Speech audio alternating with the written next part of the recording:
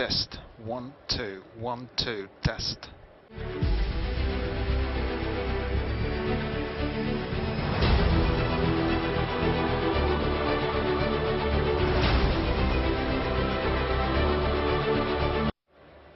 Test. 1, 2, 1, 2, test. 1, 2, 1, 2. Проба. Проба.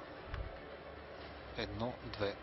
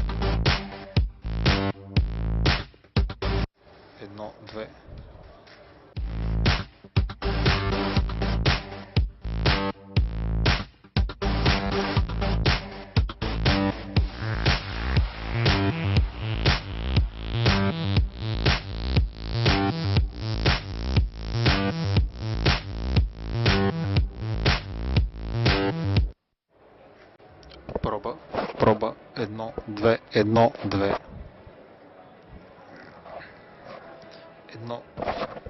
1, 2, проба. 1, 2.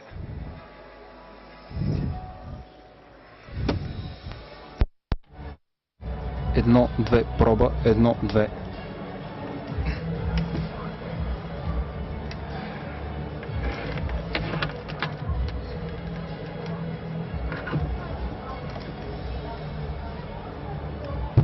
Проба, 1, 2, 1, 2, проба. Проба.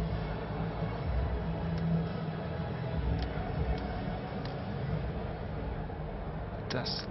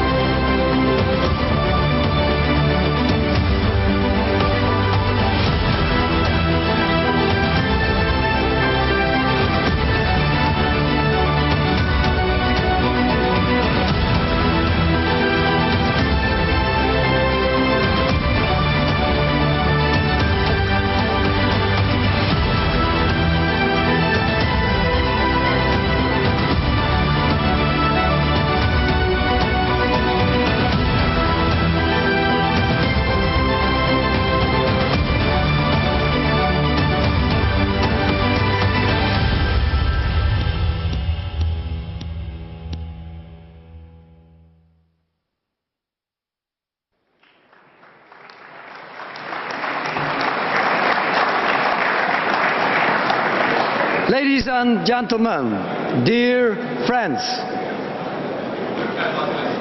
9 European heads of state and prime ministers, 5 deputy prime ministers, 2 presidents of EU institutes, 8 EU commissioners, 172 members of the European Parliament, 750 delegates,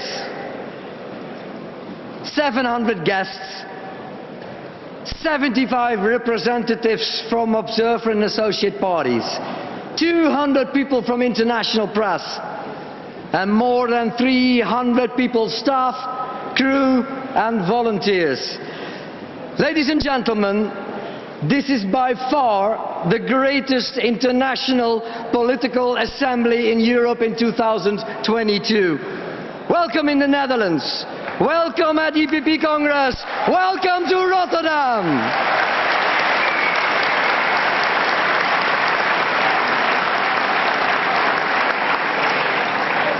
Not only is this the biggest and most important, it will also be an historic assembly. Last November we had to decide at the last moment to postpone. At that moment we could not imagine how fundamentally our reality would change in those few months. We could not realize how fundamentally the perspective in which the assembly takes place would change. We could not realize how symbolic the city of Rotterdam, city of reconstruction after war, would be. Rotterdam stands with Ukraine.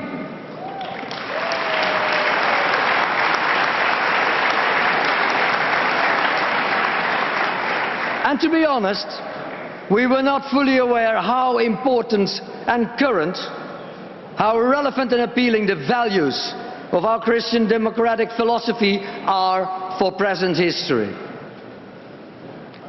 I have 2 daughters, Dana and Luz.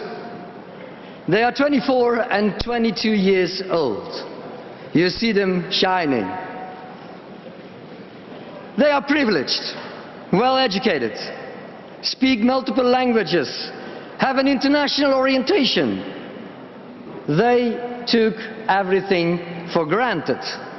Their future was always full of opportunity. And then came Corona. For the first time in their lives, some things were not possible. No international exchange, graduation online instead of celebrating together. 2 difficult years. And then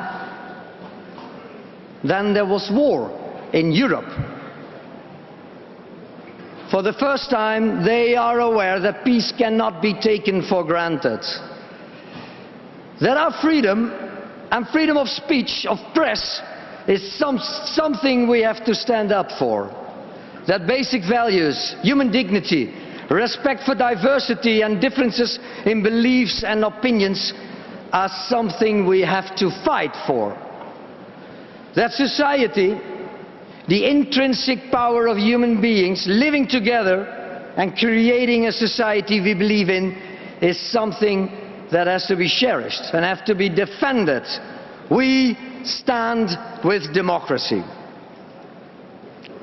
And, ladies and gentlemen, let us be honest. Did we not all take these values for granted?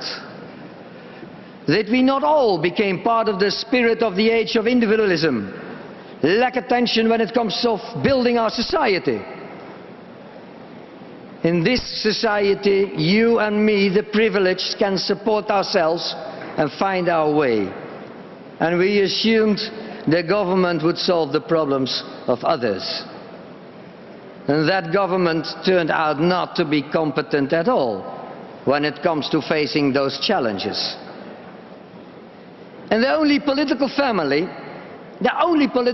that took advantage of this lack of awareness, that took advantage of our intellectual and ideological neglect with the populists from both right and left wing. And we gave them the opportunity for political presence. They understood the lack of trust many people have when it comes to answer the society, answer a government. They thrive on mistrust. Their business model is to stir up hate, to turn groups of people against each other, and connecting and not connecting and building bridges. And so they worsen problems and enlarge the gap. It's no use blaming them. There is no point attacking their strategy. We have to go back to our own roots. We have to reinvent our own story for and our contribution to society. It was Christian Democrats who started to build up Europe. One of the first presidents of the EPP 40 years ago was Piet Bukman. He would have attended the Congress in November, but unfortunately passed away this March at the age of 88. I welcome his son, Bert, who sits here right in front as our special guest.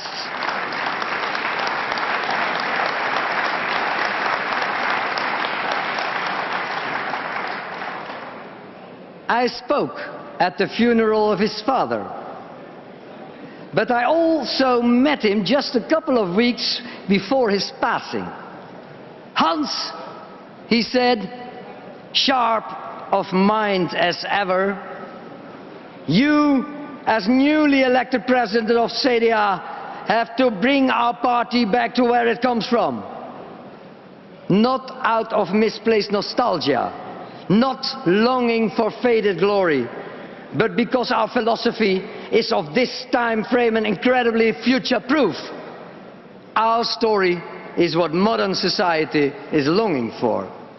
We are People's Party, so we have to stand next to people, shoulder at shoulder. Piet Bukman, at 80 years old, was completely right. We, as CDA in the Netherlands, we had some difficult years. We lost elections. Not because of the success of others, but because of the failure to extend a hand to all those people who have lost faith in government, who have lost the hope of a better future. We did not adapt our party structure and culture to modern necessities and working methods. As the party of society, we lost connection with that society. We lost faith in the problem-solving ability of that society itself. So, let us be honest again. In many countries, our party has lost ground. Many member parties are struggling with their role in political fields. We should face this and take action. So, ladies and gentlemen, this Congress is also a call for action, a call for urgency. We can learn from each other and have to unite, not only on political issues, also on our common story, our common contribution to society, as our founders once did. It's a call for action to innovate our organizational structure at European and national level. New generations, my daughters, ask for new ways of working, new ways to engage them with the People's Party. We have to reach to new target groups, more diversity, more cultural backgrounds, more people in cities, more women.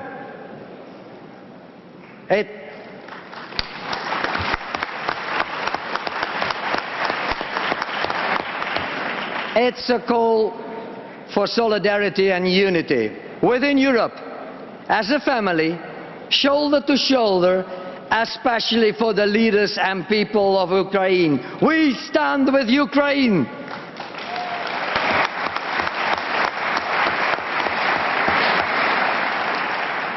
Ladies and gentlemen, there are many signs of hope. In my country, led by our political leader Wopke Hoekstra, with the new elected national board, with Esther de Lange, our leader of the Dutch EPP fraction, we stand together and realize new impetus. We work on a comprehensive political program for society, shoulder to shoulder, less me, more we. The society that unites people, builds bridges, values and norms, respect communities, associations. We have an answer to neoliberalism and to populism from left and right.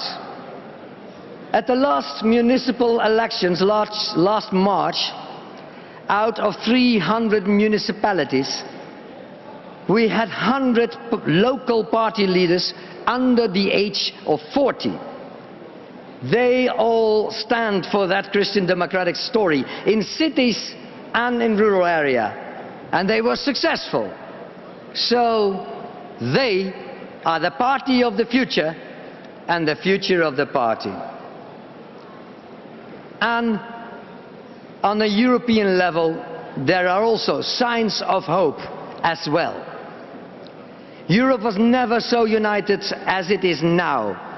Our People's Party family was never so united as it is now. We realize that to face the challenges of the future, this is the moment to get up, stand tall and roll up our sleeves. So, dear friends, let's make this Congress a milestone in the development of European People's Party. I'm looking forward to meeting you all in the plenary, in the side events, at the Dutch experience with a lot of innovative companies, and in the informal moments. Let us, shoulder to shoulder, stand with democracy, stand for the common values we share. I wish you all an inspiring EPP Congress Rotterdam 2022.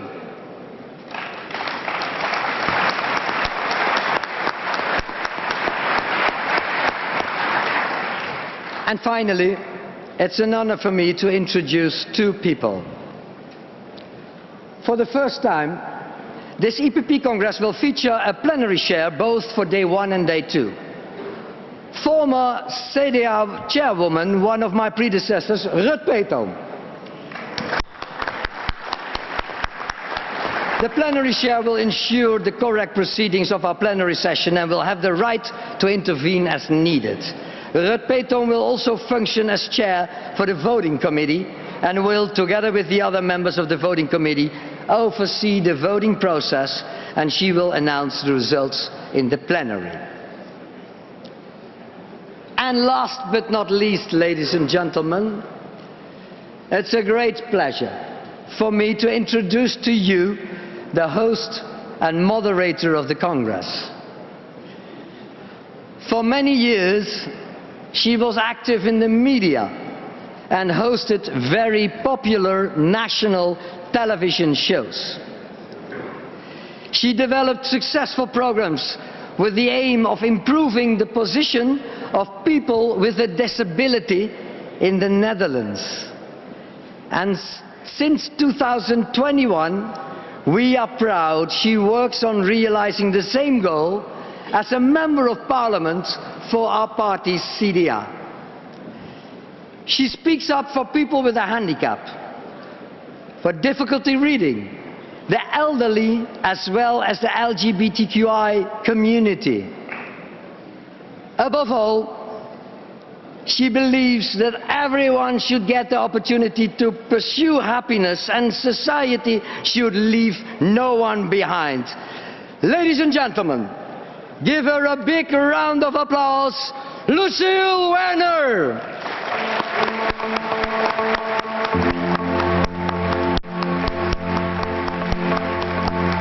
Thank you, Hans. Thank you.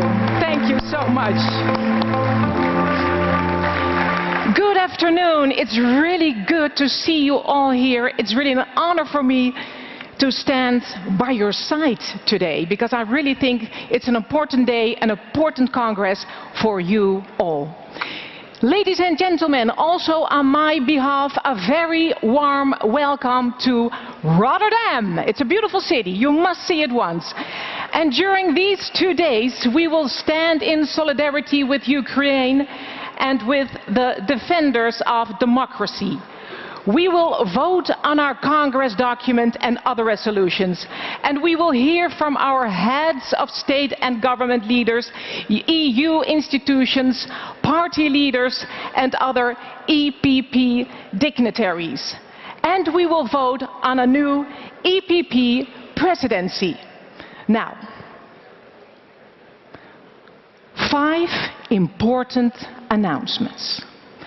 First, for your safety and comfort, EPP face masks will be available through the whole venue on a purely optional basis. Hand sanitizers and air purifiers have been installed also throughout the venue. The second one, I only have 5. The second one. Our Rotterdam Congress is a paperless Congress. Documents can be consulted via the QR code displayed on the screens throughout the venue again. And now we have the third. The CDA is proud to present just outside this plenary hall a sneak peek into the innovative power the Dutch have to offer. In the Dutch experience, we take you on a trip of innovation, excitement and also joy. You'll find an experience of Dutch designed craftsmanship in digital gadgets, an appeal from space, healthy lifestyles through sport, carbon-free mobility and much more. And hopefully,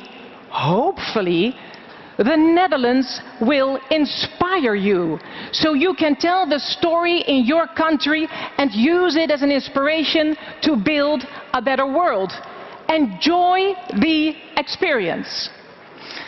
Fourth, please also be sure to visit our Ukraine hub outside the plenary hall near the village. And we strongly encourage everyone to please be sure to participate together with us here in the plenary in our climactic We Stand with Ukraine rally towards the end of our Day 1 proceedings. And finally, as always, the EPP Congress is about family, so please share your thoughts and pictures with us using the hashtags EPP Rotterdam and hashtag We Stand with Democracy.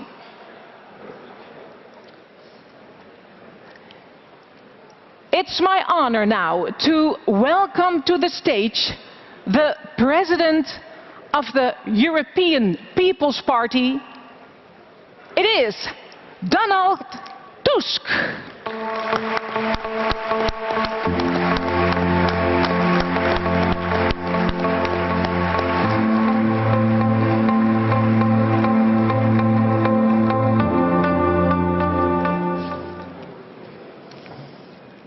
Dear friends, it has been 900 days since our last Congress in Zagreb, when President Dole, my great predecessor, handed over his duties and responsibilities to me. And of course, Joseph is here with us, as always. Joseph,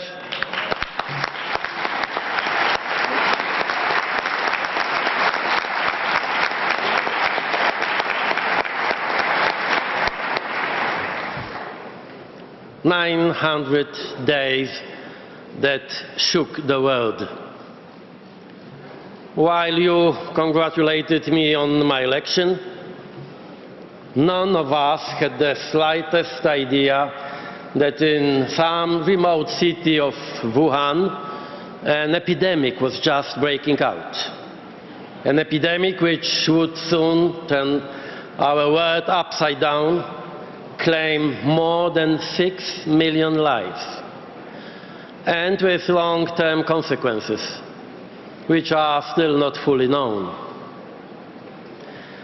When I was taking office, the UK left the European Union after a long process, and Australia was hit by the deadliest forest fires in its history, yet another warning of climate catastrophe.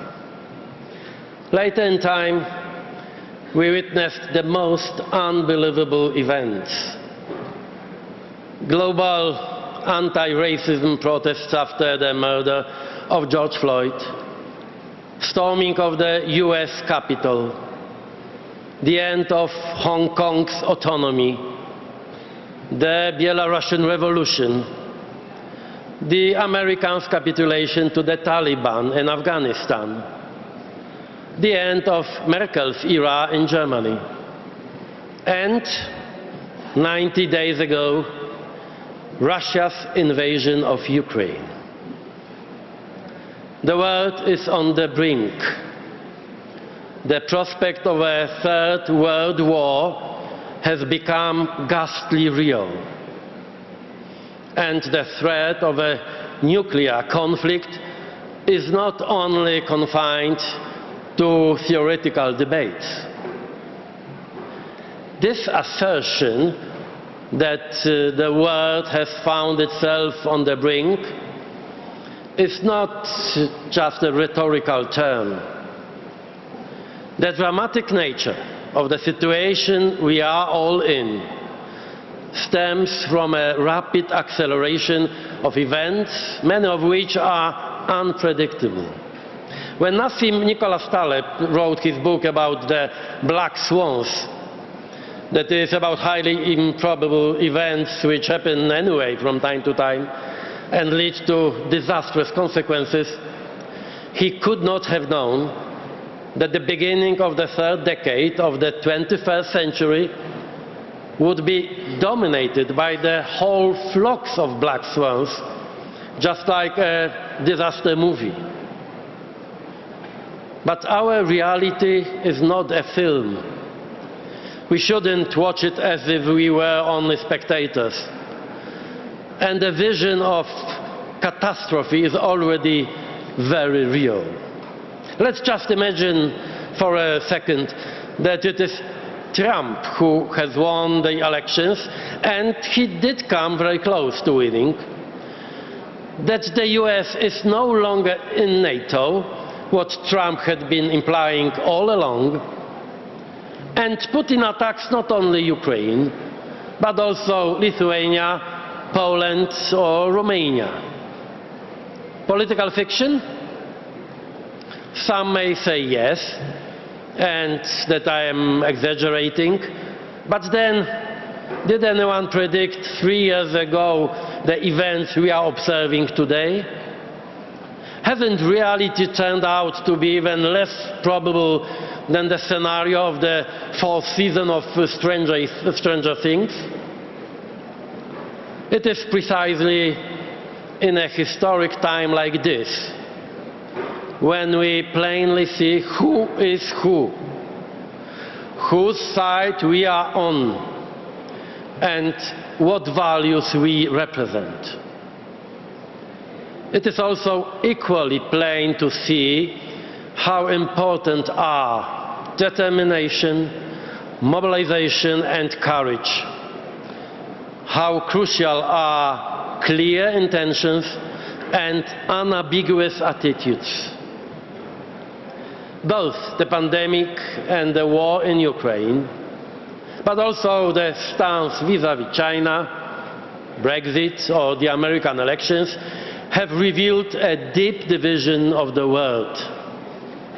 But it is Russia's aggression that has particularly sharpened the image of politics and shown with full force the nature of this division.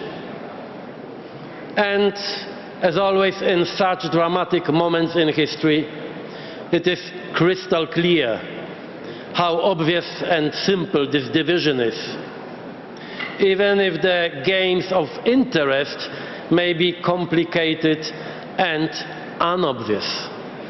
Because as far as interests are concerned, compromises are fully justified. Yet in confrontation with the fundamental values, there is no room for compromise. Today, I want to repeat with full conviction what I already told you in Helsinki and in Zagreb, and what, in my opinion, should be our motto. We go into politics to defend the truth from lies, to defend victims against the aggressors, to promote order and peace among nations, to defend a united Europe against nationalisms, democracy against authoritarianism, freedom against tyranny, and to defend the rule of law from the lawlessness of people in power. Putin's attack on Ukraine, burning cities and towns, the raping of women and children, murdering civilians, forcibly deporting thousands of people deep into Russia, all this cannot leave anyone indifferent. Today, Europe should not debate on how to save Putin's face, but only about how to help Ukraine win this ruthless war.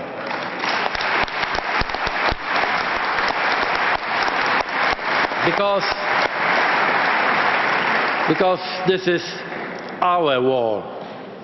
Right now, it is fought far away from Lisbon, Paris or Rotterdam. But the rockets and bombs are already falling close to the Polish border, 15 kilometers. And the aggressor does not even hide the fact that the attack on Ukraine is a confrontation with the whole of the West, with America, the European Union, and with NATO. Therefore, full engagement on the side of Ukraine, of all of us, is not only our moral duty. It is the to be or not to be moment of Western civilization and our fundamental values. Ukraine is fighting also in our name, in our interest, and it is high time that all Europeans finally get this. Also, each and everyone in the European People's Party should remember the words of Wilfred Martens, that Christian democracy is not and should not be a party of gas and oil. The war for our values is fought on many fronts, also inside our political family. There is no lack of advocates of Putin and of his political philosophy here in Europe. Today it is clear to see how important was our decision to say goodbye to Viktor Orban, a consistent defender of the Kremlin and promoter of a new illiberal democracy, which is de facto a new version of an authoritarian state. And it was not an easy decision. It took me many months to finally convince our leaders to do that. And if not for Manfred Weber's help and determination, we would be facing a really difficult problem today. Unfortunately, I was not able to persuade some leaders to change EU energy policy and close the Nord Stream 2 project. 8 years ago, when Putin invaded Crimea and part of Donbass, I called for the creation of the energy union. I was the Polish Prime Minister then. Energy union and for the common European purchases of gas to make us independent from Russian deliveries. Unfortunately, to no effect. Today we are coming back to those ideas And even if it is a bit too late, it is important that we should be very determined to realize them. The European People's Party should be at the forefront of European renewal in the spirit of our fundamental values. A firm and univocal support for Ukraine is the first and the most important test of our credibility. We must help Ukraine win this war, and we must, with equal determination, defend our values, first and foremost the rule of law, human rights and civil liberties, also against our internal enemies. In all these crucial matters, I could always count on Manfred Weber over the years. You all know him well. I don't need to remind you of how much he has done for the European People's Party and for Europe. But I want to underline one thing. Manfred Weber, with his quiet courage, so typical of him, has always stood on the right side of things. He is a man of compromise, but never when it comes to fundamentals. As for our values, he is principled to the core. But at the same time, he is always open to others.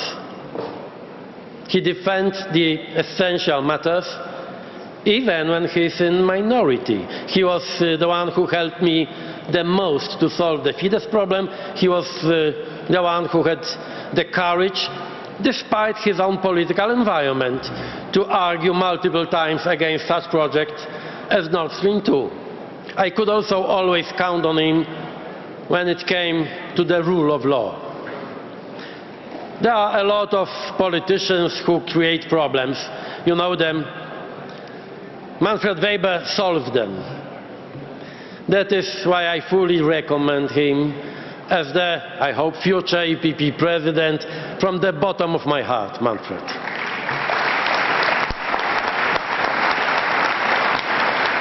Many months ago, I took the decision to return to the Polish politics. We cannot urge others to fight when we are not ready to do that ourselves.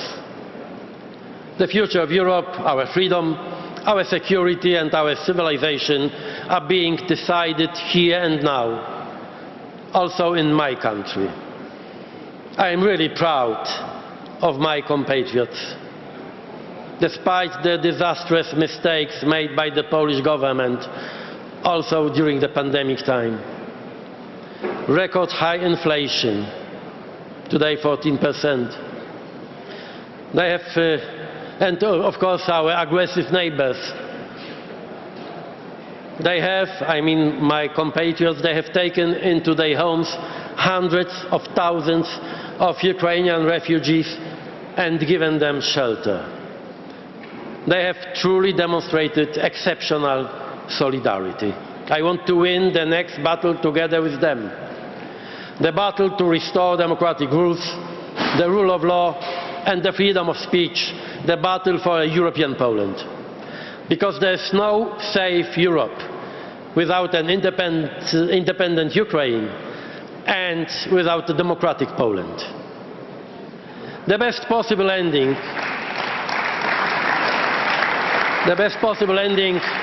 of my farewell speech will be a letter addressed to you, written by Misha Saakashvili, our old Georgian friend, who is still in prison in Georgia.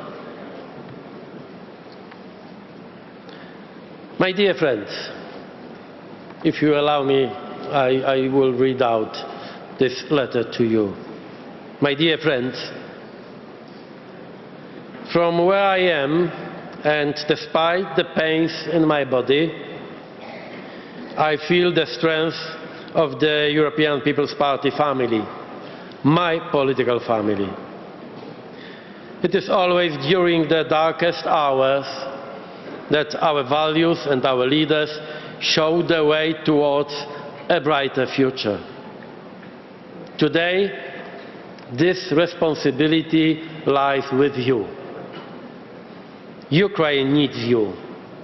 Georgia needs you. Europe is nothing without you.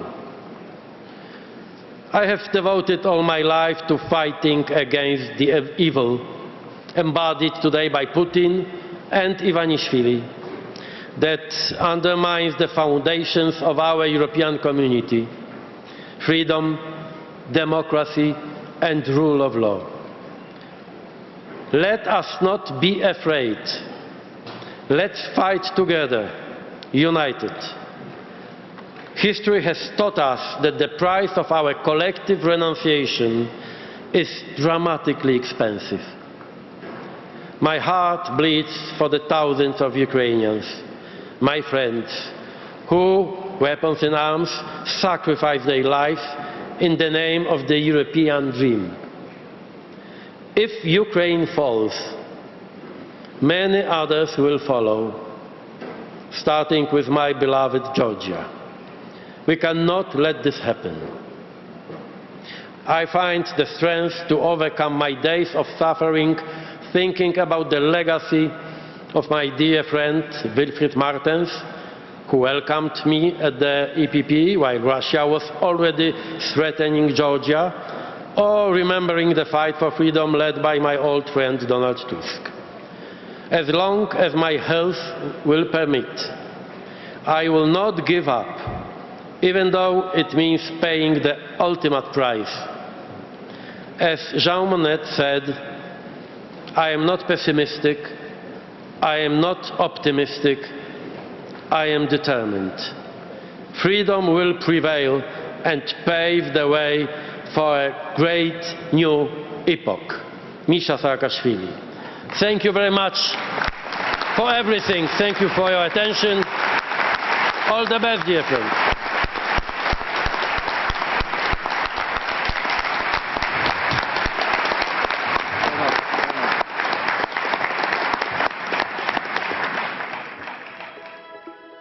To face the crisis of our time, we need courage, strength and unity.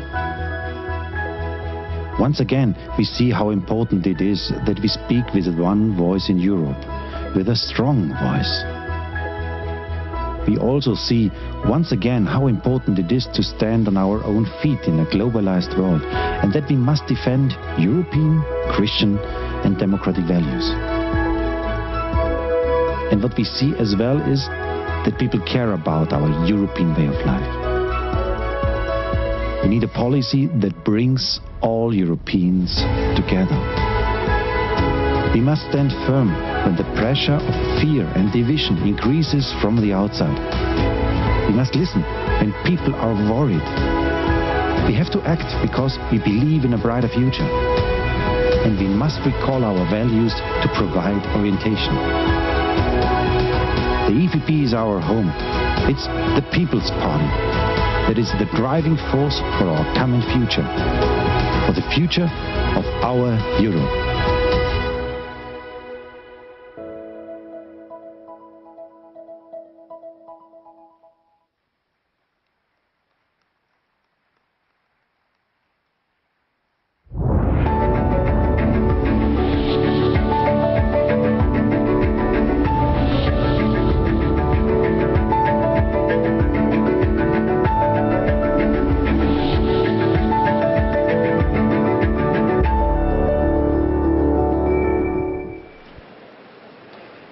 Yeah, beautiful. Ladies and gentlemen, our next speaker, as a two-time Prime Minister of Slovakia, led the way towards and oversaw his country's integration into both the European Union and also the NATO. He has led our party's think tank and political foundation to new heights. Ladies and gentlemen, I am pleased to present the President since 2013 of the Wilfried Martens Center for European Studies, Mikuláš Dzurinda.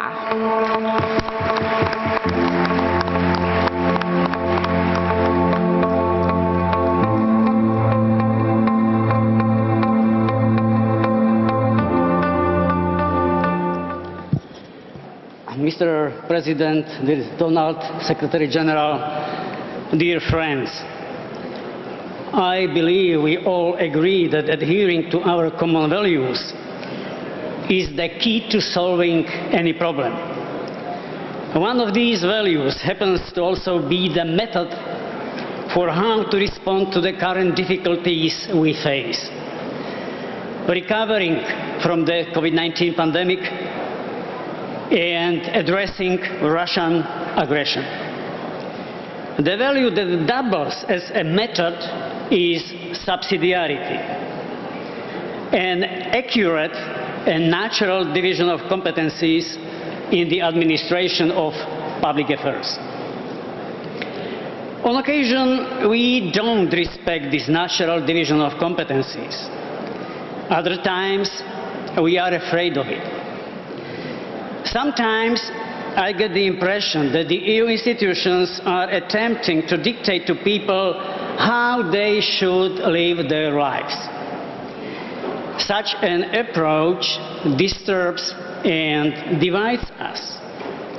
I never needed communist ideology to raise my children, and I don't need directives or recommendations from any EU institution to raise my grandchildren. However, what my grandchildren need and what their parents and I cannot provide them with is a quality education. As a citizen, I expect political leaders to deliver affordable housing and low inflation. Also a sustainable environment and good public transport. But most of all, I expect peace and security.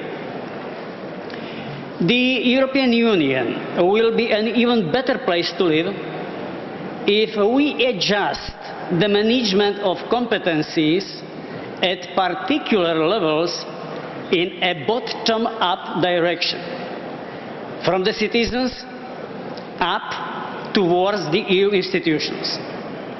When we respect the cultural, religious, and national identities and diversity of our citizens, and when we entrust supranational institutions with the management of those competencies which naturally belong to them.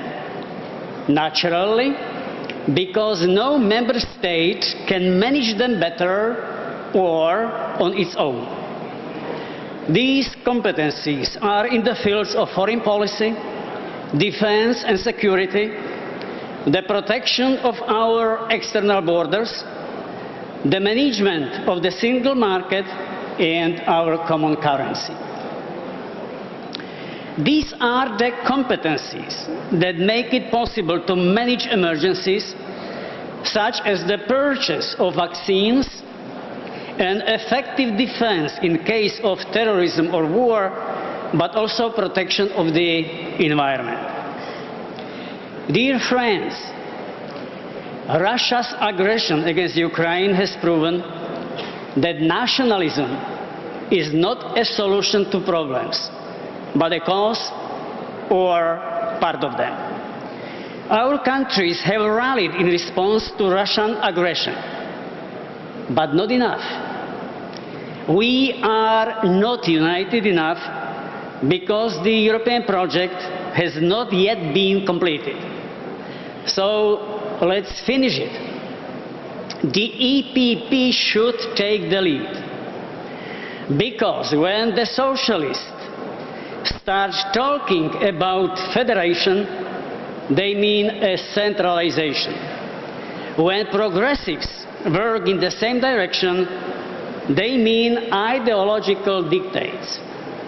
The authentic, genuine, functioning federation respects a human being, his or her dignity, uniqueness, and his or her objective needs. Your think tank, the Martin Center, has been developing such a project and remains fully at the disposal of our political family, the European People's Party, and our common Europe. Thank you.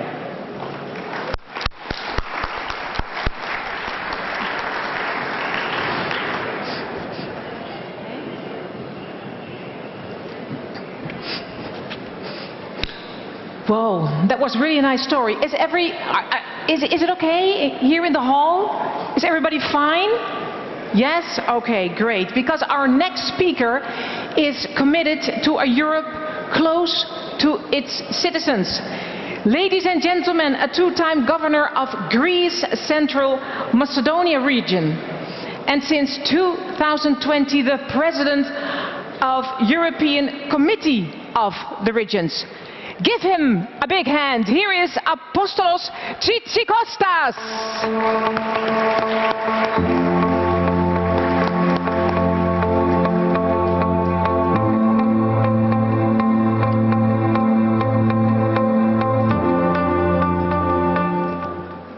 Ladies and gentlemen, dear colleagues, first of all, I would like to thank President Donald Tusk and Secretary General Antonio Lopez for their steady leadership and remarkable openness to changes.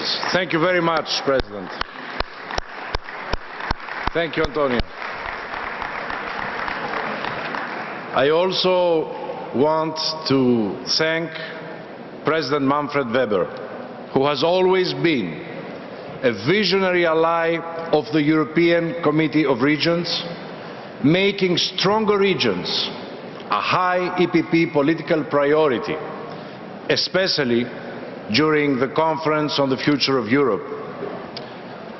Dear colleagues, everyone understands the terrible consequences of the war in Ukraine, the necessities caused by the pandemic, the tragedies following natural disasters, but only few had to face them and work tirelessly to protect their communities and make at the same time their societies more resilient and sustainable. And these are the presidents of regions, the governors and the mayors of Europe. In 2/3 of Europe's regions and cities today, it is these presidents, governors and mayors who are also members of our political family. They represent our party's democratic foundations. Even when EPP-led national governments are shaking or shrinking. So let's take a moment to think of the return on investing in the potential of the 1.2 million directly elected politicians from the 240 regions and the 90,000 municipalities of Europe in order to be able to fill the democratic deficit of the European Union through, and I quote, a lively parliamentary democracy with a stronger European Parliament and a European Committee of Regions at its core, as it is stated, and we welcome this in the EPP Congress main paper. Ladies and gentlemen, recent years have been tough for the EPP. And now we are standing at a crossroads. We must renew our party, our tools, our alliances, building on our strong pillars, our unity in diversity and in our values. This party, our party, is led by principles, not by opportunities. It is led by the vision to build, not the appetite to break apart. It offers not just a difference in policies, but a difference in leadership too. And the task we have as Europe's biggest party today, the task of leading our union to the future, can only be met by regaining the trust of the people. The trust that has been better reflected all these years on the EPP regional and local leaders all across Europe. And now it must be reflected inside our party too, with the three-dimensional politics of the House of European Democracy. The European Union being its roof, the member states being its walls, and the regions and cities its strong foundations. So let's work together, my dear colleagues, now and for the 2024 European elections and all the national and regional elections that are going to come in the near future. Let's work together to build a bottom-up future of Europe. Dear colleagues, let me conclude by referring to one of our founding fathers, Konrad Adenauer, who said, "When the world seems large and too complex, we need to remember that great world ideas all begin in some neighborhood."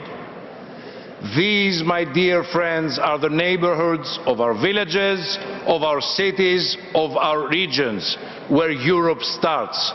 So once again, let's start from our grassroots, and I assure you that we will rebuild, we will recover, we will emerge stronger than before, and we will bring EPP closer to the people. Thank you very much. Thank you. Thank you. Thank you. A lot of inspiration today. Yes.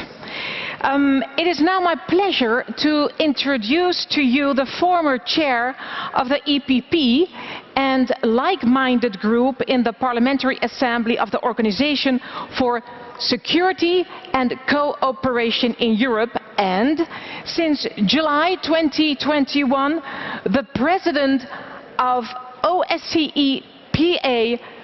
Here she is, Margareta Cederfeld.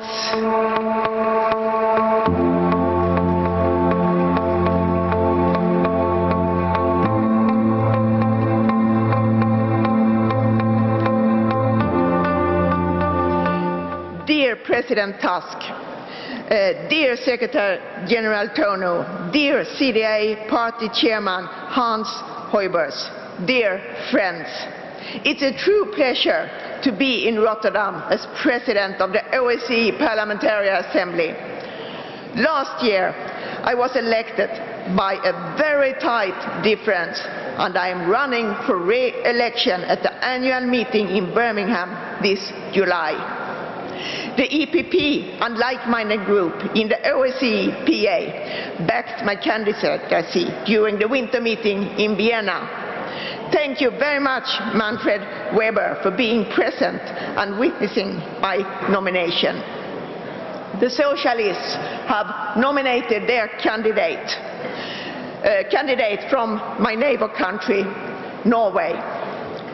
But I say, we need to stay united as EPP group, and we need to fight for our values. And this year, more than ever, I need the support of the whole EPP family and presidency to be re-elected. My campaign has started today, and I do kindly request for your active support for my re-election. Dear friends, the OSCE Parliamentary Assembly remains a strong organization and key negotiator through dialogue in this challenging time.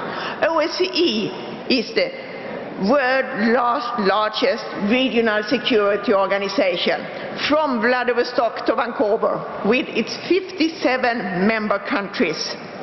And we remain the voice and negotiating table for Russia and dictators as Lukashenko, who pretend to undermine our democracies, freedom and civil liberties.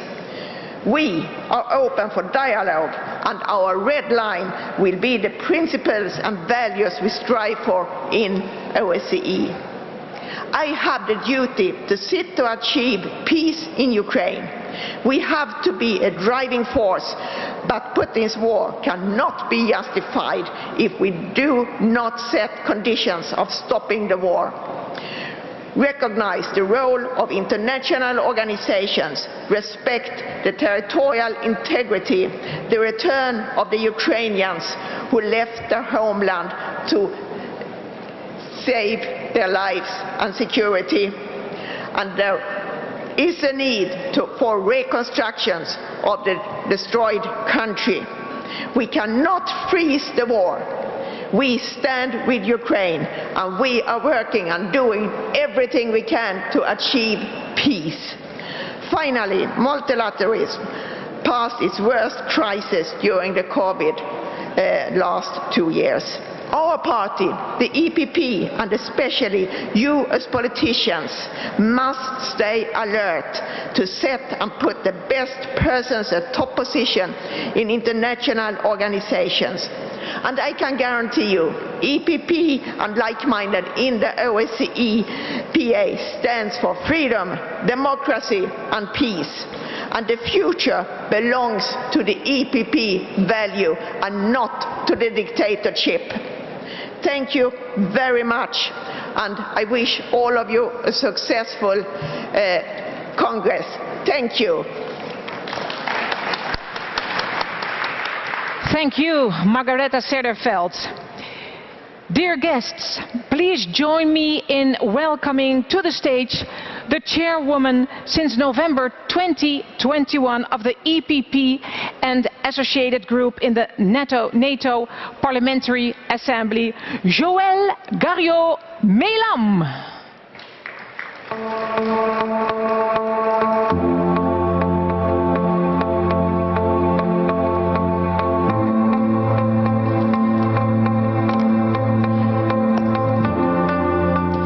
If you allow me, my dear friends, I'll talk in French because I'm also fighting for the French language in our institutions, and you have headphones.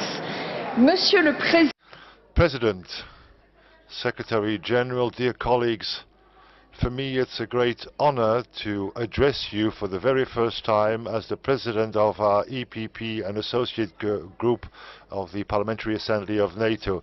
I'm just arriving from Vilnius, where we had until yesterday our spring session with more than 400 parliamentarians from the 30 member states.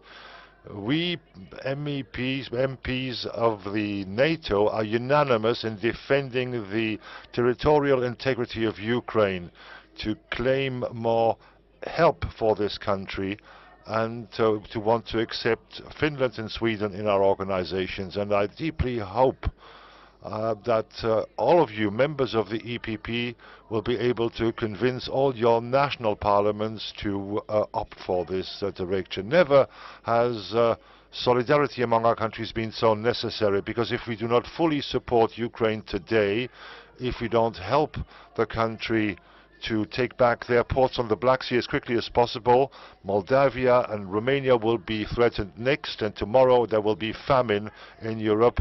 A huge inflation, and 250 million people in Africa will suffer from this famine, with serious consequences in terms of migration and security. If we do not admit Finland and Sweden to NATO, the whole safety of the northern flank and of the Baltic Sea will be threatened. Let's not be mistaken, dear colleagues. It's our democratic values that Russia is attacking today. Putin is the emanation of the former Soviet Union. I studied for a year in Prague. I know the Russian occupation, the absence of freedom.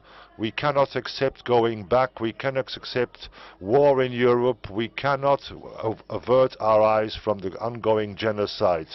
It's our responsibility, individual responsibility and collective responsibility, to leave our future generations our common values of freedom, democracy and peace, and to do that to defend Ukraine.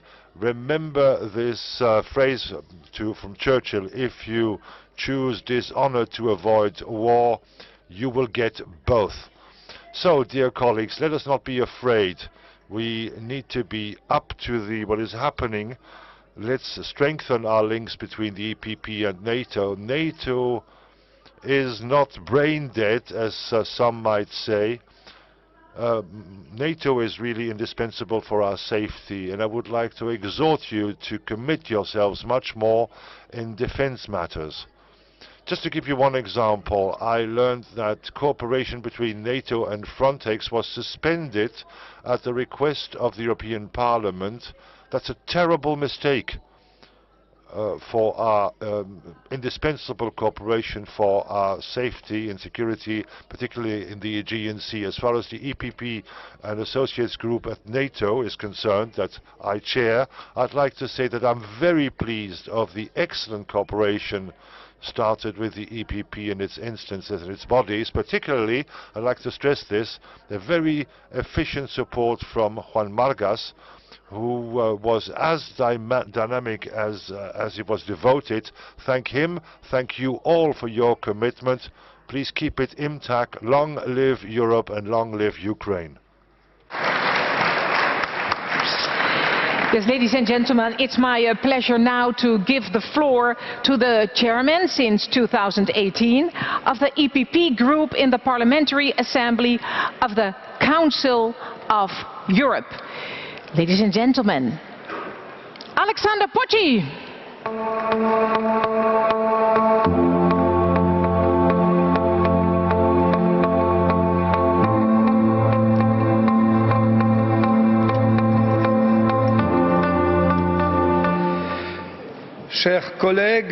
Dear colleagues, please keep your headphones on because I will continue in French. President, dear Donald, it's a great privilege, it's a pleasure to be able to talk in front of you.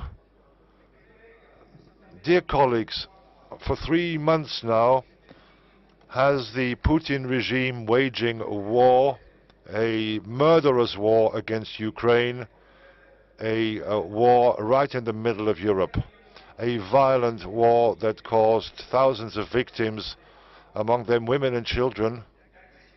The aggression was marked by war crimes, crimes against humanity. As a response, we, in the Council of Europe, under the pressure of the EPP, have recently excluded Russia, and we have proposed the creation of an ad hoc tribunal to judge the crimes of the Russian leader. The standards and the institutions set up after the Second World War were aiming at making war impossible. For more than half a century, Europe has lived in peace. The collapse of the Soviet regime in 1989 created the illusion that we had reached the end of history. This illusion ended with the Russian attack against Ukraine. Today, our values are being questioned outside Europe by Russia, by China, which, thanks to propaganda, which is better than Goebbels' propaganda, are poisoning the brains of people, their own people, but also inside of our continent, with the rise of populism and authoritarian regimes. And we are in danger. In a number of countries in Central Europe and in the Balkans, the values of democracy and human rights, the rights of women, economic freedom, are being contested.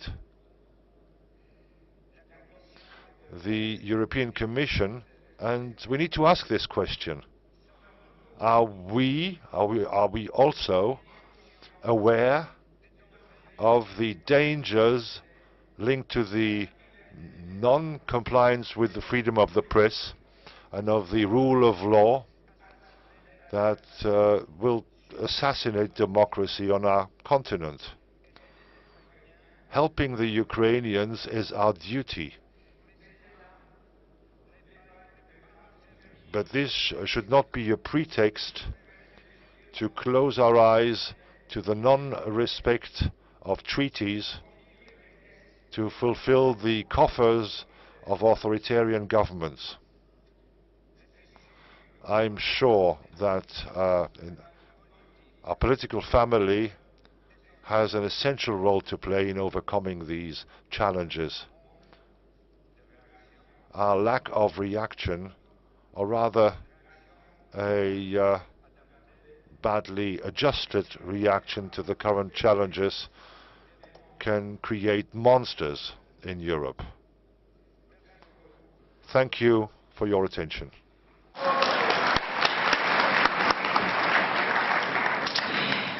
Yes, ladies and gentlemen, now please join me in welcoming to the stage the chairwoman since July 2021 of the EPP and like-minded group in the Parliamentary Assembly for the Organization for Security and Cooperation in Europe. It's a beautiful name. Vilia Alegnete Abramikiene. Thank you.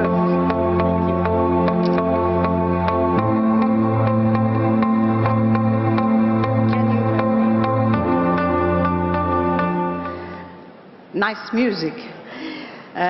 Dear colleagues, I am very glad to address you for the first time as a chair of the EPP and like-minded group in the OSCE Parliamentary Assembly. I come from the Baltics myself, Lithuania, which has had a long and good historic relations with Ukrainian people. Today, this nation is a victim of the crime of Russian aggression.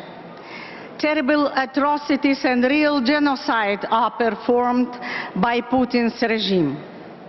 We, the Baltic people, know it from our own experience, and we urge all the civilized world and all democracies around the globe to help to achieve Ukraine's victory. First of all, on the battlefield. Ukraine's victory will be our common victory against authoritarianism and barbarianism. Business as usual with Kremlin. Moreover, bargaining on Ukraine's territories is unacceptable. We have to ensure the withdrawal of Putin's army, restoring territorial integrity of Ukraine, and guarantee the justice. The justice means bringing all those responsible to the international recognized courts and swift restitutions. Dear friends, the OSCE Parliamentary Assembly needs a strong leadership for fulfilling its role in our challenging times.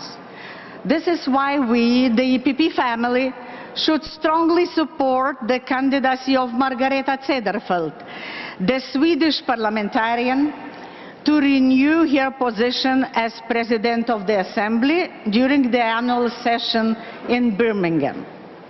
I count on you, colleagues, on the new leadership of the EPP as well as on the Secretariat. The victory is our way and our obligation, dear colleagues. Thank you for your attention.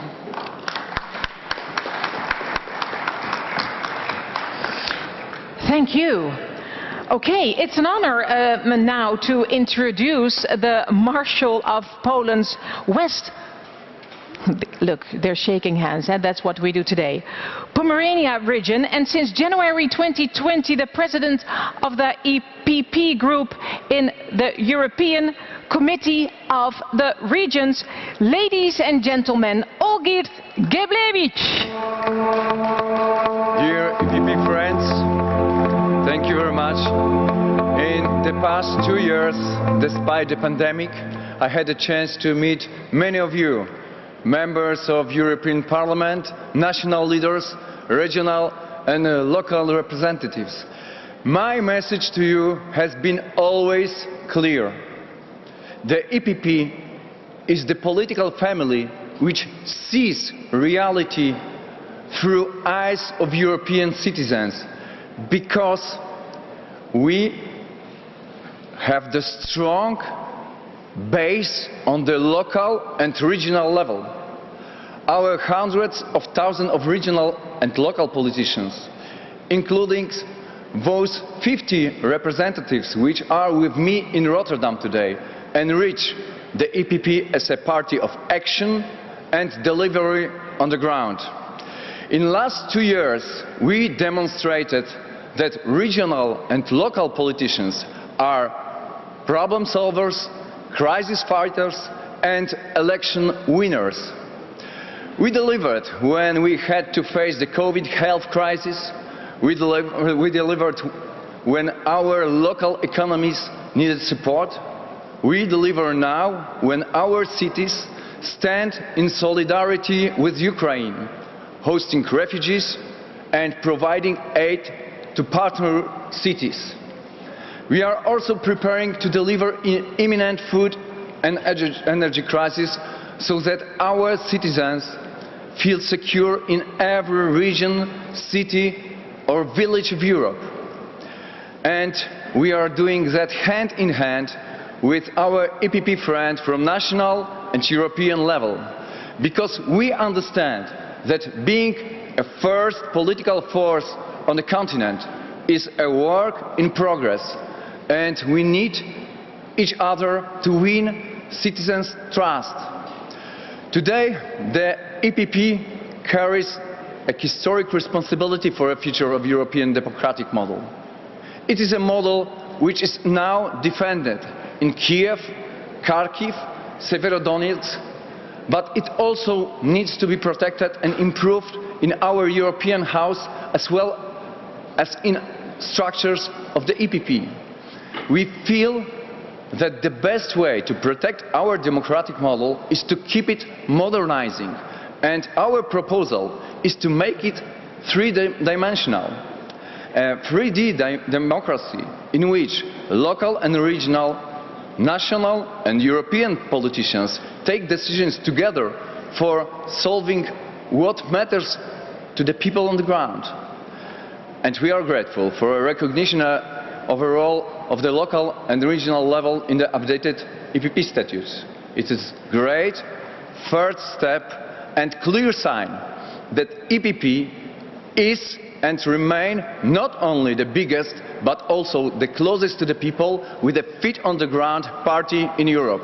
Thank you very much. Yes, that's really true what you said about the EPP. Well, now please join me in welcoming a two-time former Prime Minister of Lithuania and since 2019 a member of the European Parliament, the co-president of the Euronest Parliamentary Assembly and chairman of the EPP group in the Euronest Parliamentary Assembly, Andrius, that's the way, Kubilius.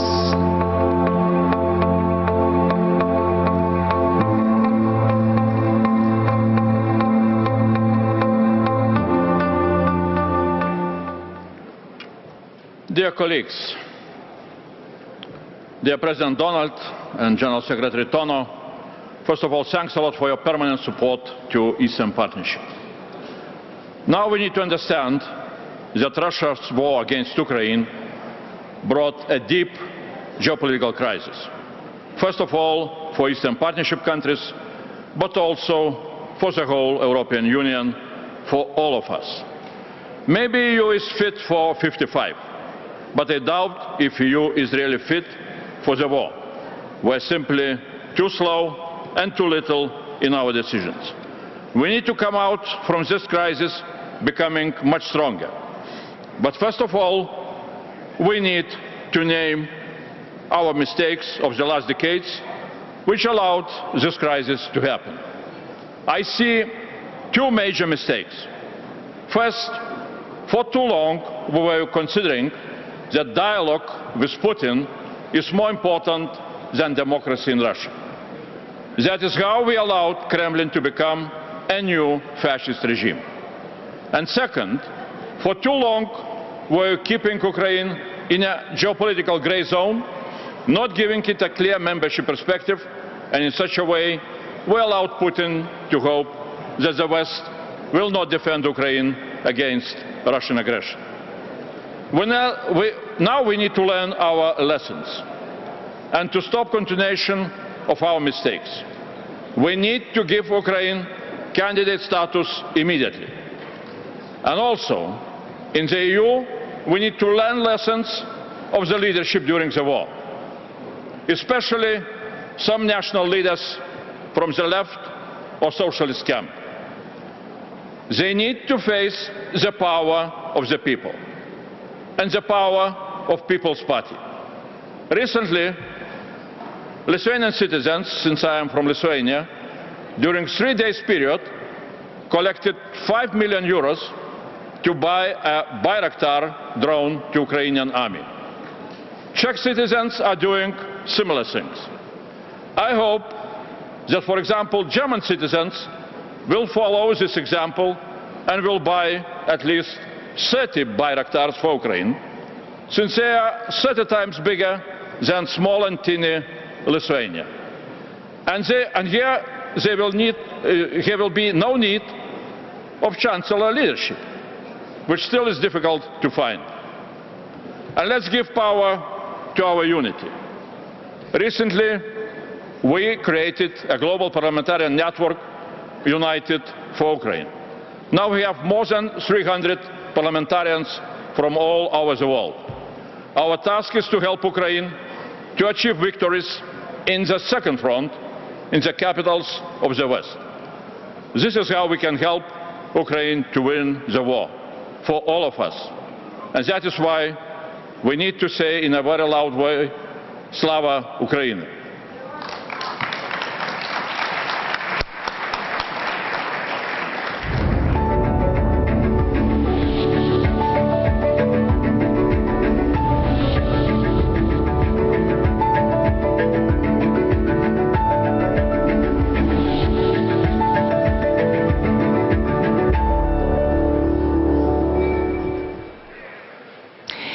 It's my pleasure now to introduce to you the President since 2021 of the European Democratic Students, Beppe Galea.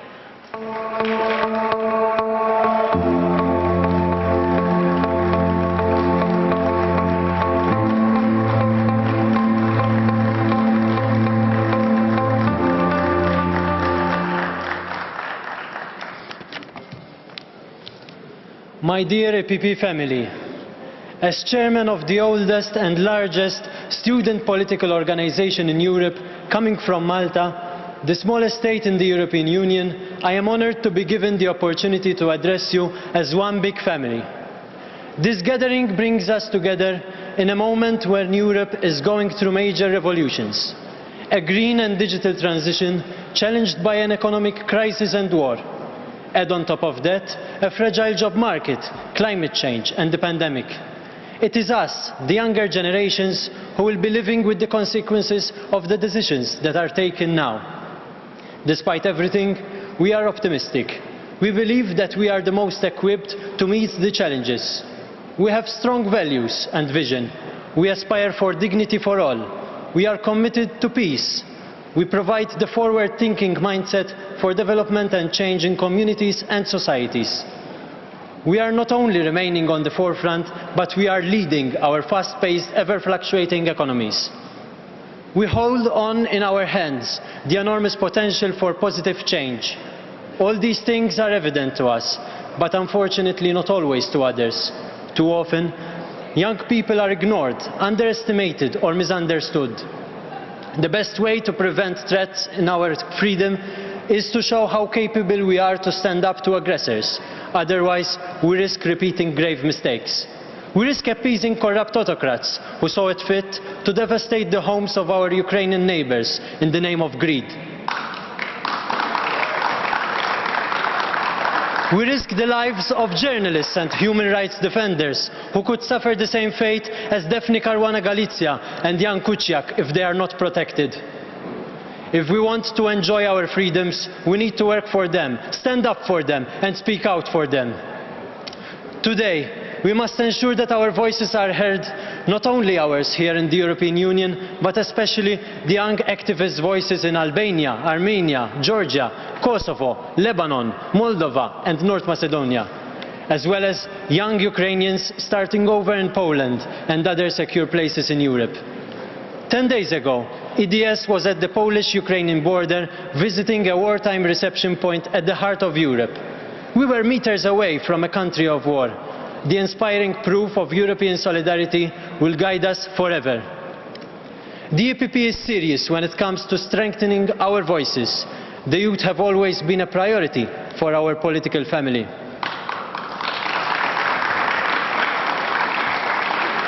My dear friends, the youth are tired of being defined as the future leaders. These last few years have been trying for young people. We saw our dreams shattered by the economic crisis, the virus, and now by the war. Yet, we will never surrender. We will never stop fighting for our values, and we will prevail, because, my dear friends, we are the EPP students.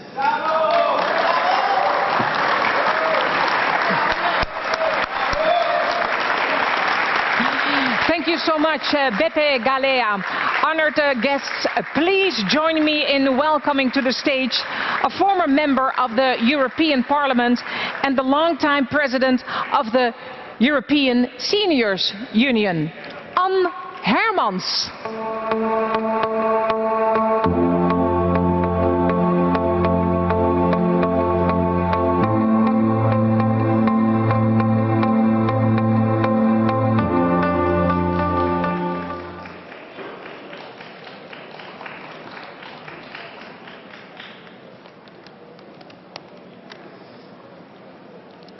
Dear President, dear all, a sustainable world for all ages. That's the ambition of everyone coping with challenges of demographic change. I hope that you all share this ambition and also the conviction that only by creating of alliances between generations, by joining forces for solidarity, we will succeed. We, as EPP family, we have a role to play in realizing these inclusive societies. Let's learn lessons from the COVID-19 crisis and respond to the calls for coordination in healthcare, for cooperation to optimize long-term care facilities, and for support for all kinds of innovative practices. I am glad that in the current European Commission, demographic change is high on the agenda and has become a mainstream topic on the agenda. Mainstreaming aging means adapting our strategies on digitalization, on transport, on public spaces in such a way that older people also benefit from it and find their way in the digital world, in the use of public spaces in our living environment. Let us create an awareness that our buildings, public spaces and transport are often painful, materialized examples of ageism. And that the much praised world of artificial intelligence seems to confirm this ageism. However, most of the time, population surveys and statistics don't tell us much about this, because older persons, as I am, are just invisible in these statistics. Or have you never noticed that most statistical surveys only include men and women aged 16 to 74? What about people over 75? Dear colleagues and friends, I challenge you to look at older persons through a different lens. Look at us as generations standing for the values on which Europe is built. Peace, democracy, freedom, human dignity, and ready to face the future with courage, together with younger generations. Let us make it happen. Thank you. Thank you.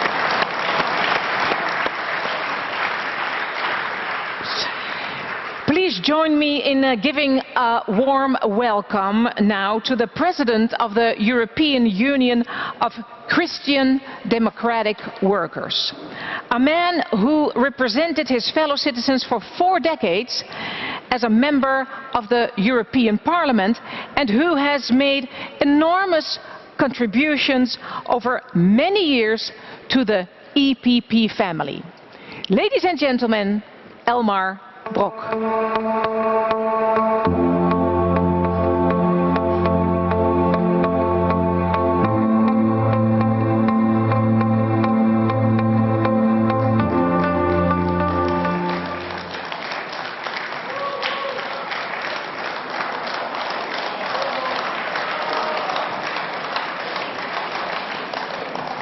Liebe Freunde, dear friends,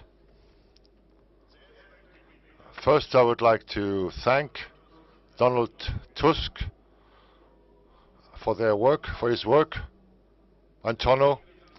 Secondly, after the main resolution on the values and the Ukraine people, when I read them, I'm proud. I can say that I'm proud that I'm a member of the EPP, because it shows that we are the only party in Europe that brings together various groups and various countries and various ideas and can establish a link between them for a better Europe. And for that reason, let me briefly mention 3 points.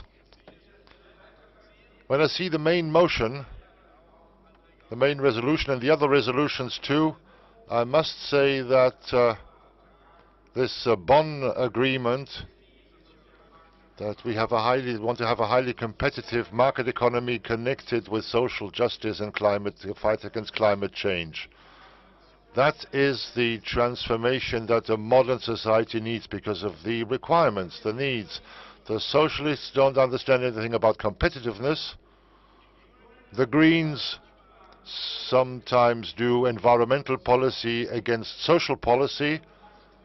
We want to have the 3 for our transformation: a modern economic and social order and environmental order, connecting these 3 ideas. That's the transformation that we need in these times to maintain our competitiveness and at the same time safeguard the creation of God. All this belongs together, and I think this is a decisive point on the basis of our Christian values. My second point,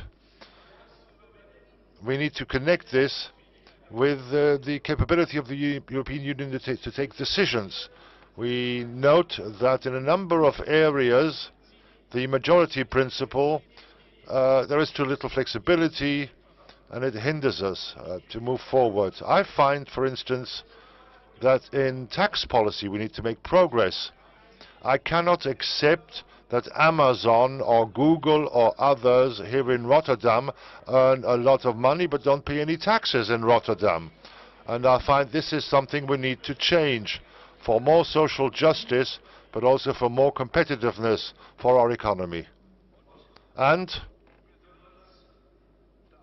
I also believe that we need a new and better European foreign and security policy. I can no longer bear that we are, when we talk about sanctions about Russia, and one country is blocking everything, or in other questions another country is blocking everything.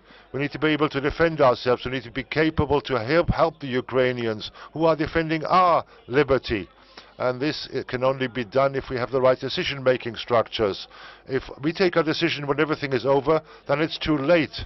Then we'll have to pay the bitter price for this procrastination. That means that the 13 countries that wrote a letter against a constitutional convention are mostly those who are going to do a lot for Ukraine. But without improving our decision-making structures, the European Union is incapable of doing so. With the states in Western Balkan, plus Moldavia and Georgia and Ukraine, there will be 36 countries, and everybody is entitled to a veto. That's the end of the show, and that's why we need to make sure that we have the capacity of moving forward together and not stopping one another. We are at a decisive stage. Those who say, let's do a ceasefire, Putin will take it and start all over again in 5 years. My country once made the mistake 100 years ago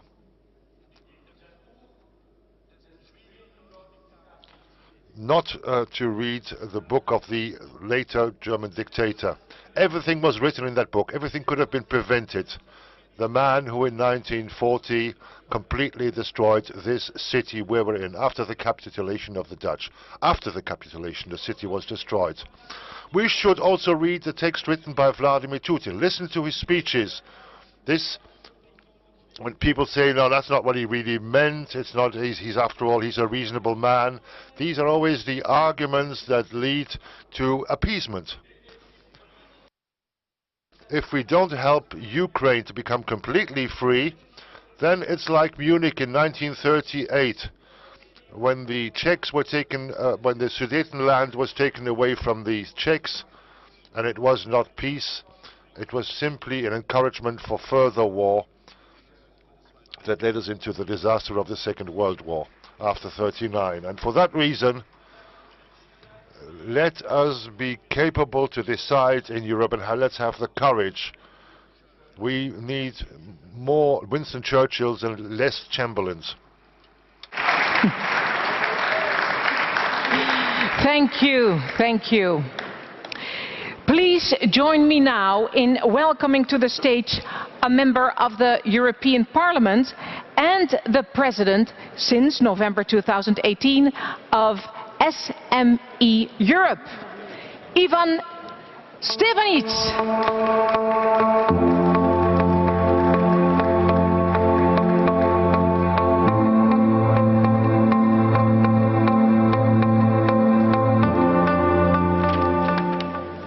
Dear colleagues, dear friends, let's talk about SMEs for a while. More than 90% of all businesses in the European Union are small businesses. So to talk about European economy, it means to talk about small and medium-sized businesses. And honestly, SMEs, they have really difficult times right now. After pandemic, after Russian aggression into Ukraine, all businesses, particularly SMEs, are in a very difficult situation. The objective of our organization of EPP, our organization SME Europe, is to help to improve business environment and thus to create jobs by SMEs. SMEs need to improve the access to credit, to reduce bureaucracy, administrative costs, and to get qualified labor force. SMEs should play a critical role in our transition to a carbon-neutral economy, both as employers and as innovators. SMEs are those who create most sustainable jobs, growth and prosperity. To go digital today is absolutely necessary. Therefore, we need to improve digital infrastructure, build digital skills at all levels, and to create legislative digital framework. We have clear objectives of Digital Compass by 2030. Firstly, more than 90% of SMEs should reach basic level of digital intensity. Secondly, public services should be 100% online. Thirdly, all our citizens should have the access to the digital identification. Dear friends, every SME is today affected by enormous energy price increase. But the answer is real. The answer is in our unity. We have to build a genuine European energy union, supporting renewables, improving energy infrastructure, coordinating storage capacities, and even manage common energy purchases. I'm sure that by common approach we can help to secure many jobs. Among our other priorities belong also following: fight against national protectionism and support for strong EU single market, finalize implementation of digital single market in close cooperation with member states, and last but not least, to motivate SMEs to participate in future research and innovation programs. Dear colleagues, our SME Europe represents more than 300,000 small companies all over Europe. For our future prosperity, it is crucial that SMEs will be the priority among all EPP policies. We are eager to cooperate within our EPP family for better life, or for SMEs, better jobs, and thus better life standards of all our citizens. Thank you very much indeed. Yes, and of course, thank you also. Well, please join me in welcoming to the stage the President since November 2018 of the Youth of the EPP. The first woman ever elected to lead YEPP. And since 2019, a member of the European Parliament. Give her a big hand, Lidia Pereira.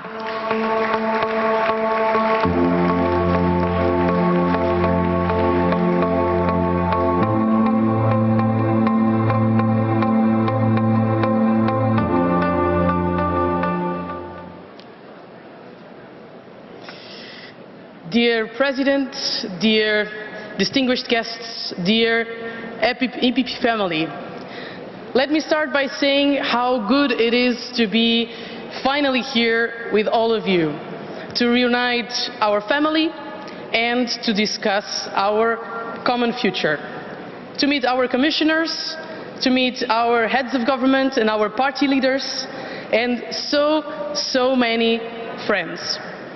A perfect chance to talk about our future, to reflect and to speak up about what we can do better, what we are doing wrong, and what the EPP will do and must do to come out stronger in the upcoming times and elections. We, the EPP family, have been losing strength, meaning we have been losing voters for some time, and we know that we have been losing them. We have been losing them particularly around educated, medium and high income urban families, the ones that travel, work, have kids, have jobs, decent jobs, care about the planet, care about work-life balance. It is about a new, different lifestyle we must be open to, that we must understand and represent. The lifestyle of the new working and upper-class families is not the same as it used to be 20 years ago. Dear Manfred, dear friends, we will not improve if we fail to understand the reasons of our decay, if we fail to hear people's concerns, wishes, hopes and fears. That is why, as President of the Youth of EPP, I'll be launching a study to understand why are we losing voters, to understand which priorities the European young voters would like EPP to have. That is also why we must present to the Europeans a different concept of society, one that they find meaningful. We must remember everyone that to conserve the planet is an EPP agenda, a conservative view that seeks to care and to preserve. And we want to preserve the planet.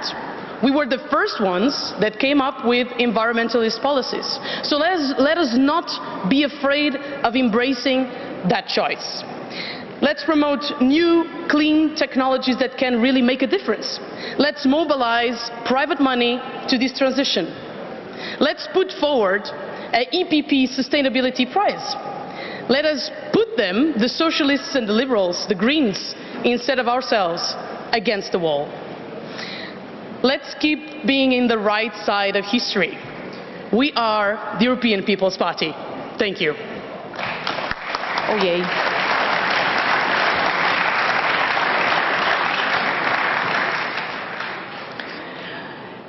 It's my pleasure to introduce to you a former member of the European Parliament and the long-standing chairwoman of EPP Women. Ladies and gentlemen, here she is, Doris Pack.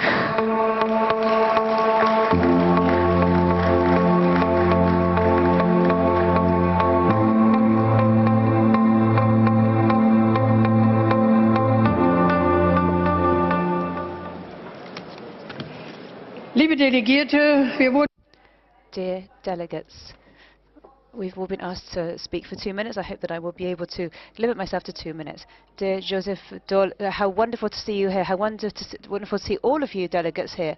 And I'd like to say to you that the EPP Women, in 41 years, we have dealt with so many different political subjects, and our demands have almost always been listened to by the party, by you and by your predecessors. What I do regret, however, is that too little of this has been implemented into the daily policies of the member parties. Yes, we are half of society. We hear that all the time. Women bear increasing burdens, responsibility, particularly in crisis times during the pandemic.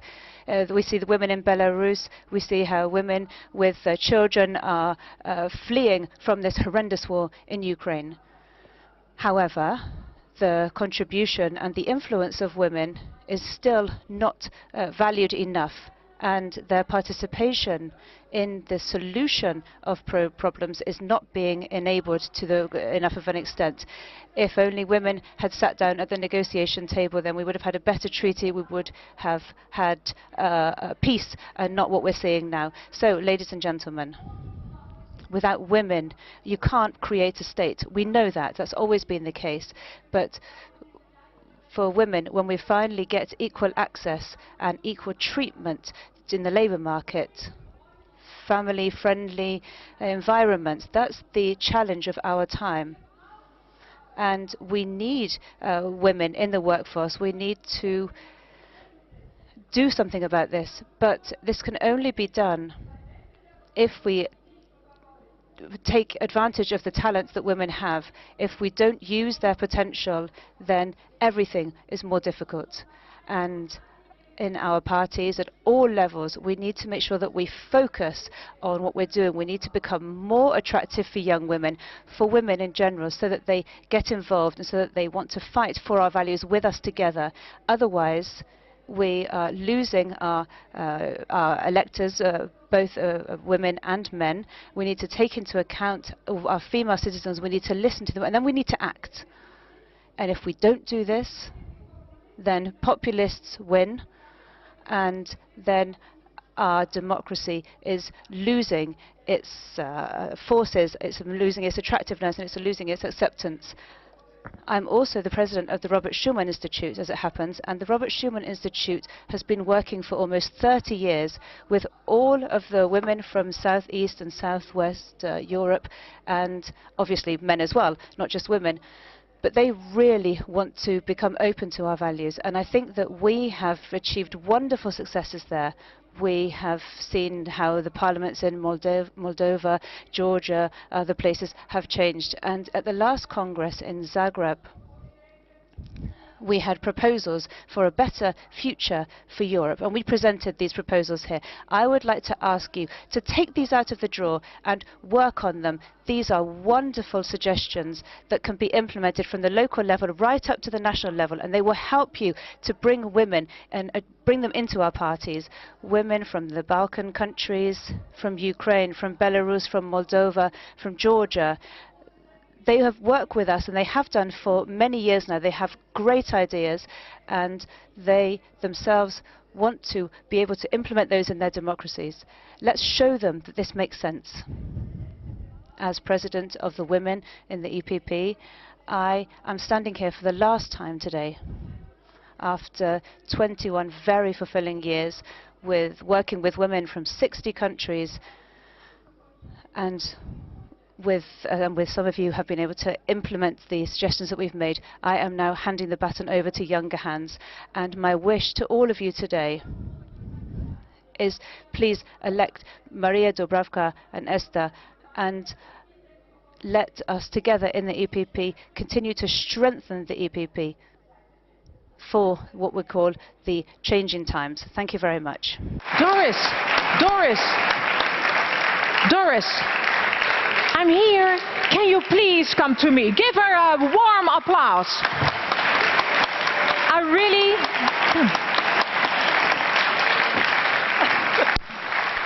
really agree with everything you said. You are really a power woman. And I know, yes you are, You did so many things for women, and that's really, really great. And this is your final as a president of EPP Women, and that's why we have a present for you. Oh, that's quite nice. Really. Oh, come. Thank you very much. Yes, Doris, thank you for all the years. You did so many things for women, and we are really going to miss you. Thank you. Doris Pak.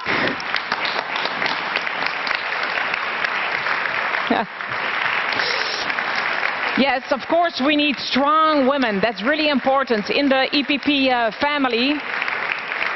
And people are standing up. Yeah, and giving her a big kiss. I agree. Ladies and gentlemen, please join me in welcoming now to the stage the leader since 2017 of his party, Vembro Depemene. And I really hope that this is a good pronunciation, but maybe if it's wrong, just say it to me. Okay, from North Macedonia, Christian Mikoski. Was it okay? Oh, great.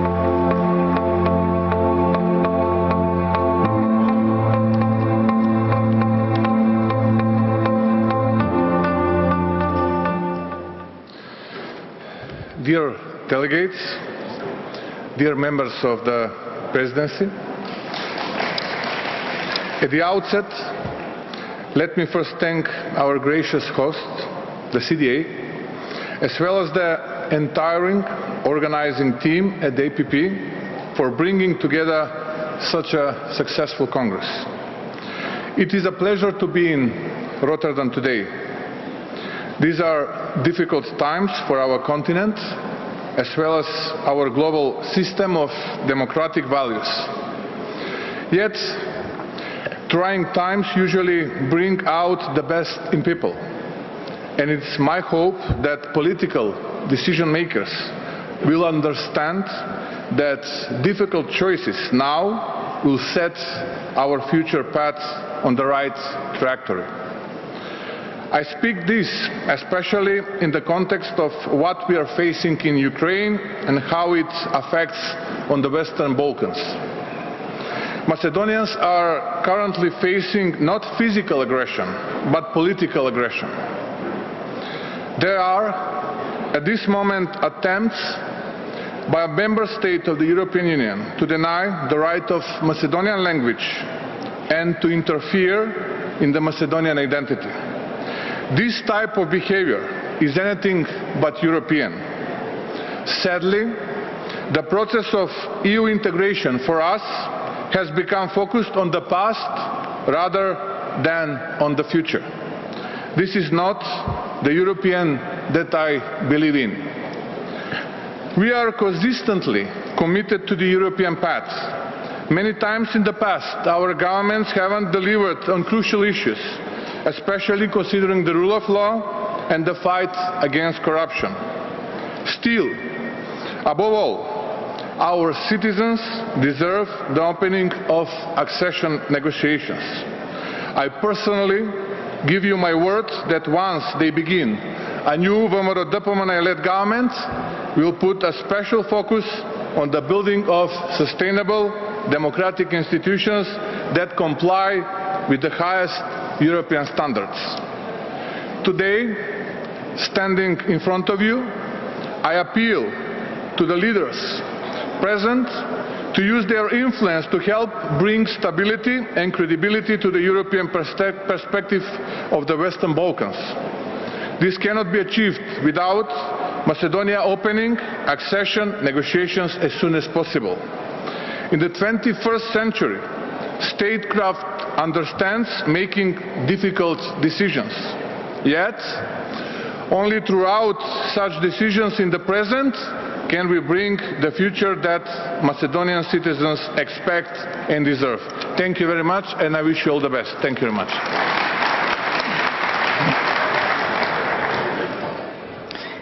Well, thank you for your beautiful story. How is everybody doing? Is everybody doing fine? Yes? Yes? Oh, you're doing fine. Great. Thank you. Thank you. Because our next guest is a member of the Assembly of Kosovo, a former minister and the leader of his party LDK, the Democratic League of Kosovo. Jomir Abdijiku.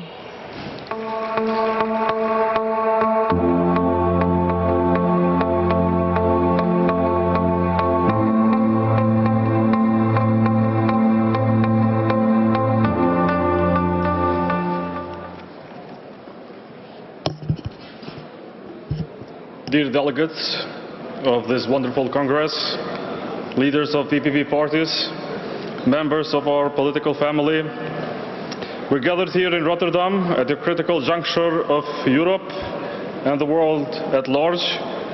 The last 3 months have pitted democracy against tyranny in the wake of unprovoked war aggression Putin's Russia has waged against Ukraine. Democracies large and small, old and young, have stood united against the evil unleashed by Russia, against an independent nation, in a show of solidarity and resolve that has given hope to many in these dark times. I belong to few European generations that have witnessed aggression, war and ethnic cleansing as part of their life. I understand well the terror of war that Ukrainians are currently witnessing, imbalances of powers, and the absolute beauty and sense of relief that comes with international support. In the darkest hours of Kosovo history, amidst a war of aggression waged by Milosevic Serbia against the people of Kosovo in the spring of 1999, the Western democracies stood by us.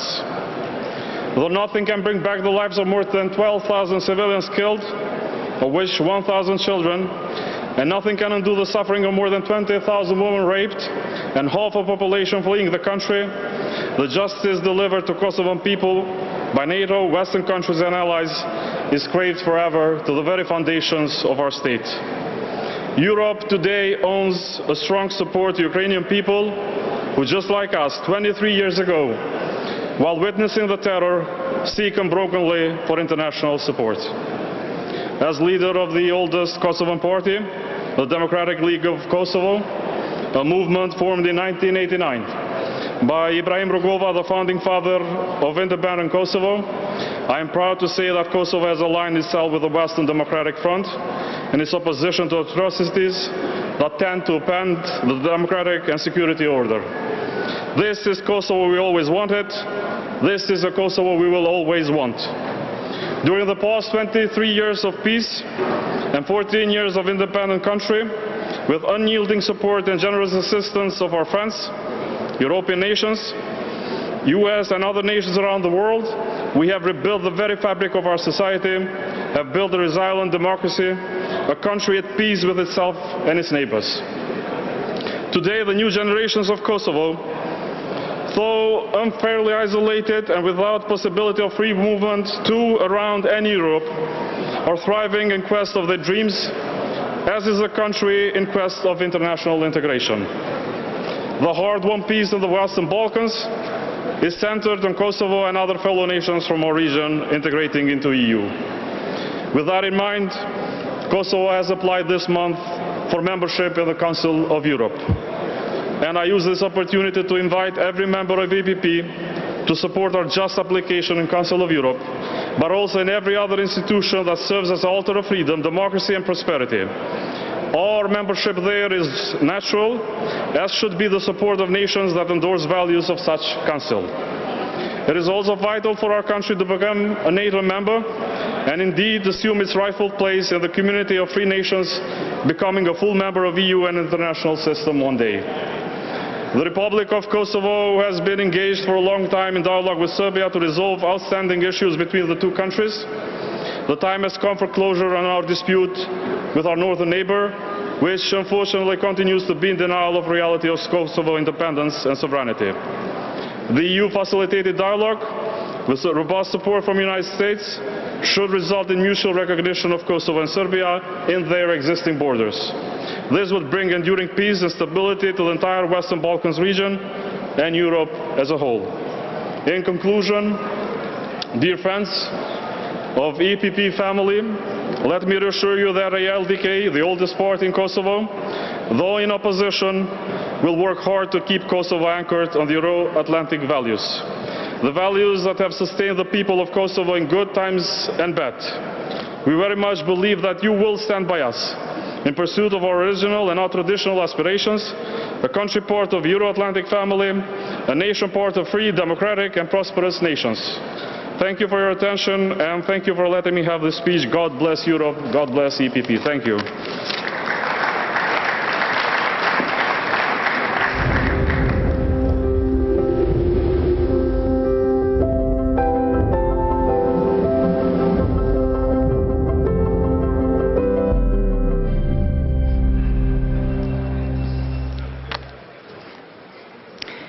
Have you already been to the Dutch experience in the plenary hall? Did you see it? If you didn't, just go there. It's really amazing to see. Ladies and gentlemen, please join me now in welcoming to the stage the President of Montenegro's Bosniak Party, a member of the National Parliament since 2016 and recently nominated the Deputy Prime Minister of Montenegro, Ervin Ibrahimovic.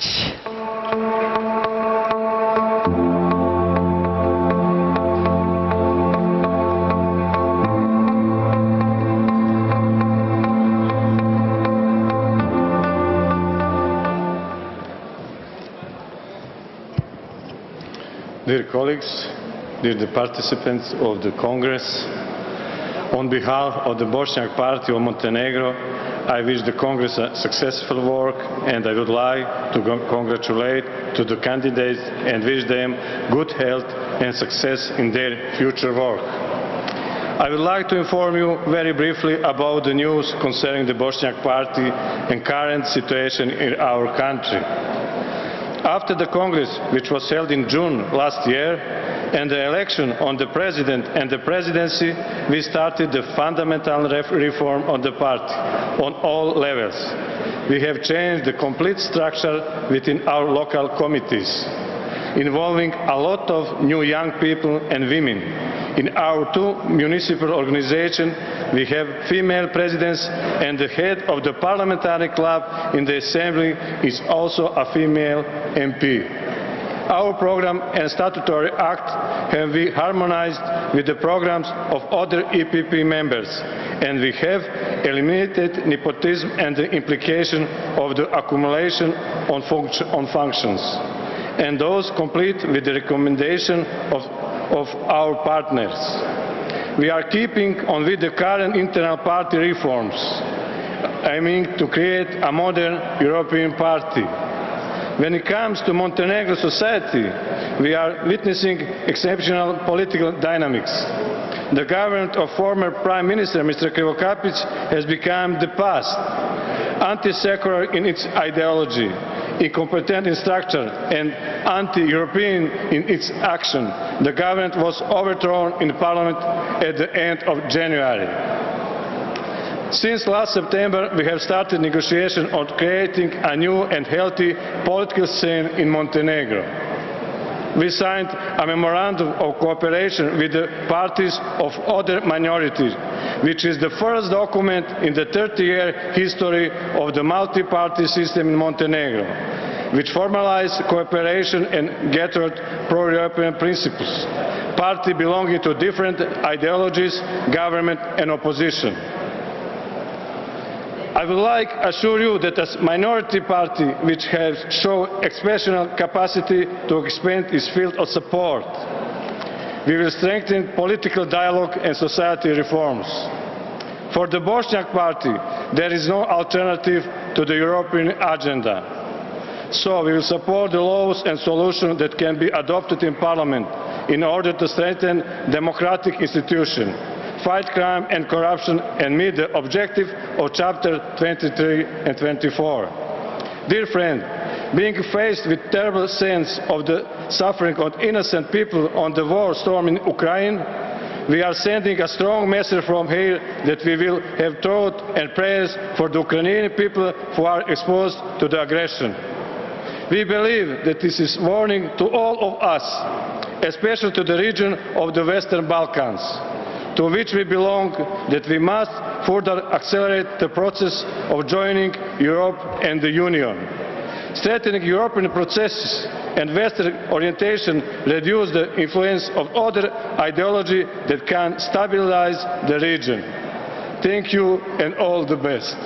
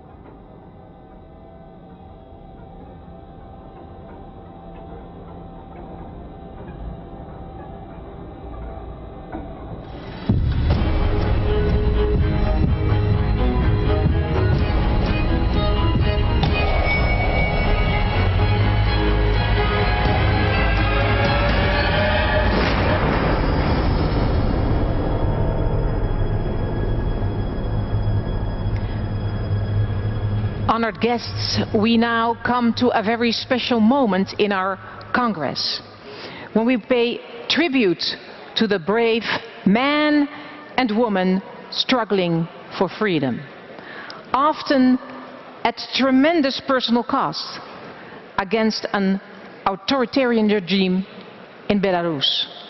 Our plenary chair, Ruud Peetoom, will tell us more.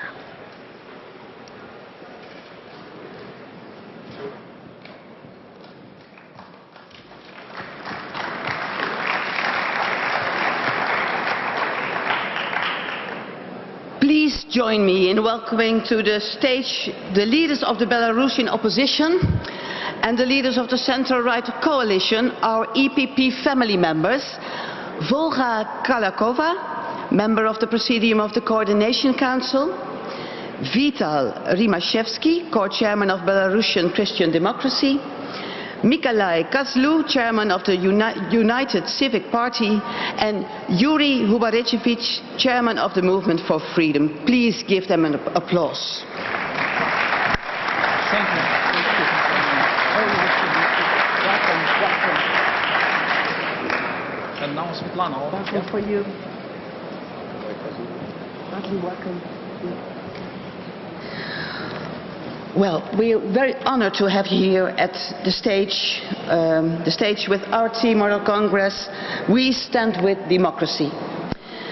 Because, ladies and gentlemen, these brave women and men are standing as a united front against the oppression of the Lukashenko regime and fighting for democracy in their country. You seen it on the video. To speak on behalf of the Belarusian opposition, please join me now in welcoming two-time Nobel Peace Prize nominee Sviatlana Tsikhanouskaya here at the stage. Please welcome.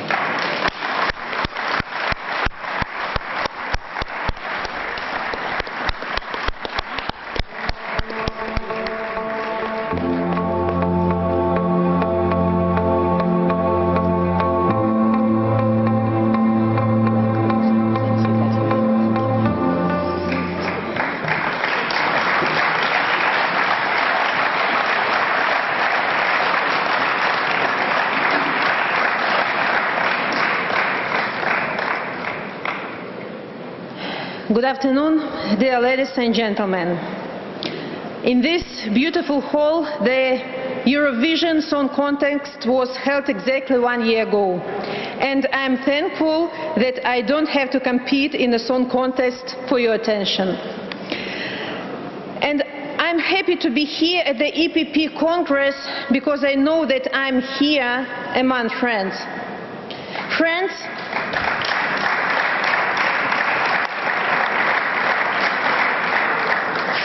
who share the same values and my belief in free, democratic Belarus. For many years, EPP was a driving force that supported Belarus democracy in European Parliament and beyond. Let me also express my admiration and respect for Belarus members of the EPP family, United Civic Party, Belarusian Christian Democracy, and the Movement for Freedom. Together, we held a powerful campaign in 2020, followed by a democratic uprising and brutal crackdown. Many of us were sentenced, tortured, and forced into exile. But never, and I say never, we gave up. Dear friends,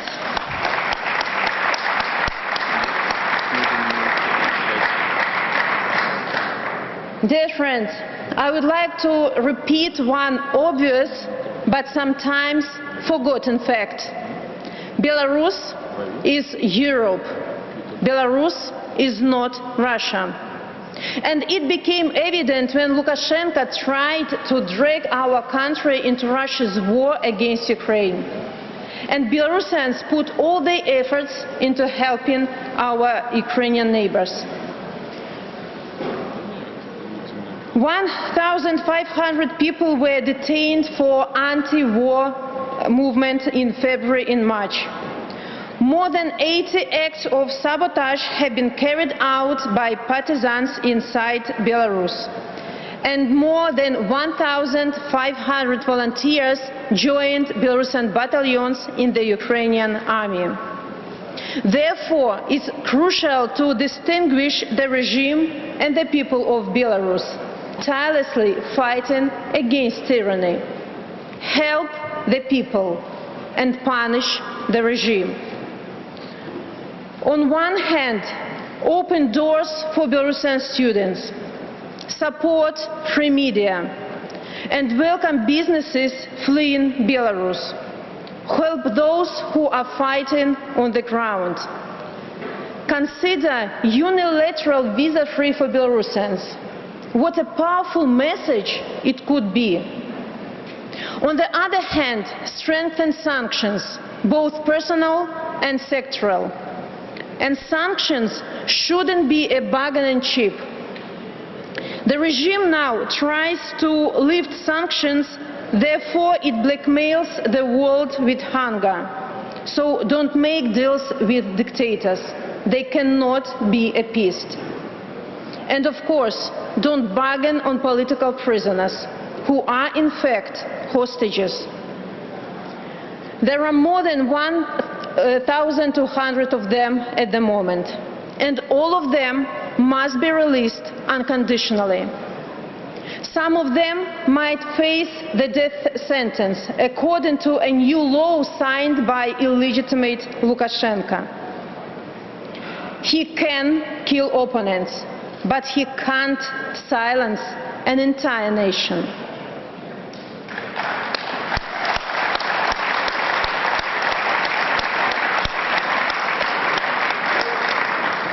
In 2020, we won the right to decide our own future as a nation. We showed that Belarus is not Russia. We started our path to democracy and freedom. We are a European nation with our own language, identity and history. And this path leads Belarus to where it historically belongs, to Europe. It also opens a question of the European perspective for our nation. We are seeking a form of partnership that would solidify our place in the European family. And I'm sure that this path to peace in Europe goes through freedom in Belarus. The path to peace in Europe leads through the victory of Ukraine. And I know it's a difficult path, but that's the only right one. So let's walk this path together, because only when we walk together, we are Europe. Thank you for your attention.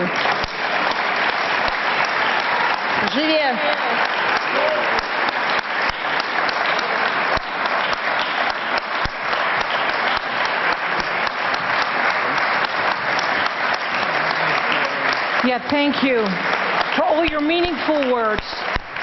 It's really impressive. Give them a big hand.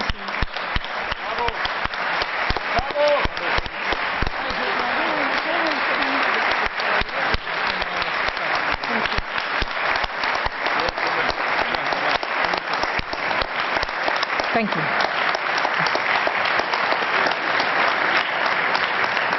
Ja, en natuurlijk ook dankjewel Rut Peetoom. Ladies and gentlemen, our next guest is Georgian opposition leader and the chair of his party, United National Movement. Give him a big welcome. Nika, Melia.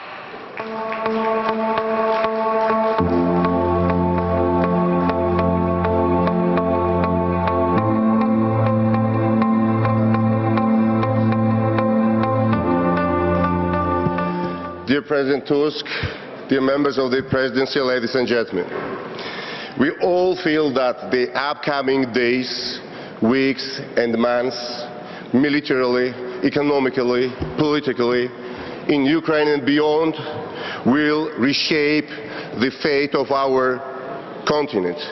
And yet, we cannot say we didn't know it. Yes, we knew it would happen. We knew it would happen because Ukraine is not the first country, is not the first which came under the attack of KGB officer Putin. My country in 2008 was attacked by him, and 20% of its territory is still occupied. And some people in the West used to claim that Georgia was the aggressor. Georgia was the aggressor against Russia. What a mistake. What a lie. Georgia 2008 was just a dress rehearsal for Putin before 2014 and 2022. And why was the West so deaf? Why was the West so blind? Why do some Western leaders still today show reluctance to call a dictator, to call a spade after all? I believe this lack of realism and sometimes of courage leads to consequences that are just tragic. Ukraine, but Georgia too. A narcissistic Gazprom-type oligarch has captured the Georgian state institutions and treats and sees the country as his private property. Exactly a year ago, I was in jail, and this is the European Union that posted my bail, the price for my freedom. But however, I plead guilty to be the voice of those who believe in a European and democratic Georgia, guilty to defend the victims of the government politically motivated justice. Political leaders like Mikhail Saakashvili, the third president of Georgia, who took the country out of the darkness of the post-Soviet times, who paved the way for the European Union integration, and who was the first to fiercely oppose the imperialist dream of domination of Putin, and who today, as I speak, looks the shadow of himself, almost dying in jail because of bad and ill treatments and torture. Opinion leaders like Nika, head of the main independent TV channel, recently jailed for just being too vocal against an oligarchic regime. Without an exaggeration, he's being jailed just for being too vocal against the regime. Guilty to represent my fellow citizens who feel ashamed not to see their government embracing the wave of support for Ukraine and the Ukrainians. And finally, I plead guilty to refuse to see my country fall on the dark side of the new Iron Curtain promised by Putin. President Tusk, you and me and some others in this room know the cost of Russian domination. No life, no future, no hope. So, more than ever, we Georgian people want Europe. We need Europe to stand by us to defeat the state capture. We want Europe because we still dream about freedom, about shared prosperity, about peaceful future. We call on the European Union to open its door to Georgia. We know the path will be long and complicated, full with the obstacles, but we should pursue it together. The current oligarchic regime is a severe obstacle, but with your support we will overcome it definitely. There are some, more than some, to say the least, people who would like us to see stop fighting for the European Union.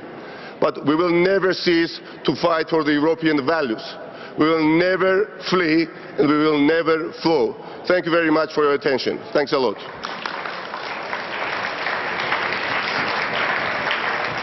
Thank you, Nika and Melia.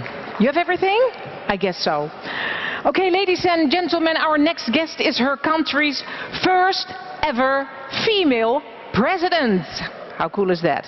Leading her country in the face of incredible challenges, the President of Moldova, Maia Sandu.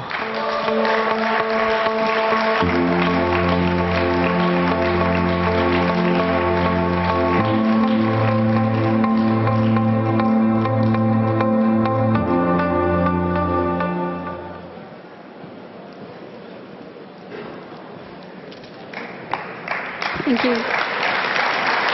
Thank you. Dear President Tusk, ladies and gentlemen, dear friends, it's been 5 years since I first had the honor of addressing you at the EPP Congress in Malta. Despite enormous challenges facing the Moldovan society, I was then full of hope for my country's future.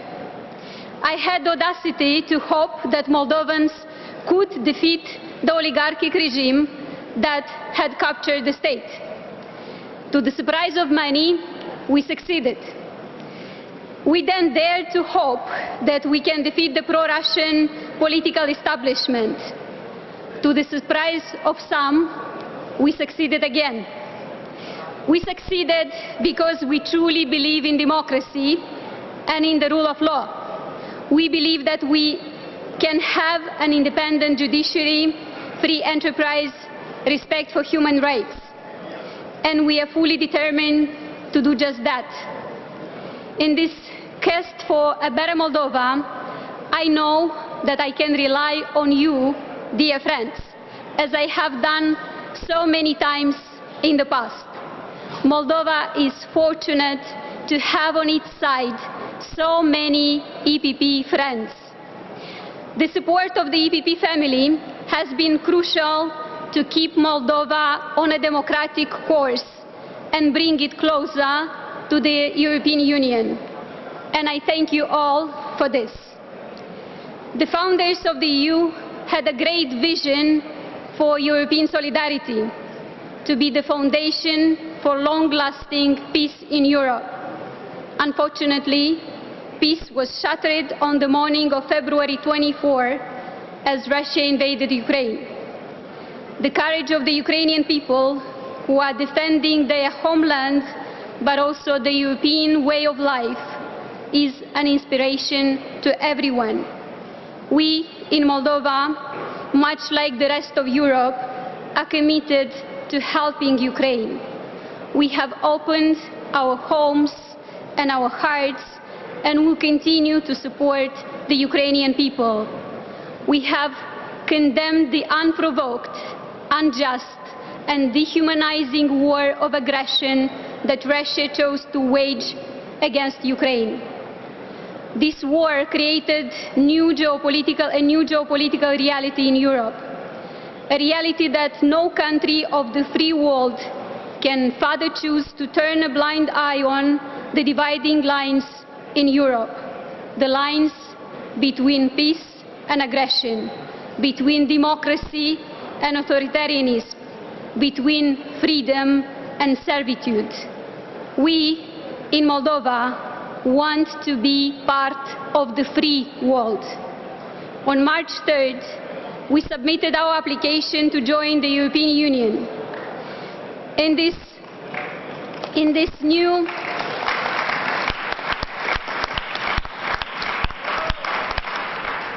new geopolitical reality, to us, this is the only way to guarantee a free, safe, democratic and prosperous future.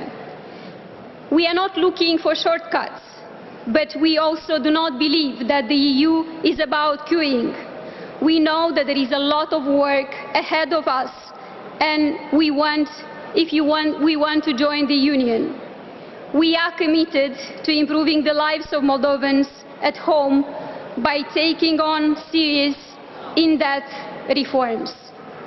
Dear friends, I would like to thank you for your support, for the support for Moldova in these difficult times, including for your vote in the European Parliament to call the European Commission and the Council to grant EU candidate status to Moldova.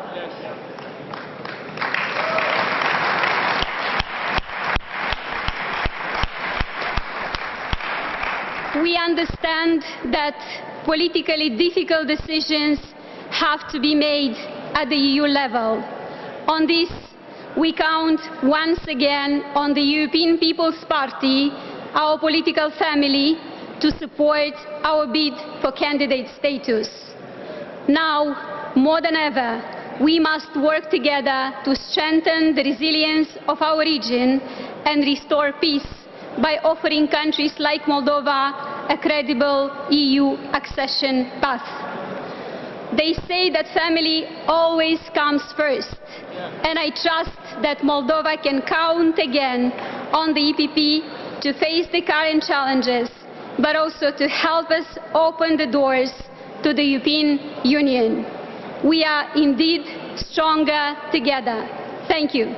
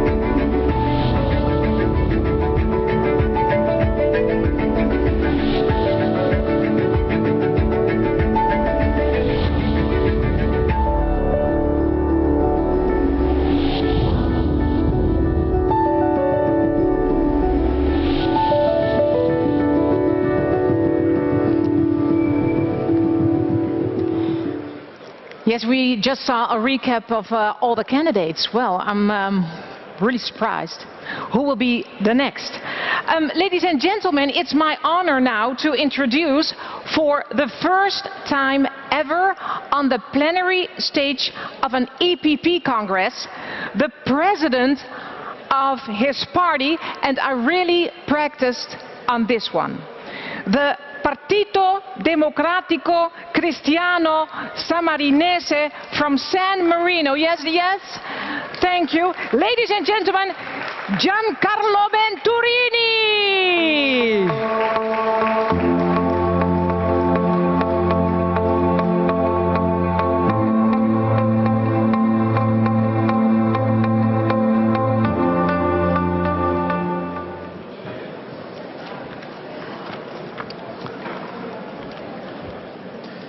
Signor Presidente.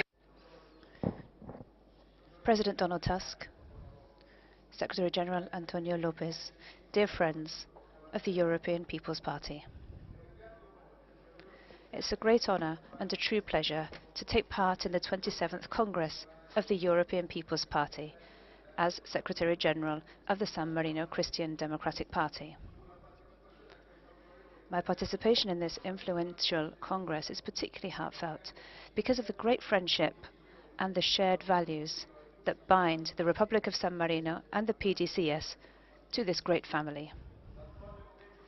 The current moment in history, marked by the war in Ukraine, urgently requires and demands of every possible effort for peace, anchoring ourselves to the ideals and the values that drove our European founding fathers and that inspire our political action.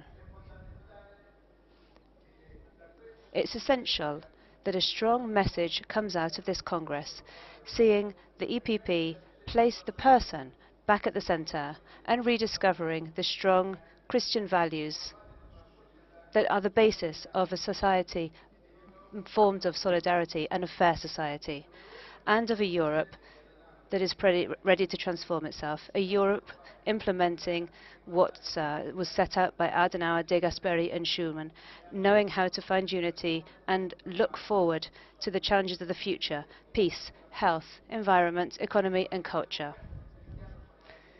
The San Marino Christian Democratic Party, since 1948 right up until today, has been firm in its values and has always managed to gain the trust of citizens.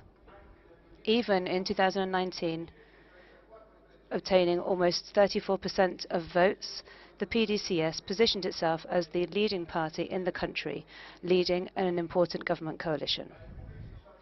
The Republic of San Marino, aware that in order to face the most important challenges of the future, needed to strengthen relations with Europe.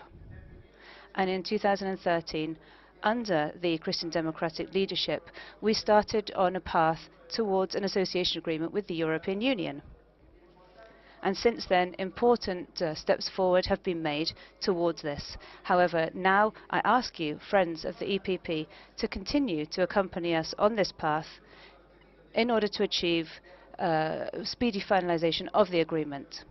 I'm very proud to be able to bear witness from this stage to the strong European sentiment that we feel in Christian democracy and in our young people who are strongly committed to the EPP youth and who recently organized the first council meeting in San Marino following 2 EDS skills training sessions. This is a clear testimony of the valuable synergy that we have with the EPP family. I would like to conclude by expressing on my behalf and on the behalf of the PDCS my best wishes for the work that will take place during the 27th Congress and my wish for the ever greater success of the European People's Party. Once again, my warmest thanks to President Tusk and to Secretary Lopez for the work that they have done over all of these years, which, in the name of true friendship, has enabled the PDCS and the Republic of San Marino to have a voice. I would also like to extend my best wishes for the future good work to the future President Manfred Weber and to the entire board who will be elected tomorrow. Thank you and enjoy the rest of your Congress. Thank you. Impressive again, all the words we hear today. Please join me now in welcoming to the stage the President since October 2020 and just newly re-elected of Malta's Partid Nacionalista, Bernard Grek.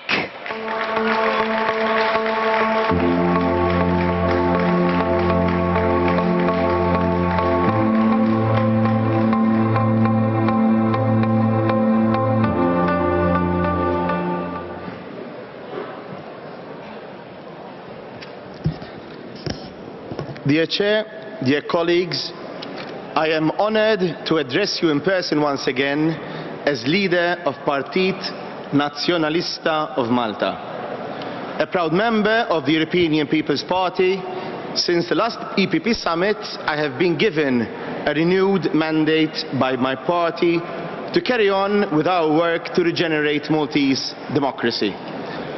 Because we believe democracy must be fought for in Europe and wherever European values seek to thrive. This is why in this forum nothing commands our attention more than the fight for democracy in Ukraine. The situation in Ukraine adds another dimension to an array of crises that is gripping our continent. Partit Naționalista extends its solidarity with the embattled Ukrainian people. Throughout his address to European legislatures, President Volodymyr Zelensky has maintained that the war brought to his nation is our war as well. And he is right. This is why the European Union must continue to defend Ukraine with its support. On its part, Partit Naționalista has repeatedly called on the Maltese government to redouble its efforts and abide by its commitment to implement the EU sanctions packages against Putin's Russia. While Malta is small and constitutionally neutral, its people are not morally neutral. Partit Naționalista recognizes that the breach of such fundamental tenets of international law as the territorial integrity of a nation state endangers all law-abiding countries. The war in Ukraine informs our direction on combating other crises. In the context of climate change, the modal shift in energy should complement the shift away from Russian energy. Europe must eventually cease its dependence on fossil fuels, more so when they are supplied by autocracies, the kind of regimes that do not think twice before invading a sovereign nation. The crises we face today are interlaced delicately.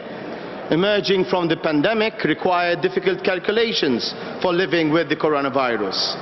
Emerging from the war in Ukraine will require new and urgent thinking on our transition toward climate neutrality as concerns energy. Finally, colleagues, we would do well not to lose sight of the obligations we have in upholding the rule of law across the Union. Our recommendations on Ukraine would diminish in their value if we fail to better our democracies at home. On its part, Partit Naționalista will not waver in its fight against corruption and the erosion of the rule of law in Malta.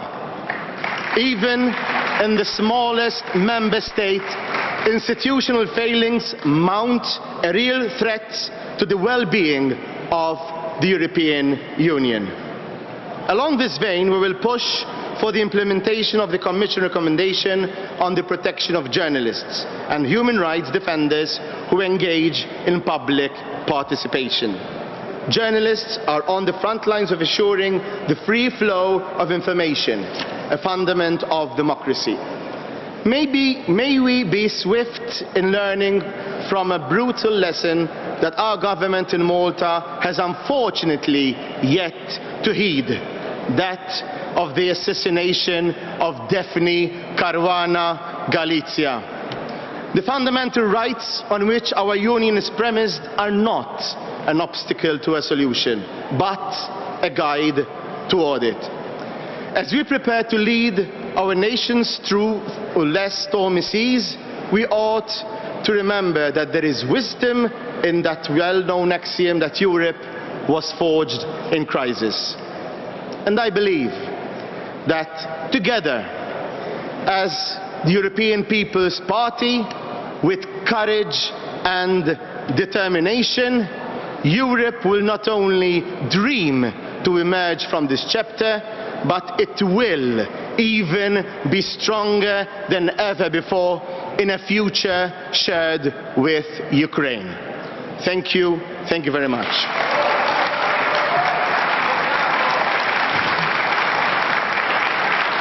Yes, and so it is. Ladies and gentlemen, please join me now in welcoming the leader since January 2018 of Portugal's main opposition party, the Social Democratic Party, Rui Rio.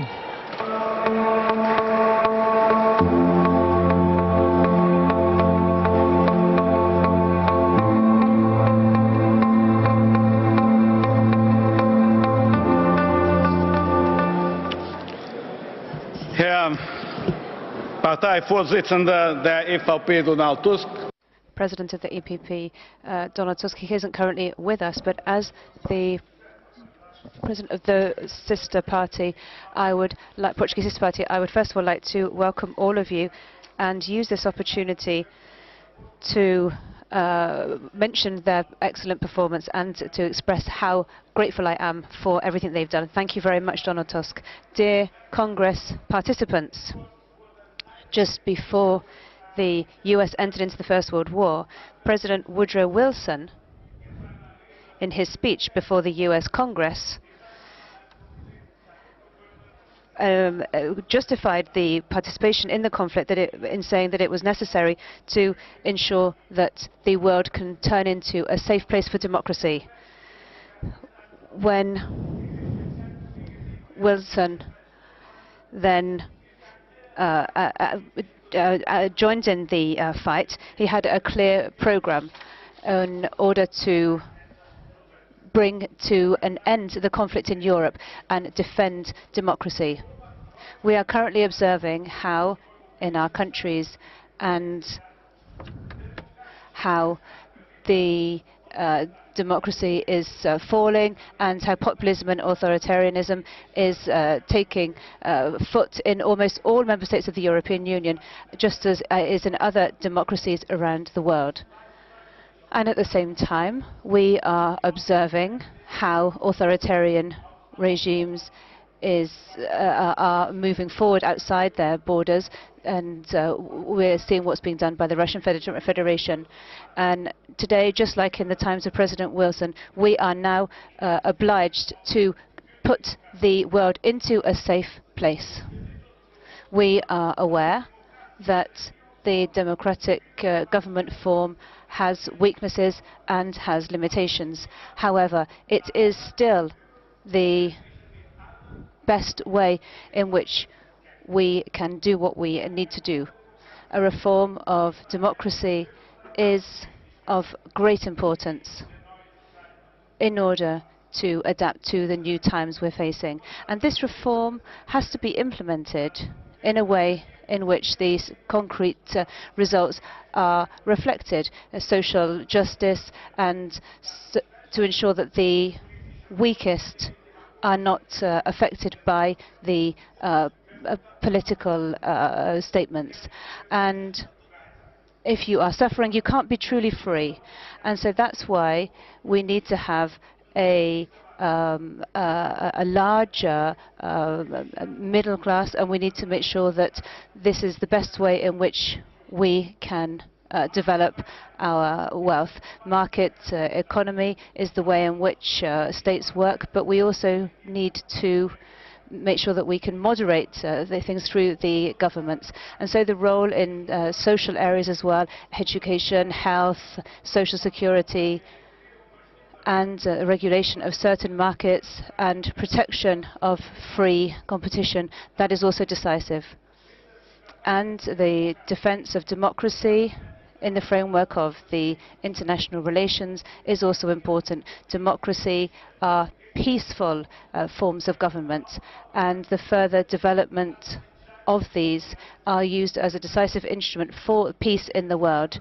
In opposition to this, contrary to this, if what we're seeing today, the largest threat to security and to international order is taking place. Russia's invasion of Ukraine is an attack to our way of living, a way of living for which we have fought so hard and that we can never give up.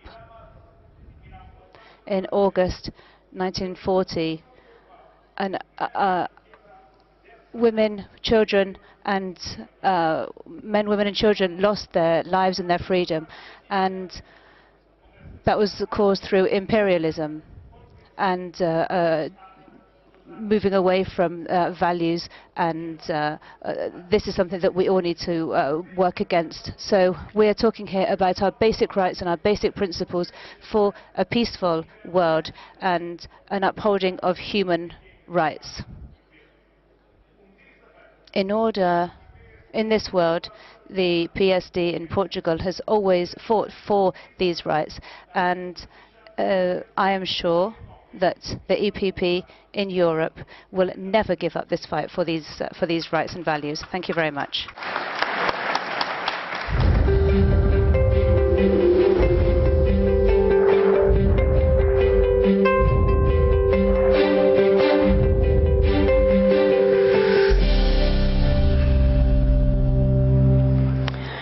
Yes, dear guests, honored family of the EPP, I have just one thing.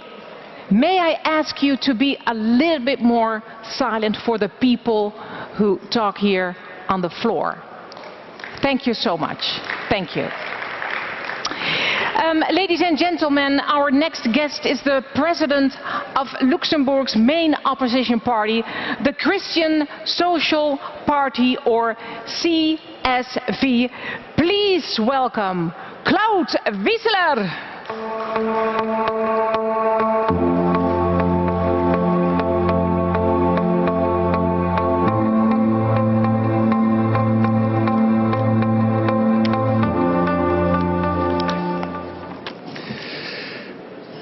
Dear friends, for more than 15 years Europe has been going from crisis to crisis. If the financial crisis of 2009 sometimes divided us, the refugee crisis of 2015 led almost to a blockage of European solidarity from which we still suffer today. However, the COVID pandemic, as well as the crisis in Ukraine, have had quite a different effect. First, on the functioning of Europe, but also on the way Europe is perceived by Europeans. They demonstrated the strength that Europe could have if it decided and if it succeeds in staying united. The moment we are experiencing today is therefore very special, because it allows us to breathe new life into the European idea. We should take advantage. We should take advantage immediately. The conference on the future of Europe showed us many ways to do so. Most of these proposals are achievable without treaty change.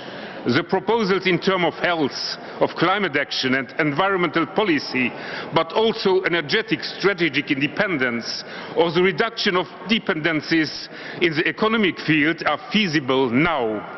The same goes for military cooperation for the countries that want it, and there are many of them today.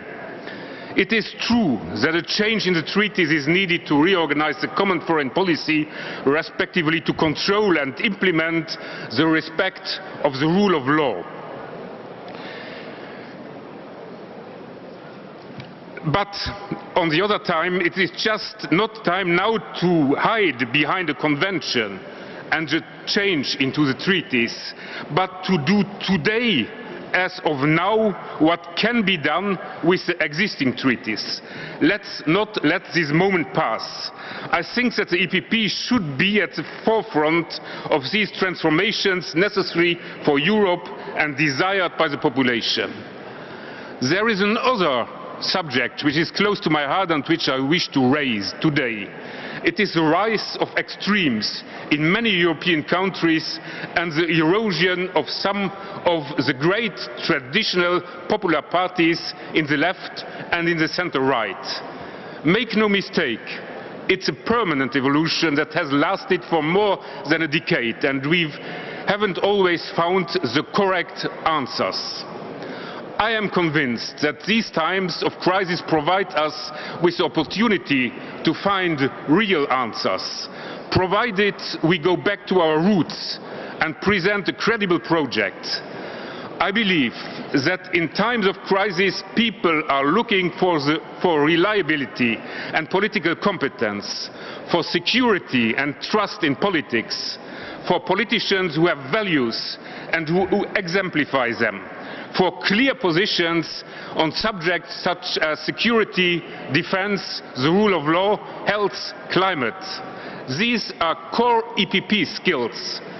We will still have to succeed in formulating them in a concise way. We will have to embody them and above all be credible by promoting them with consistency. We have always been as EPP a party with values that know how to find pragmatic solutions to political problems. Our tradition is not to be a polarizing party, but to be an integrative party that knows how to build strong majorities. This is what also we need in the future. European construction needs stability and leadership. Thank you very much.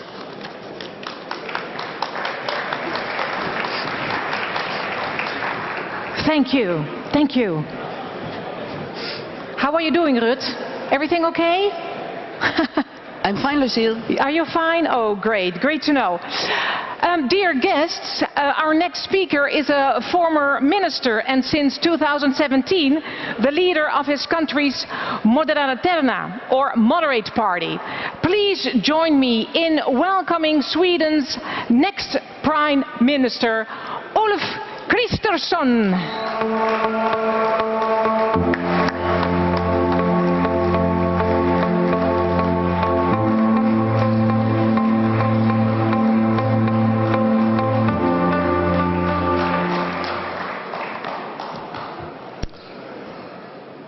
Thank you all so much, President Tusk, distinguished colleagues, and our Dutch hosts. Thank you for having us. We've all been looking forward to finally be able to meet again. Together here in Rotterdam, next to Europe's largest harbour, is a good reminder of the strength of our values and ideas as centre-right parties, guided by principles of openness to trade, to innovation and to a rules-based international order. I think the symbolism of this city, once devastated by the bombs in the Second World War, is highlighted today, while those values once again are under military attack in Europe. We all have a duty to support Ukraine's defense and to stand firm in our commitment to our shared European values and interests. In part, because of the war, citizens across our countries are facing a drastic increase in the cost of living. We all have an important role to play here, as citizens demand political leadership that truly delivers in times of need.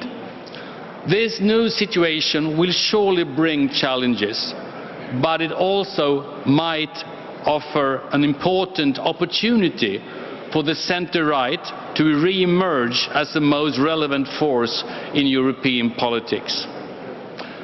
From our side, from my side, in the Moderate Party, we are firmly focused on returning to office after the Swedish elections in September. Despite being in opposition for 8 years, we have been able to celebrate a great number of policy victories by building constructive coalitions in Parliament. As a matter of fact, the current government is actually ruling on the opposition's budget, not on its own. But of course, we very much look forward to govern Sweden from the front seat, and we are ready for the task, well prepared for the opportunity to deliver a strong centre-right agenda for Sweden and for Sweden in Europe. First of all, we will start with the most basic responsibilities of a nation state, to restore law and order after years of mismanagement, an underfunded justice system and a failed migration and integration policy.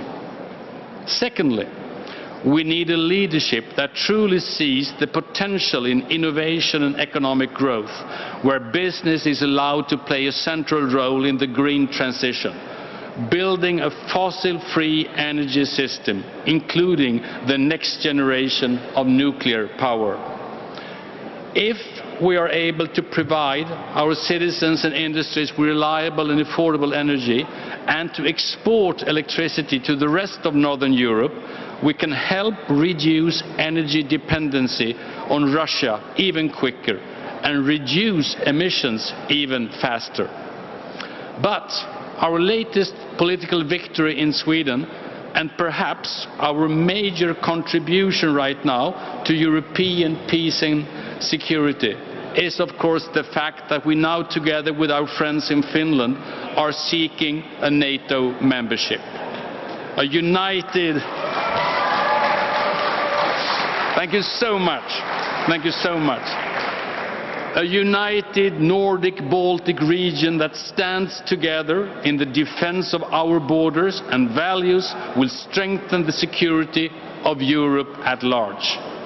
An important task for the next Swedish government will be to define our Swedish role in NATO and how to best contribute to European and transatlantic security. I will certainly do everything in my power to lead my party back to office, and I can promise you this: my government will make Sweden a more active and decisive member of the European Union. We will strengthen our ties, not least with our Nordic and Baltic friends, and, as always, remain a strong champion for all the values and interests that unite the parties in this room. We are well prepared for the European Union presidency and the responsibilities waiting for Stockholm, January 1st next year. I hope to see you then. Thank you. Thank you. Impressive words, as always. Dear guests, please join me now in welcoming to the stage a former minister and Deputy Prime Minister of his country, the President of Finland's National Coalition Party, or Kokoomus, if this is the good pronunciation. Co-host for our 2018 Helsinki Congress. Since November 2019, a Vice President of the European People's Party and the next Prime Minister of Finland. Ladies and gentlemen, yes he is, Petteri Orpo.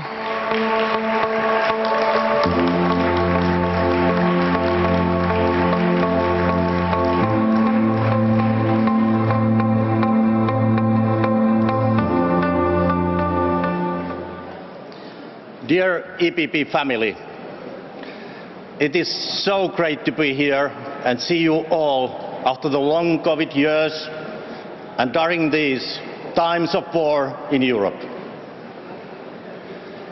I will start with a question. Do you know what I have here in my pocket? This is NATO Pocket Square.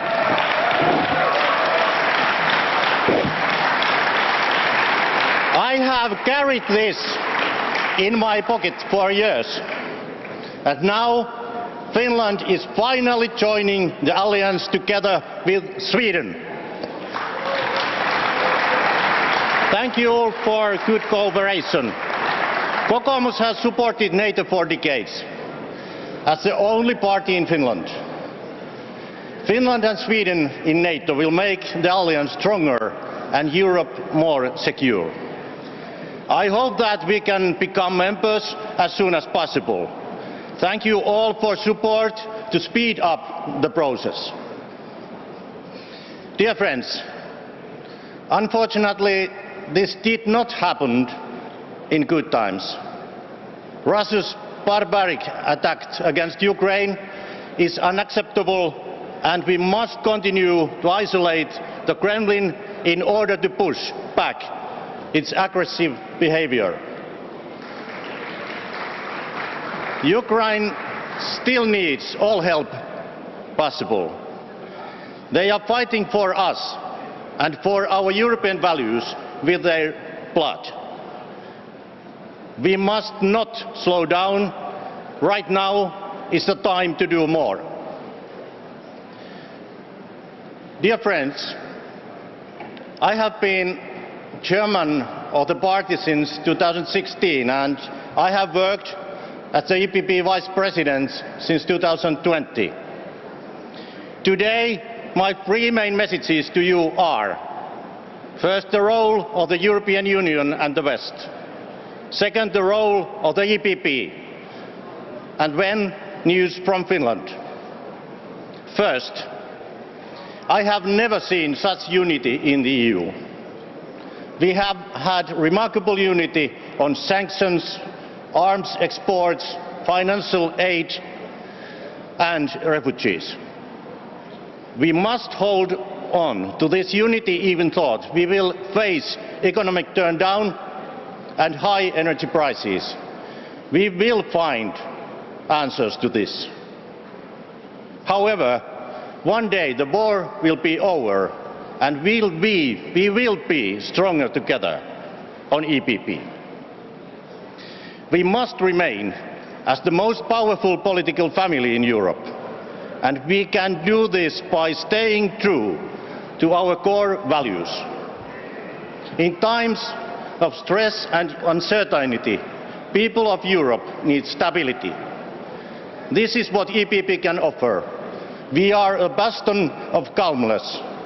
We have credible economic and security policies, and we can bring hope of a better future to the people, because we are the People's Party. Kokoomus in Finland is leading the polls in Finland, and we are on our track to win the parliamentary elections next spring. We must turn around the development where EPP has lost positions in member states and thus in the Council. We went to opposition in 2019, but after that, with hard work, we have turned the tide. We have managed to do this in Finland, and this can also be done in EPP. Our common goal is to be the strongest in the Parliament, the Commission and the Council. Let's turn the EPP ship course towards winning national elections and European elections in 2024. Thank you.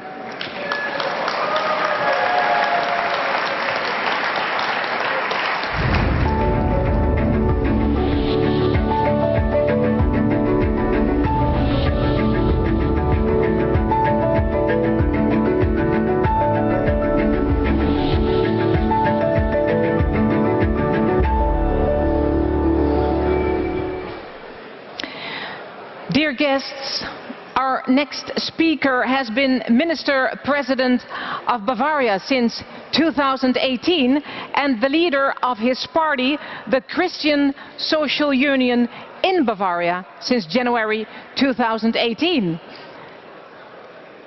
Ladies and gentlemen, I really want to ask you for a bit more silence because he's gonna say some really inspirational words. Give him a big hand, welcoming Markus Söder.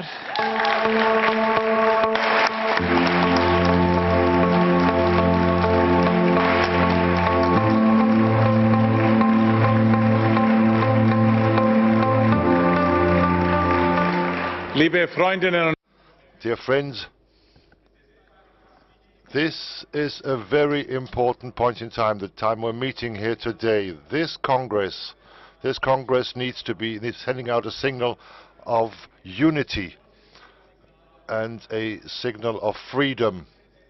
We will not allow that authoritarian states, that violence, that they work against the law. We are for freedom, we are for the rule of law, and that's what we're all fighting for together, dear friends.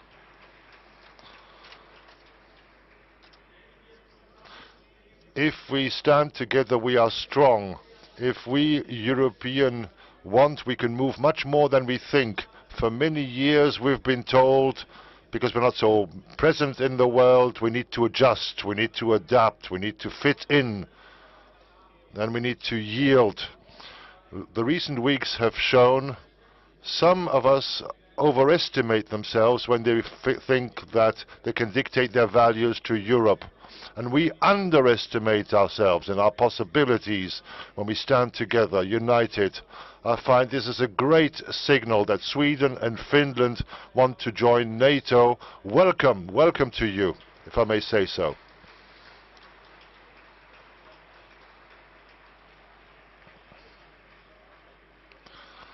And as a Bavarian, I must if the Austrians want to join us too, well, they're welcome too.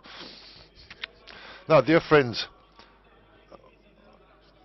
what does it mean to be strong today? Not only economic power, we also feel how our values that we defend, that are so obvious, have become so obvious for us, how they are so attractive and important to many others. Many want to come here, many want to do with us, because they recognize themselves in these values of a liberal democracy. That's why we feel exactly where the dark side is of power, and we are the bright side of power. We're the good ones, and the good will triumph over evil in the end.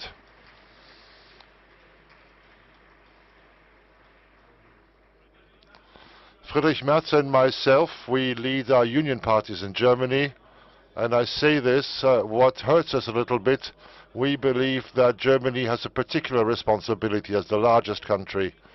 And I find in recent weeks, Germany, when it's about supporting Ukraine, Germany does not give an optimal village. Once it's yes, once it's no, moving forward, moving back. We want to give our contribution, we want to be good partners, and we expect of our German government that they communicate finally, that they lead, and that they send out a clear signal to all European partners, particularly those who are concerned about an immediate attack. We support our European partners, we support our values, and Germany needs to make a big contribution and not procrastinate and hesitate.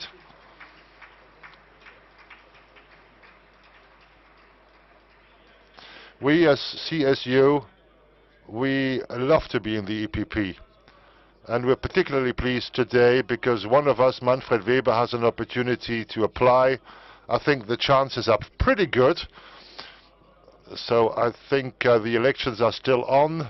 Dear Manfred, I wish you a lot of success, and I think Manfred Weber now in these times is exactly the right man for this task. As a head of the group in European Parliament, he was able to combine the various mentalities, various regional interests, bringing them together, build bridges, to have the power to rally everybody. This is what the European People's Party needs now. We don't have as many heads of government as in the past. It's all the more important that the party gets a new soul, which goes beyond government positions. And Manfred, you are made for this. I wish you all the best. We are behind you, and we wish that you get a great result today, because a strong result for Manfred Weber is a strong result for the idea of the EPP, which is remaining fascinating as ever before, open to the world and based on values. That's what links us, our home and in the future in one. Manfred, all the best to you. Great success to this Congress, and dear friends, let us stand together. Let's stand together, then we're strong, and when we're strong, we can impress the others and can rally them. We have good times ahead of us if we stand together. All the best, great success, all the best to you personally too, Manfred.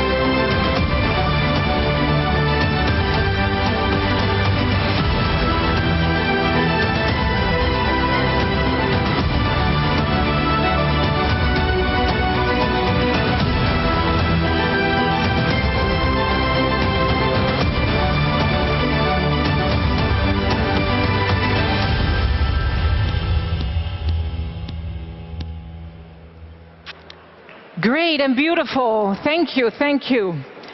Agnes Mulder, that's you. She's in shock now.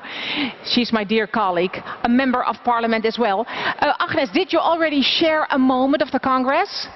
You did or you did not? Yes, you did. If you do, please use hashtag EPP Rotterdam or hashtag We Stand With Democracy. Who already shared a moment of this Congress? Who did? Nobody? Come on, take a selfie of yourself. Let's share the moment. I really want to have more on Twitter about this beautiful Congress. So take your telephone, make a picture of your neighbor and post it online, Twitter or Instagram, and use EPP Rotterdam or hashtag We Stand With Democracy. Ladies and gentlemen, it's a pleasure to present to you now the leader since 2010 of his party, Citizens for European Development of Bulgaria. Bulgaria, the nice country. It's a beautiful country, and I have to tell you, my son was born in Bulgaria, so you have a special place in my heart, really. Ladies and gentlemen, a three-time Prime Minister and Bulgaria's longest-serving Prime Minister, Boyko Borisov.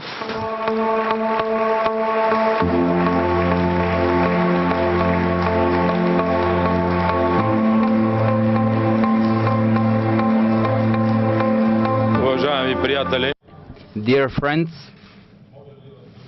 maybe in other times I would have started in a different way, but today we are in a state of an atrocious war and a Russian aggression in Ukraine, and everything else stays in the back.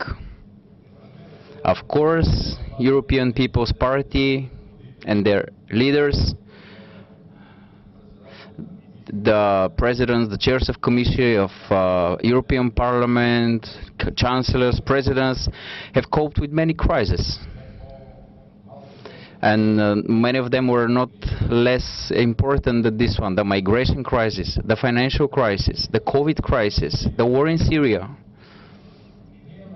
We have experience, we have the competence, we have the knowledge, we have the experts who can do this job. That's why condemning the Russian aggression, our party inserted in the filed in the Bulgarian parliament a project that Bulgaria should give military help to Ukraine. But the government coalition, one of the parties called Russia-friendly country, so the government coalition didn't agree for Bulgaria to give military assistance to Ukraine. Now I hear that we have many different proposals, but we didn't do the important thing. The attitude to the migrants and refugees in Bulgaria, I don't want to share with you. You will see yourself in the social media. But I would like to appeal to your parties again to take the leading role in Europe.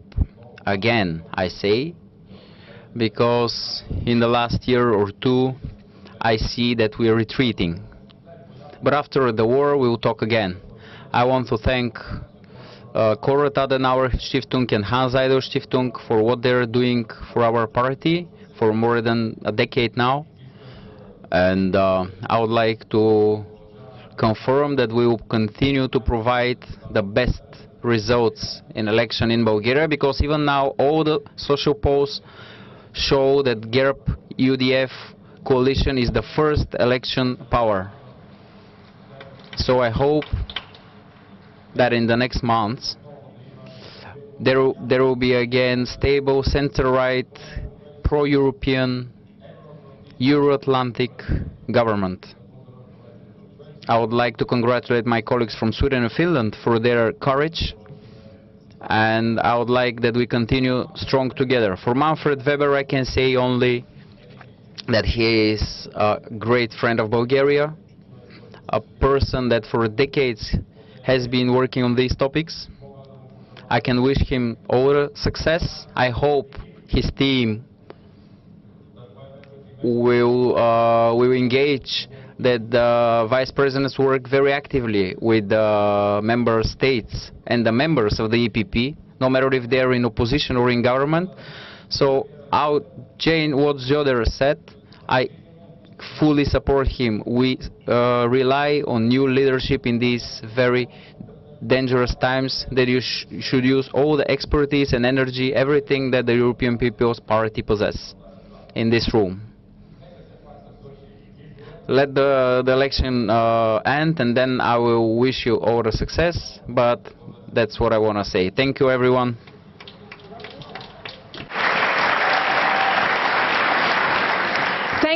Thank you a lot. It's my honor now to welcome the former leader of his party in France National Assembly, and since 2019 the president of Les Républicains.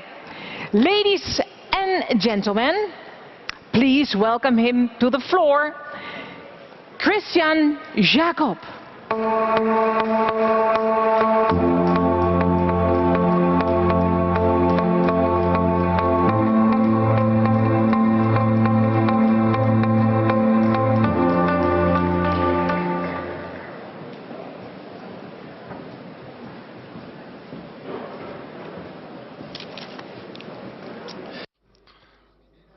Ladies and gentlemen, heads of state and government, President, dear Donald, dear colleagues, first I would like to tell you that I'm very pleased to be with you here today, 2 years after our last Congress of the EPP in Zagreb, and after the pandemic, which obliged us to move this Congress by 6 months. I'd also like to thank our Dutch friends for welcoming us here in Rotterdam. I'd like to thank the Secretary General and his team for the organization of this Congress.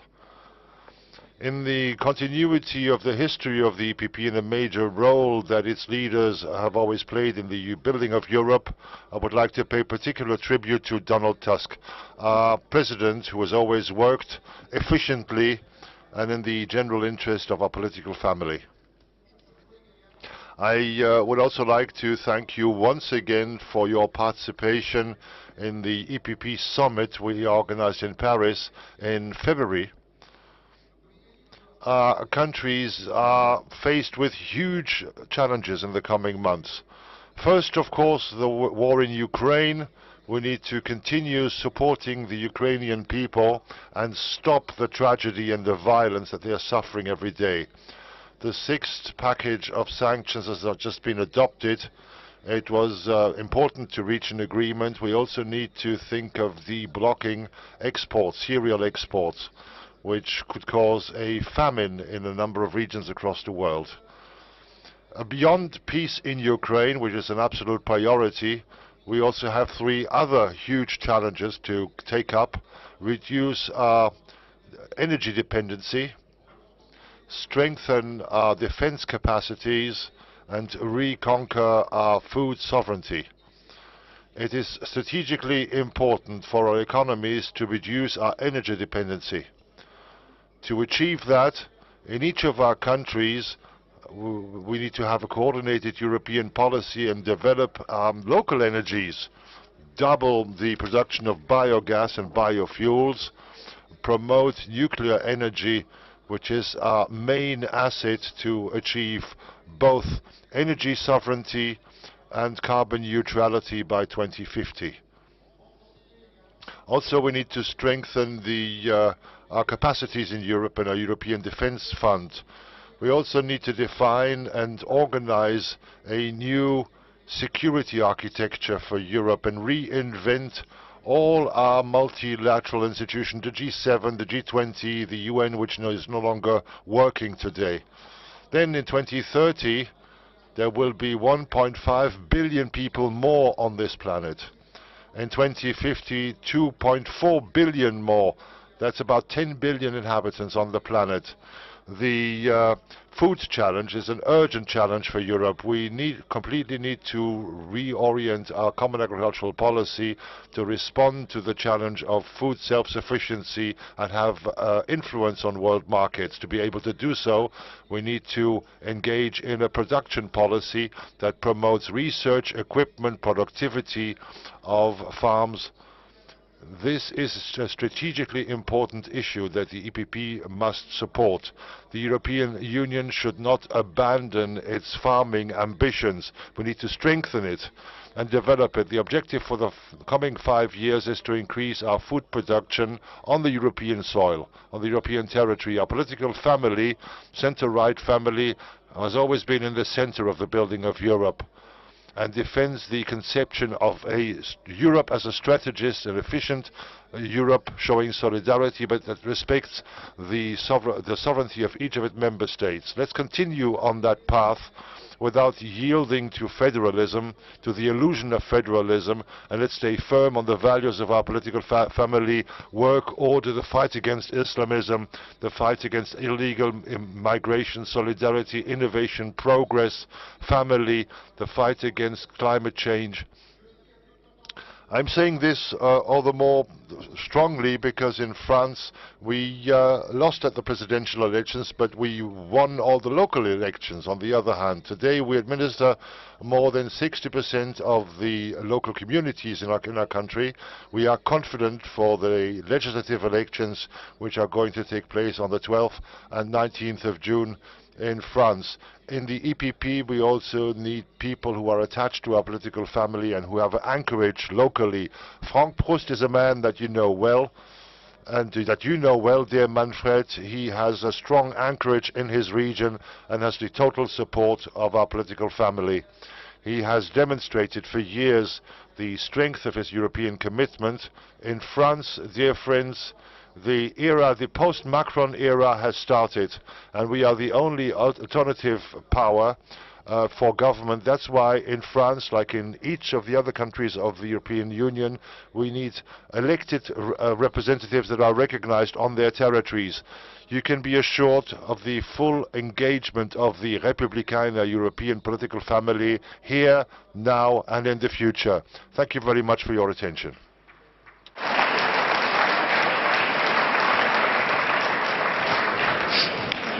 Thank you. Well,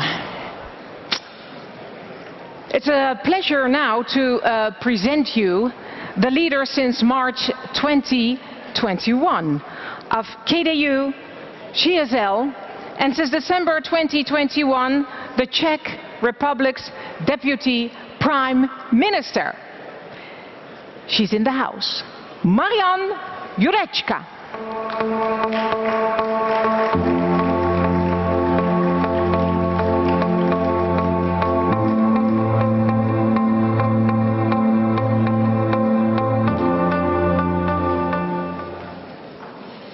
Ladies and gentlemen, dear friends, allow me to greet you all on behalf of the Czech Christian Democrats.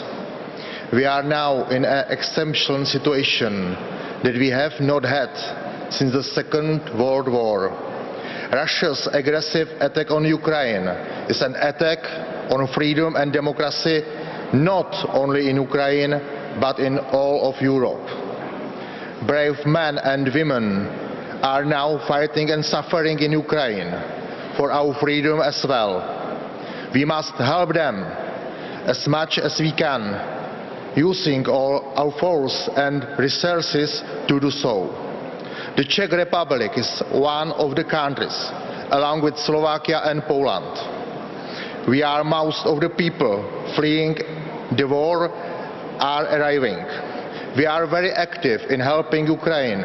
We are supplying arms, financial and humanitarian aid, and welcoming and helping people who have arrived and found a roof over their heads in our country. All of this, of course, comes with high financial costs that we carry.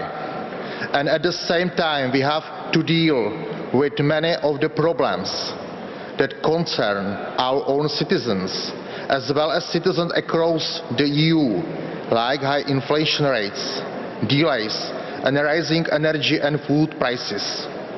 That is why we also need financial support from the EU, and not just from the money that we have received under the Next Generation programme. There is a European dimension to all of this, and it is important for the EPP too. If we do not help countries that are spending big amounts of money to help Ukraine and their people, and these countries are not able to spend more money to address the pressing problems of their citizens, it might cause social unrest. People will then count us out in the European elections, and the EPP might be weakened. We must not let the current crisis affect the most vulnerable groups. This also relates to another issue that we are probably all dealing with at the moment, energy security. I think we can all agree that it's important to move away from fossil energy sources from Russia as quickly as possible. In this regard, I would like to thank you for your license in postponing the embargo on oil imports from Russia for the Czech Republic, Slovakia and Hungary. Our aim is of course to diversify our energy sources as quickly as possible. But unfortunately we are vulnerable in this respect, and even with natural gas, diversification in CEE will take some time. These are issues that we must address together. As active members of the EU and as the largest and strongest group in the European Parliament, the EPP, this is an opportunity for us to show our citizens that we can tackle this issue effectively as the EPP, that we are close to the people, that we understand their problems, and that we come up with concrete and realistic solutions. It is an opportunity to win our voters back by making comprehensible policy decisions. As KDU-ČSL, we support European Commission's long-standing initiatives such as the Green Deal, and we know that it's a tool for diversifying energy sources and thus energy security. But at the moment, it is necessary for our citizens to understand that our policies within the EPP are especially made for them to improve their daily lives and avoid economic and social tension. Thank you for your attention.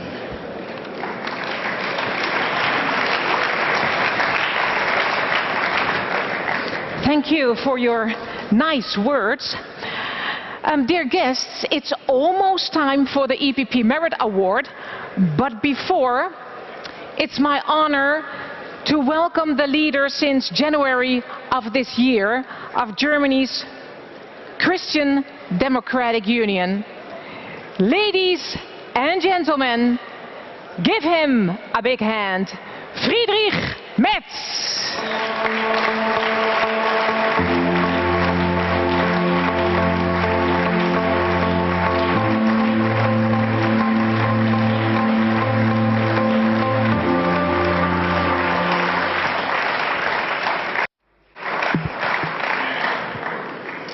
Dear President Tusk, dear Donald, distinguished heads of states, heads of governments, dear friends of the European People's Party. First of all, let me say that this is really a great honor for me to be here today and to address you as chairman of the Christian Democrats in my country, in Germany. As many of you might know, I started my political career in the European Parliament. This was more than 30 years ago, in 1989.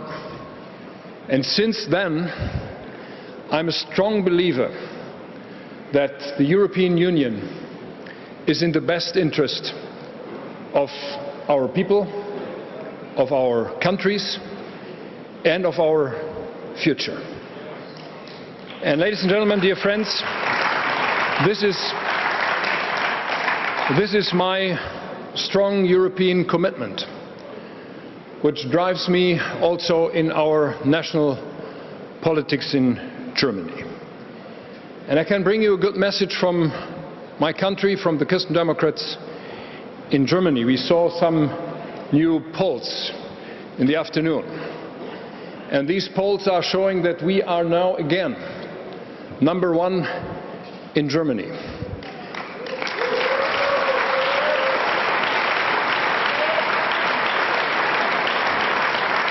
And it comes even better.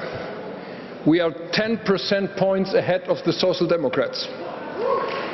And the Social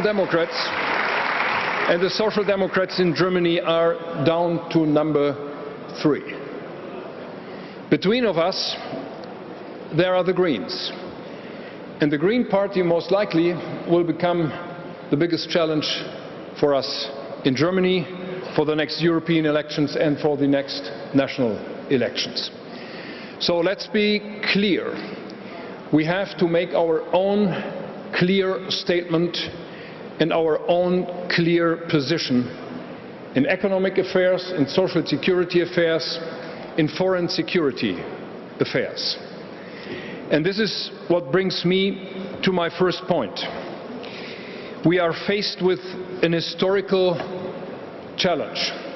For the first time in our history, in EPP's history, a Congress is taking place when the biggest country in the world, which is Russia, is attacking and invading the second biggest country in Europe, which is Ukraine.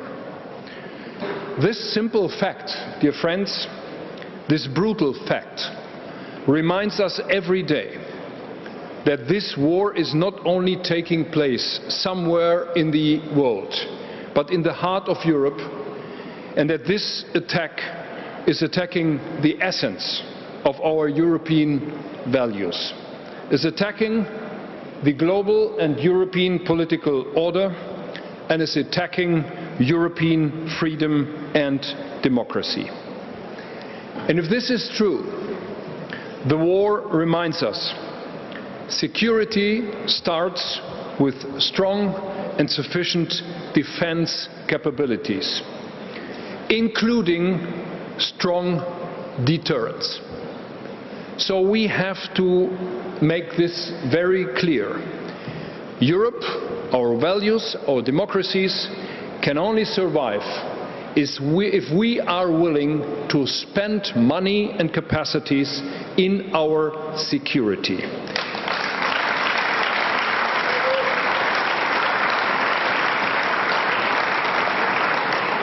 And my second message is the following.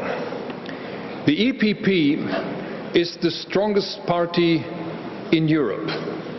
We are the only one who are able to bring East and West, the North and the South in Europe back together.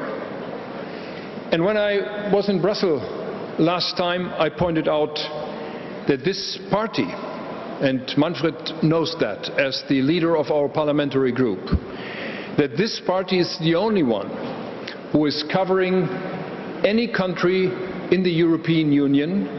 We are having here in this room representatives from each and any country in the European Union, and that the parliamentary group is the only one who is having members of the European Parliament from each and any member state of the European Union. This makes us proud, but this brings us to our political responsibility. And therefore, dear friends, as Germans, we are grateful that Manfred Weber is willing to run as chairman of our EPP's family. But I give you a promise. This is a strong German commitment for European affairs and our cooperation in the European Union. This will not lead to an overweight of Germans. The clear message is that we Germans are really willing to share with you our European commitment and our European policy to bring Europe jointly forward and to do something which is more important than ever before, that this European Union becomes active and a clear, strong global player in any respect. So, dear friends, the war in Ukraine is not the only challenge we are faced with in these days.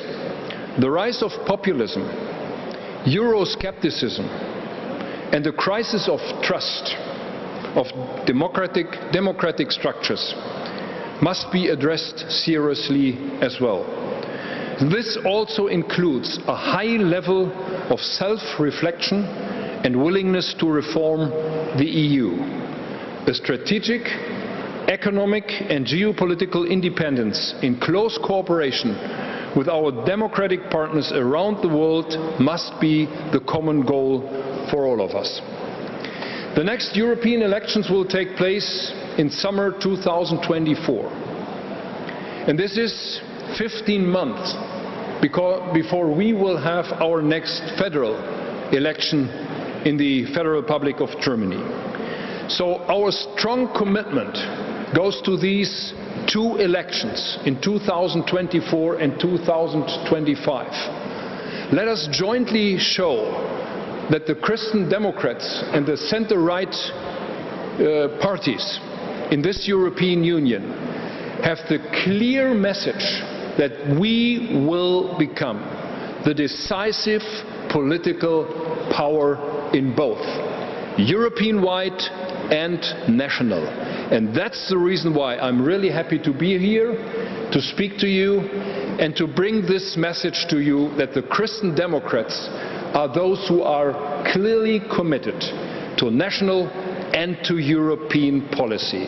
Manfred, all the best, full support from our side, and dear colleagues and friends from all over the European Union, Germany is full on your side and we will fight together for a better Europe. Thank you for your attention.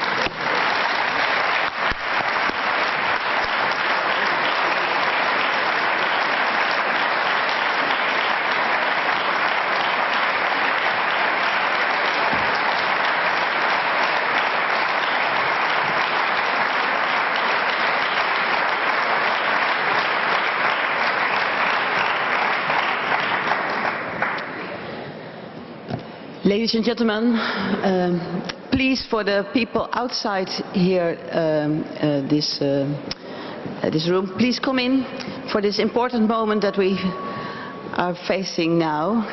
So please come in and sit down for a very special event.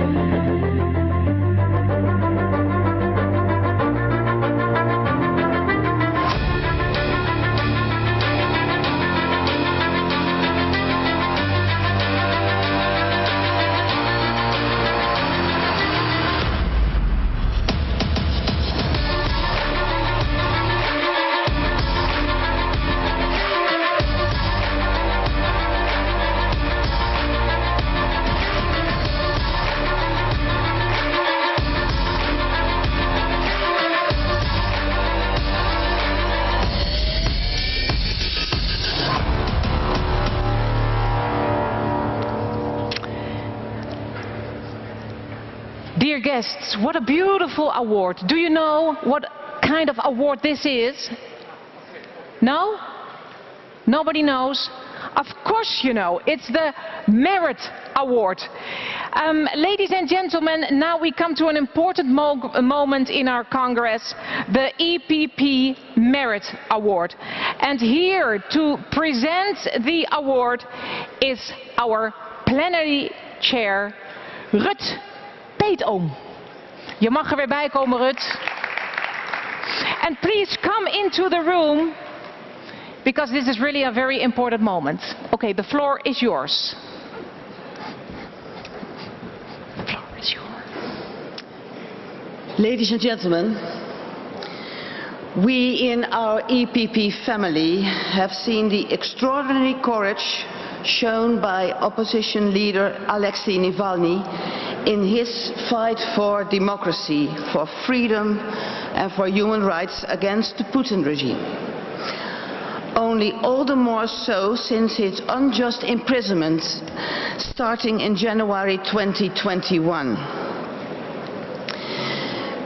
We have seen his brave and his brilliant investigations to expose a corrupt system for what it is. We have seen how he inspired so many countless others to carry on the struggle. And we have seen Alexei's efforts and we supported him.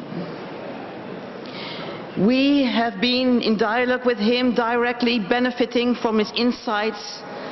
We have expressed solidarity with his cause and outrage over his political persecution. So today, we as a political family, we honor him with the EPP Merit Award, our party's highest distinction. Alexei, of course, cannot be here today with us in person, since he remains unlawfully imprisoned in Russia due to his political opposition to the Putin regime. So here to receive the Merit Award on his behalf is his close collaborator and a long-time EPP friend and partner, and an outstanding fighter for democracy in Russia in his own right, Vladimir Milov, who will present to us a letter written by Alexei from his prison cell. To make it loud and clear, Alexei should be free and among us today.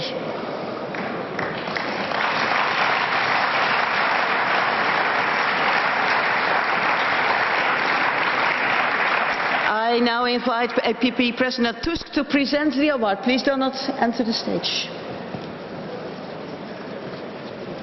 My role now?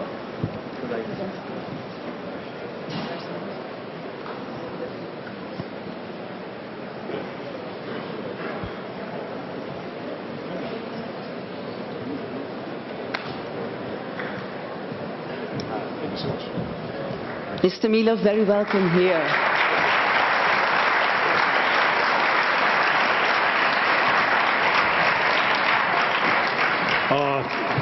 Thank you so much. It's a great privilege and honor.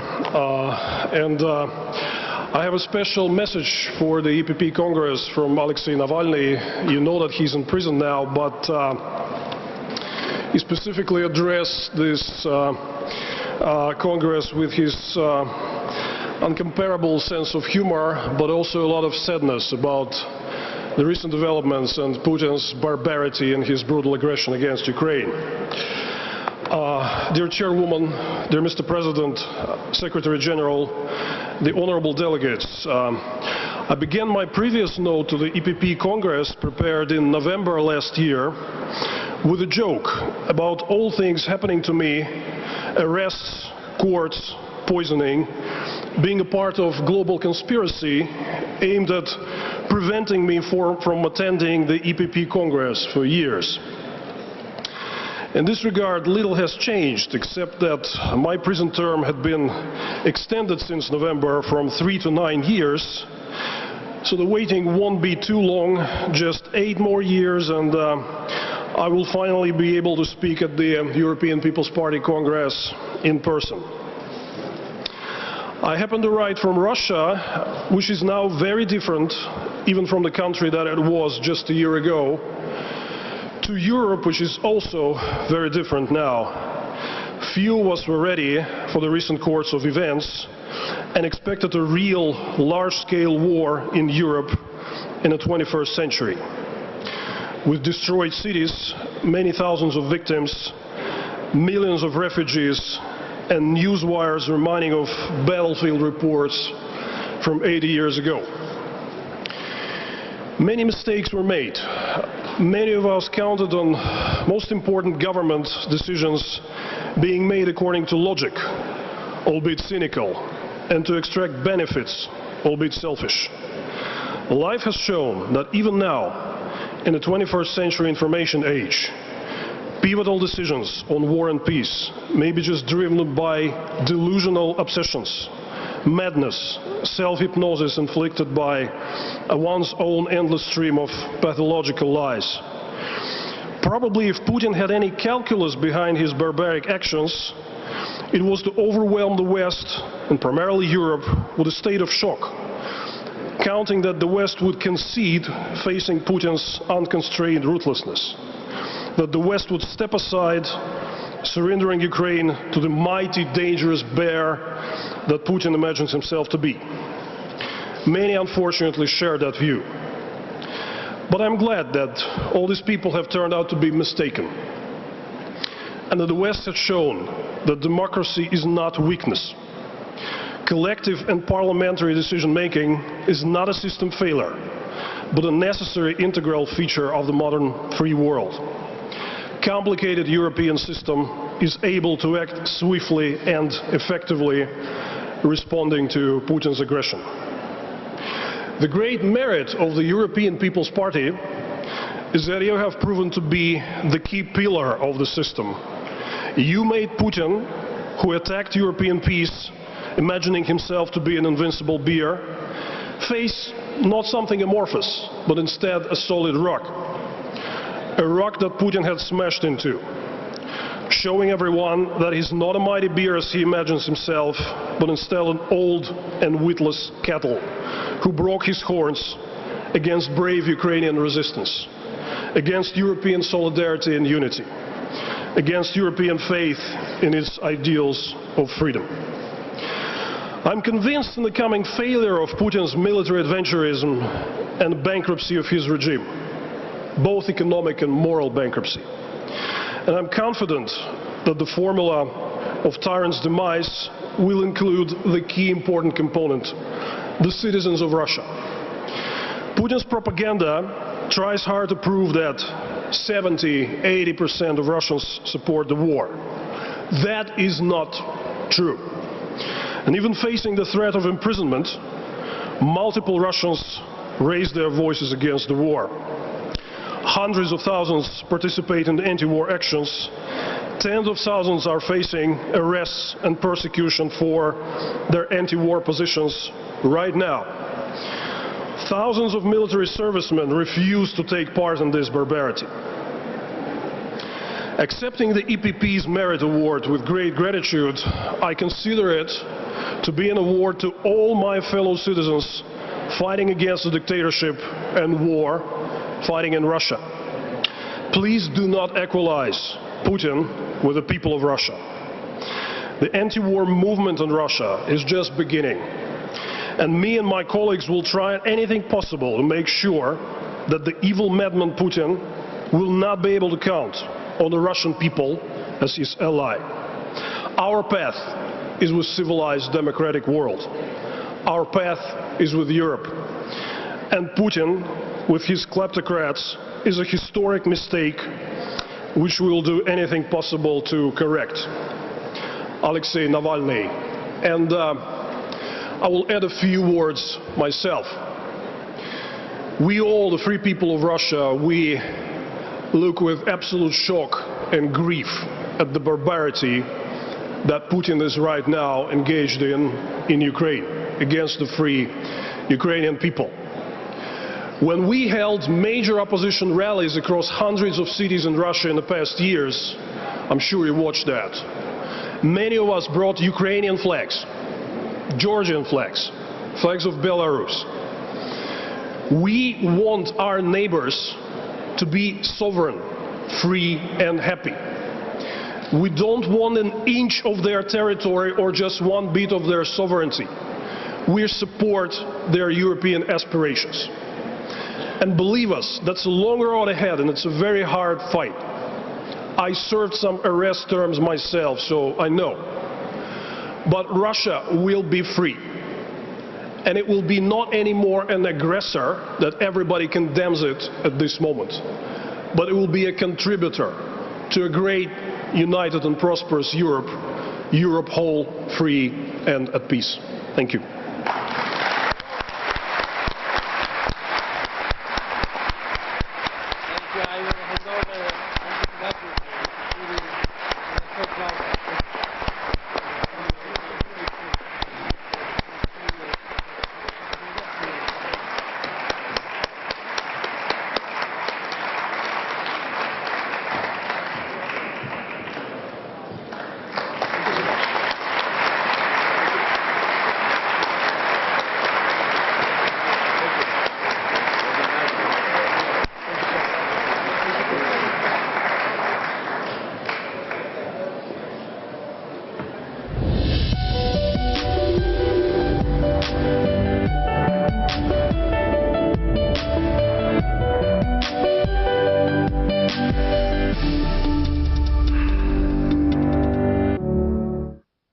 Want ik heb één stuk echt heel slecht gedaan. Hier, dit.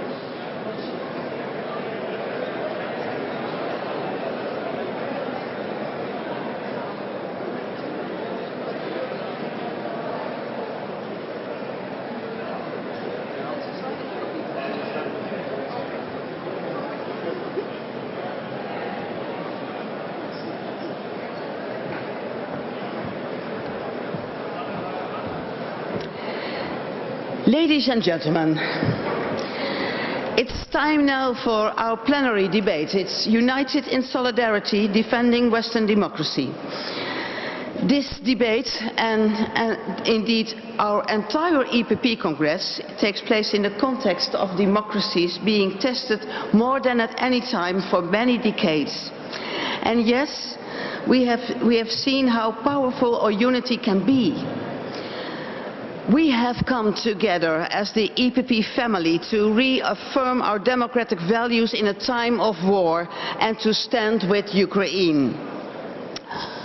Our values are not just abstract principles, but they are embodied in the lives and in the stories of individual human beings.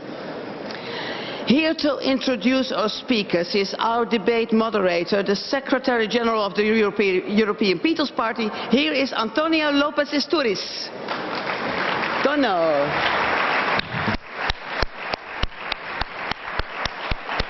Thank you. Thank you very much, Ruth.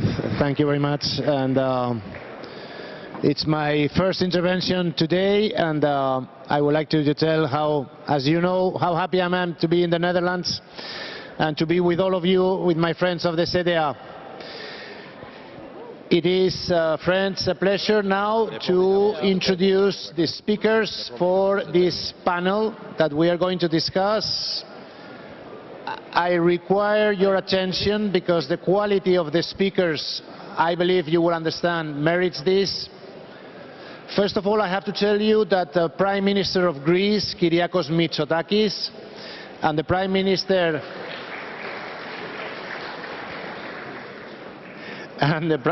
of Croatia, Andrej Plenković, are on their way. They will arrive in 10-15 minutes.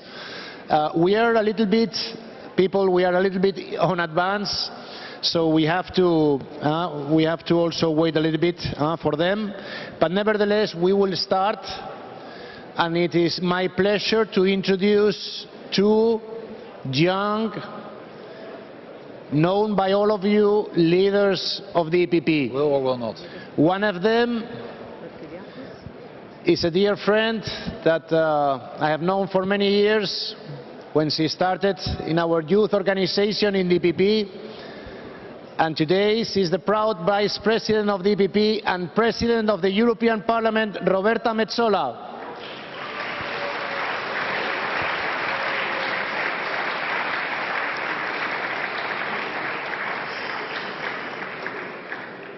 And also from the Netherlands, our good friend and Minister of Foreign Affairs and Deputy Prime Minister of the government of this country, Wopke Hoekstra.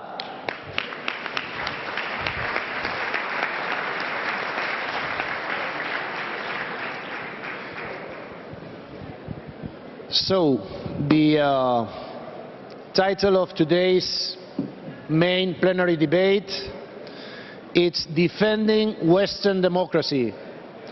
Ladies and gentlemen, you know we are under siege, both from outside our frontiers and from inside. Putin, Erdogan, and many others are trying to erode the democratic principles of this European Union, by all means.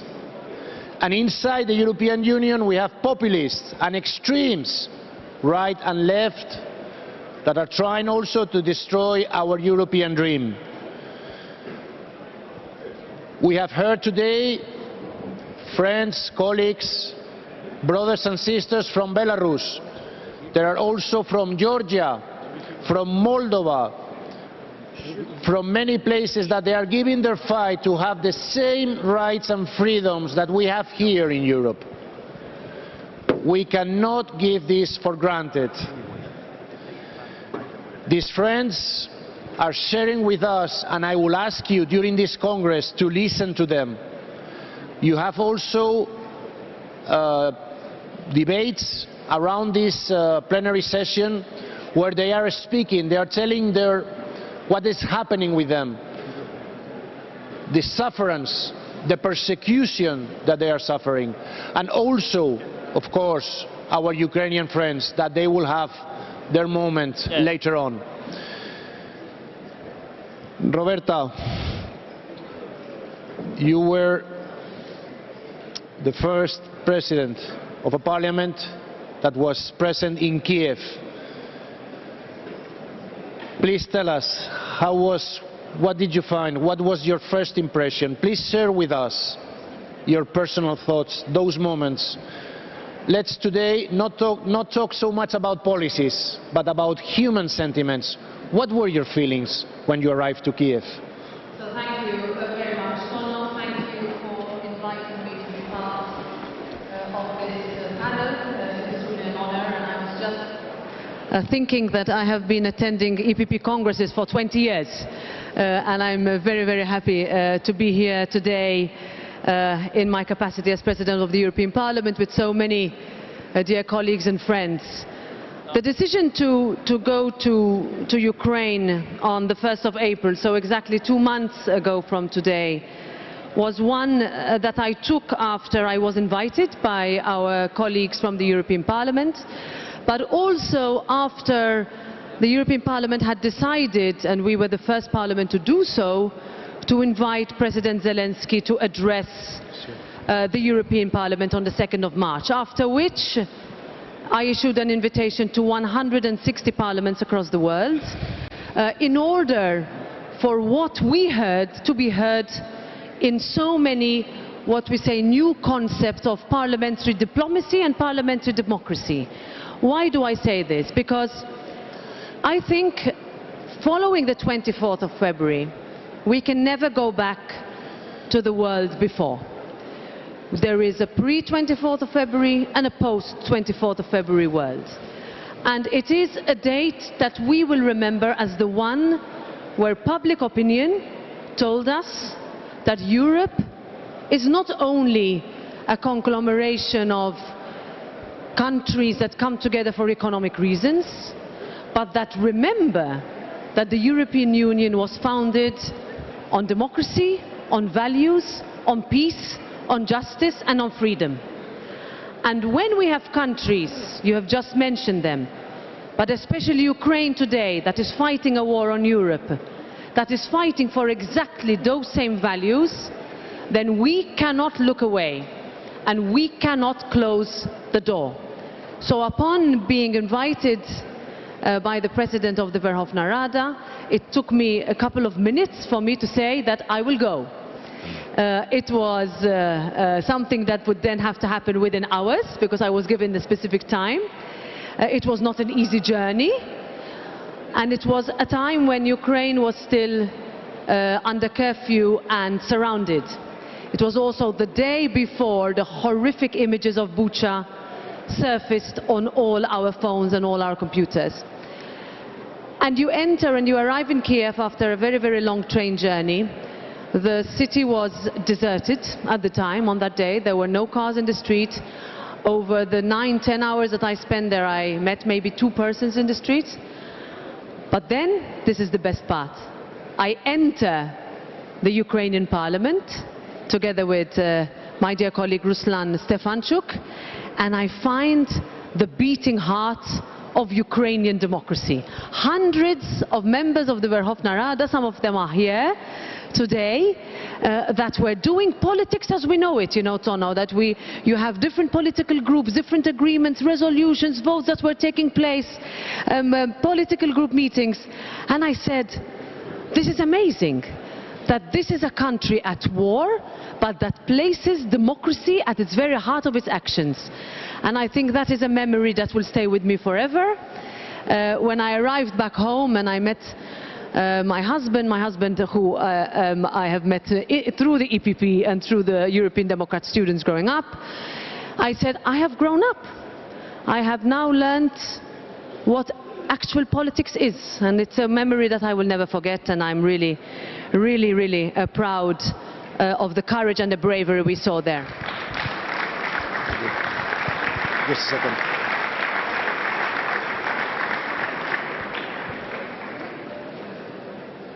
Hello, please. I will ask all the delegates, especially those who are behind, if you want to go to the bar, please do so. If not, please sit. We have exceptional now speakers talking to us, and we are going to be soon joined. So I will ask you a little bit of respect. Thank you.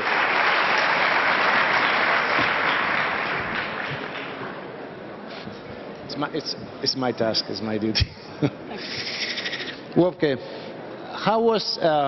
I was surprised in my country, Spain, which is very far away from Ukraine, the reception by the Spanish people, you know, about what was going on and the solidarity expressed. What was the reaction in the Netherlands? What did you felt those days, especially as Minister of Foreign Affairs? Well, thank you for that question, and may I start by thanking all of you for being here. It is, for me, as a co-host, it is a tremendous honor, truly a tremendous honor to see so many friends here today with us in the room. Thank you very much for being here, particularly at such an important time for our political family, but also for Europe. And by the way, I very much liked to see what you were doing there and asking everyone to be quiet. It reminded me a bit of how I try, often unsuccessfully, to operate at the dinner table at home. But this is a new source of inspiration to me, so thank you for leading by example. And thank you, Roberta, for sharing that very personal and very vivid description of what you encountered in Ukraine. And if I may, I'll say something about my trip, and then I'll come to your question about solidarity, which I think is spot on. I very much agree with what Roberta said about the tremendous impression it also made on me when I was with Kuleba, when I was with Zelensky only a couple of weeks ago. On the one hand, of course, there are the horrific things that have happened. There is the crimes of war. There is the devastation. There is all the horrors that you can imagine, that you hear about when you visit, like I did, places like Irpin and Bucha and the like, which is devastating and which should only encourage us as Christian Democrats to do more to make sure that those responsible will be brought to justice. The second thing is that I was amazed, truly amazed, by the tenacity and the willingness to continue this fight in the hearts and minds of our Ukrainian friends. They stand up. They stand up, and I see a guest of honor coming to the stage. They stand up not only for our stability and our freedom and our... I'll shut up for a minute and I'll let the Prime Minister arrive. And thank you very much for being here. Here we have Kyriakos Mitsotakis coming with us. Very good to see you.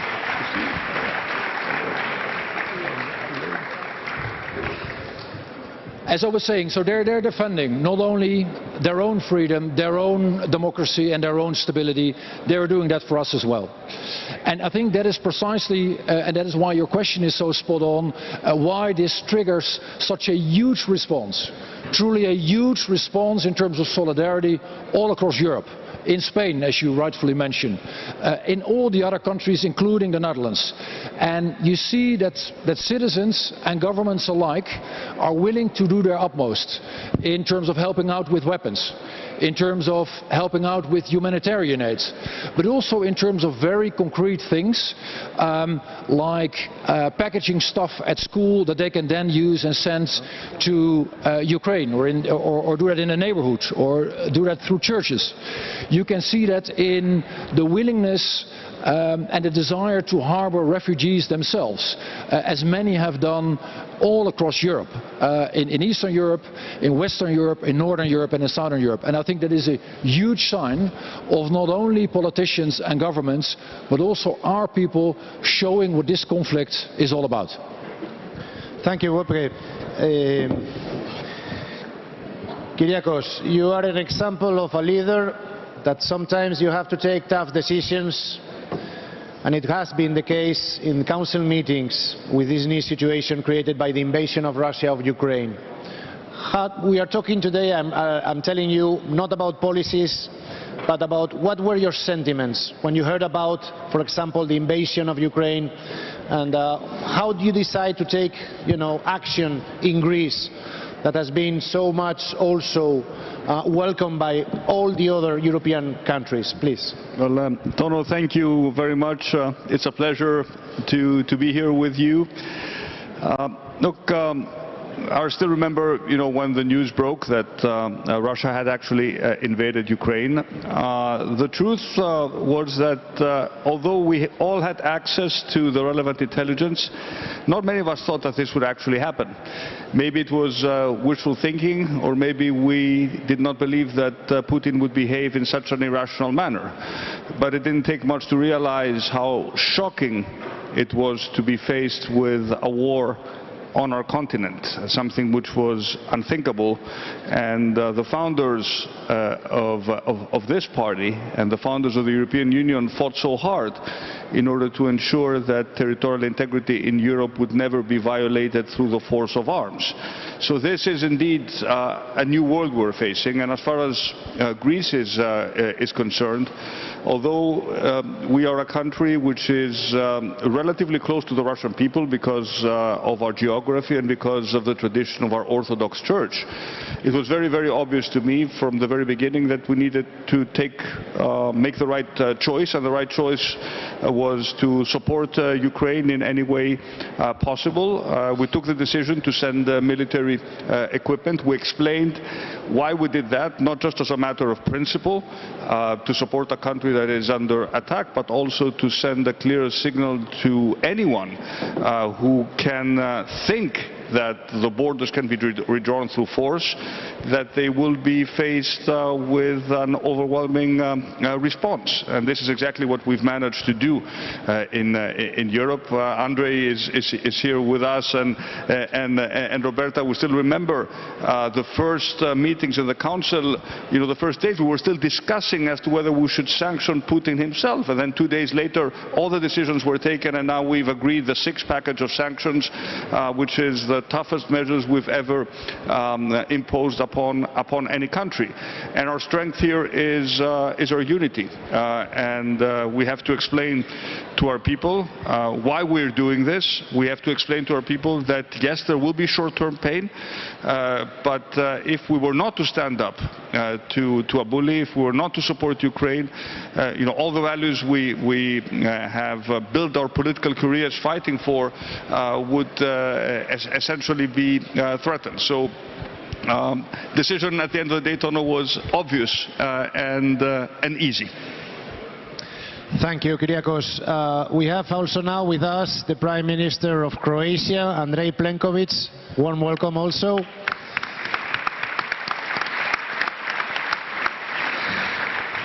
Andrej, you come from a country that's next also to, let's say, interesting area for us Europeans, which is the Balkans. How did you live the beginning of the invasion of Russia of Ukraine from that perspective, from that region of Europe? Thank you very much, Tono. Sorry for being a little bit late, but you started a bit earlier. Kyriakos and myself, having been at the European Council, were planning to be here at 6:30. And thanks to our hosts for organizing the Congress of EPP. It's so nice to see you all again. I would like to first of all greet our Ukrainian colleagues and friends and sister party members who are here, to share with them a lot of solidarity and respect and support that we have all been having for Ukraine in this absolutely unbelievable context that has started on the 24th of February. How did we feel? You know, there was a lot of cynicism at the beginning of this aggression, violating all the principles of international law and the international system that we all share. There was a comment that wars in Europe do not start on Wednesdays. So apparently it was okay to start on Thursday the 24th. I immediately draw a parallel with the 2008 and the Beijing Summer Olympic Games, then the Olympic truce, and then Georgia. Now 2022 Winter Olympic Games, again in Beijing, again end of the Olympic truce and aggression against Ukraine. It is true that for the country who was also a victim of aggression 30 and more years ago, of the regime of Slobodan Milošević of Serbia, it was very quickly almost a reflex reaction by the Croatian authorities, Croatian government, and also Croatian people to stand with and stand by Ukraine and Ukrainians. Therefore, as a Prime Minister, when I learned what was happening at early in the morning of the 24th, I immediately convened the government session. We immediately passed conclusions on support to Ukraine. Then we all went to Brussels for the first European Council where President Zelensky addressed us. And I have to admire the courage and the hardship that the Ukrainian people, Ukrainian military, Ukrainian soldiers and Ukrainian leadership have gone through over the last 100 days. They have demonstrated how one loves his own country. They have demonstrated how one fights for the freedom and the values. And I think we, as the Union, but also as the EPP, have been really consistent And this is one of the values of our political family. We never had any doubt. We weren't hesitating. We knew who was right and who was wrong from the start. And I think we should remain as such in the course of our taking of positions and concrete actions to support Ukraine. All of us were in Ukraine basically as leaders in the last couple of months. I was there even before in December. And I think coming from Croatia, we understand very quickly what's going on, and we know how difficult it is. I will come back to Kyriakos because I was thinking your country has suffered aggression from Turkey several times. How have you dealt with that? I know, Greeks know, but it will be good for all of us to listen, you know, how with moderation but also with firmness you have reacted to numerous provocations. The truth is, Tono, you don't choose your neighbors, but you're destined by geography to live with them.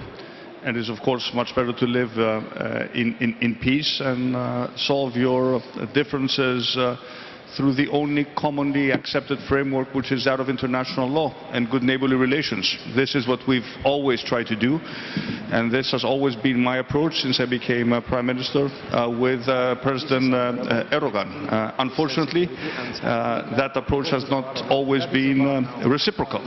We were faced, do you remember well, in March 2020 with the first attempt to weaponize migrants on a systematic and on a large scale. We defended the European border. At the time, the leadership of Europe, the President of the Council, the late President of the Parliament, David Sassoli, the President of the Commission stood by us to send a signal that the borders of Europe have to be defended and that desperate people cannot be weaponized in such a brazen manner. And since we've had good periods, now we're again faced with a period of tension. But we will do what we've always done, make our case through rational arguments, make our case to our allies, and I'm very thankful for the support we've always received at the European Council. We probably will debate this issue again in June should the Turkish aggression continue. Thank you for the support we've received, Roberta, by the European Parliament. It means a lot to us because what we cannot tolerate is a new version of historical revisionism, fantasies of lost empires and a projection of power that is not in line with a rules-based international order. So I think this case that we make allows us to have lots of allies in Europe, in the United States. The last thing we need today, Tono, is another source of instability on NATO's southeastern flank. I'm sure maybe some people in Russia would be very happy if that were to happen, but we're going to make sure we're not going to allow it. But we also send a very clear signal that we will not compromise when it comes to our sovereignty and our sovereign rights. That is why, even before the Ukrainian crisis, we spend more, as has Croatia, to strengthen our armed forces, to make sure that we have a credible deterrent capability. We're a force for peace, we are a defensive power, but we want to send a very clear signal that any notion of threatening our sovereignty will be punished in a very severe manner. So complicated neighborhood, Tono, to live in, but on the other hand, very grateful to be facing these challenges as a member of the European family. Thank you, Kyriakos. I'm afraid I'm going to have to be a little bit rude now. People that are standing behind, please leave the room or sit. Please take your seats or go. Yes, please. We have two prime ministers here. We have the President of the European Parliament and the Minister of Foreign Affairs. At least we can show some respect. Great. Thank you. It's part of the job description. Sorry for that.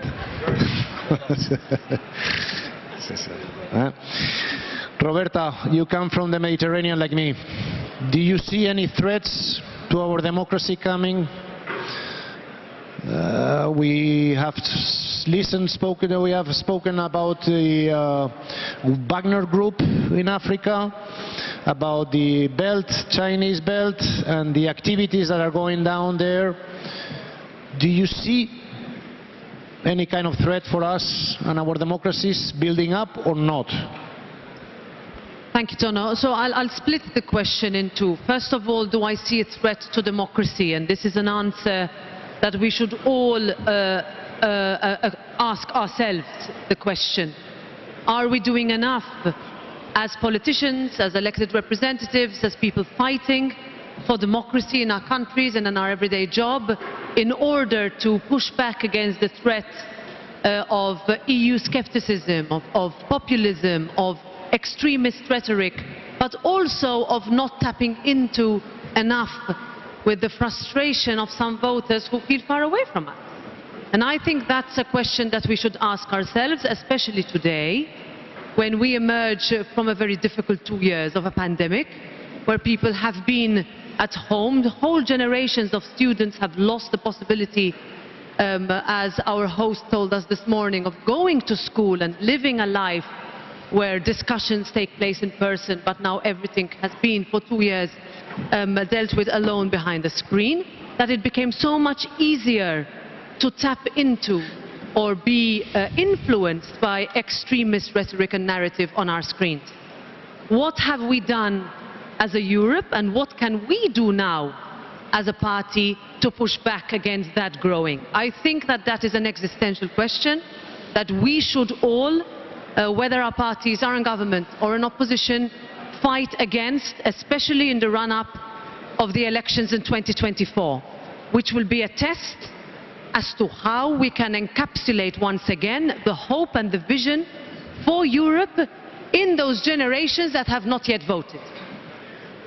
As regards what is happening in our neighborhood, so I come from a country right and bang in the middle of the Mediterranean, very difficult neighborhood, big challenges traditionally, historical challenges, violence, autocracies, doing away with elections because it was convenient, corruption, politicians thinking they're above the law, that the rules don't apply to them. That has not changed. It still continues to be a systemic problem in our neighborhood. What can we do about it? We are now not only facing a potential, let's say, additional influx of migration because of economic instability in a post-pandemic scenario, but now that we have an autocrat that has invaded another country, that has decided to break all sorts of rules that have been on paper for decades because of the reason why we wanted the European Union to be built, that is threatening famine and millions of people in the southern continents to feel in a position that they cannot pay for their food anymore.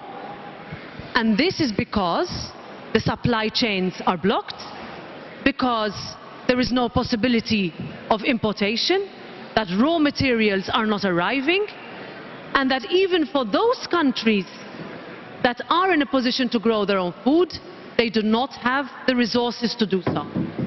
So what we are facing because of the decision of one autocrat is that you have millions of people whose livelihoods is threatened.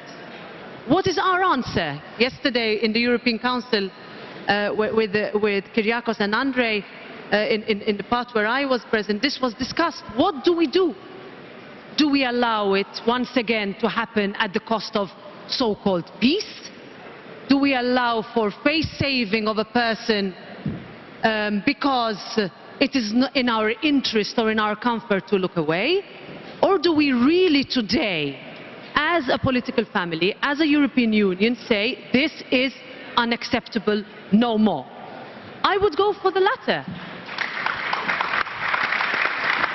Because if Putin did not stop in 2008, he did not stop in 2015, do you think he will stop now?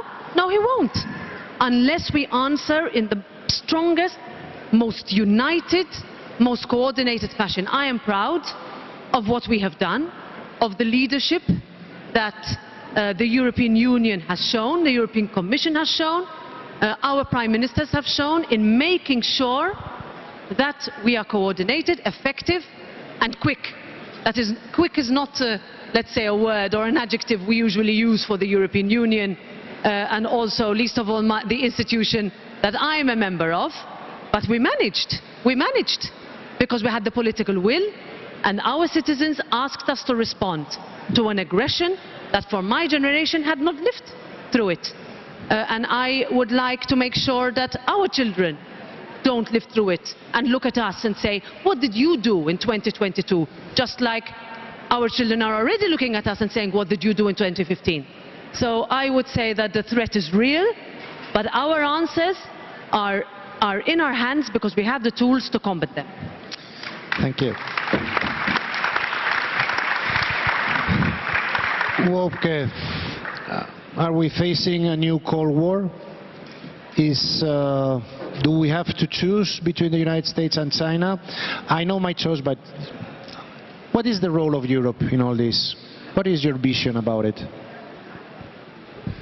Well, thank you. And I think what your question shows, and also what Roberta just said, and with which I very much agree, shows us that there is a world before and after the invasion.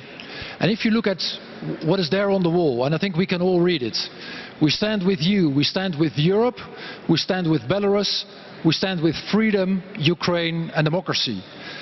Friends, this is not just about Ukraine.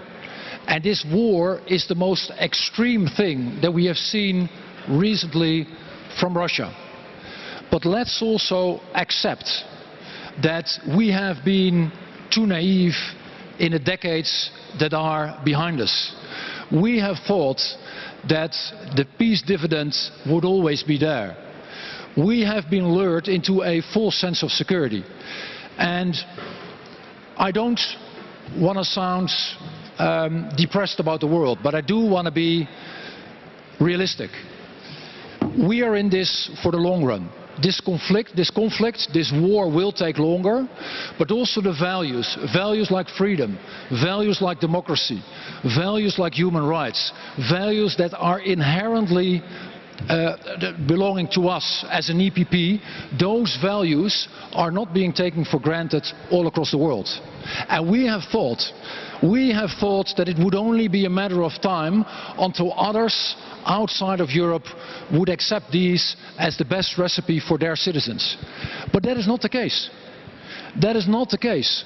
Other countries, first and foremost Russia, but Russia is not alone, are actively challenging these values that, in my view, should be the centerpiece of the 21st century.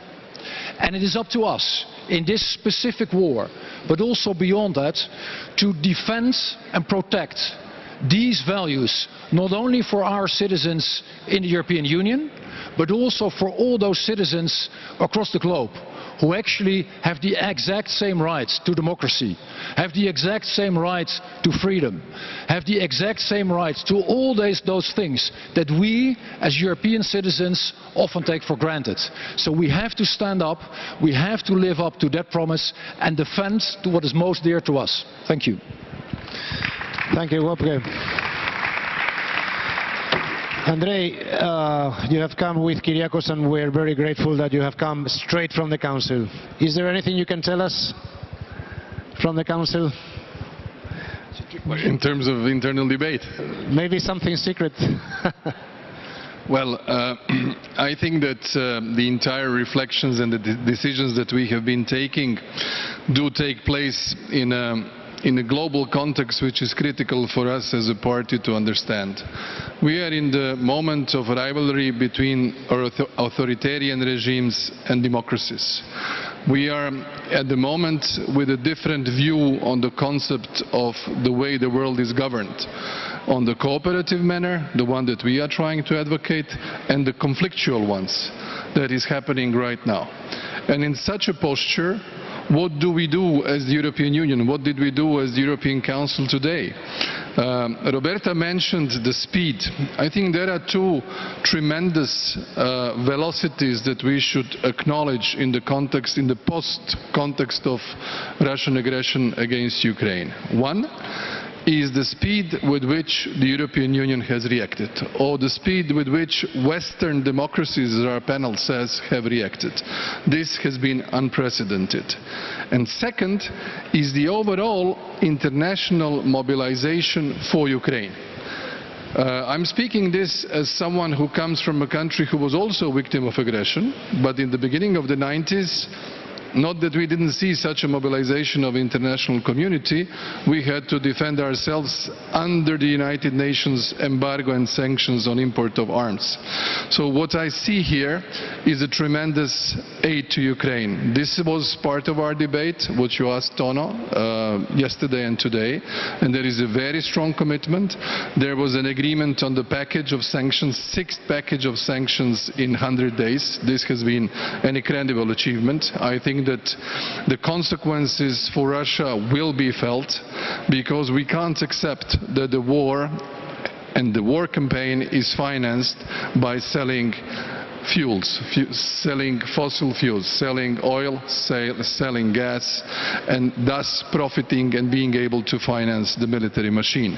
And I think this unity of the European Council yet again has shown that here we can do a lot when we are committed, where we have a clear political will, clear guidance, and the overall historic responsibility. Because this is a moment when no one can afford to be silent, no one can afford to neglect what's going on. We should speak up, stand for our values, stand behind Ukraine, and act accordingly, whether it was political engagement, economic assistance, financial assistance, humanitarian support, military assistance, or the overall special treatment that Ukraine has now in its relationship with Europe.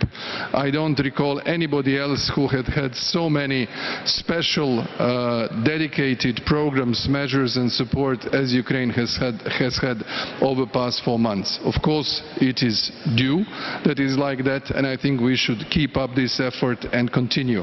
This is the message I would say was the most important from the European Council, including, of course, all the other issues, security, food, not to have a protracted crisis, for instance, in the Northern Africa or the Sub-Saharan Africa, with a lack of food that might happen, or the overall issue that Kyriakos just mentioned, and that is strengthening our defense and military capabilities. We as the European Union, whether we are part of NATO, whether we should become part of NATO, should strengthen and pool our resources. And for instance, my country this year has the biggest defense budget ever, and we will continue in a sustainable manner to invest in our military capabilities. Thank you. Thank you, Andrei.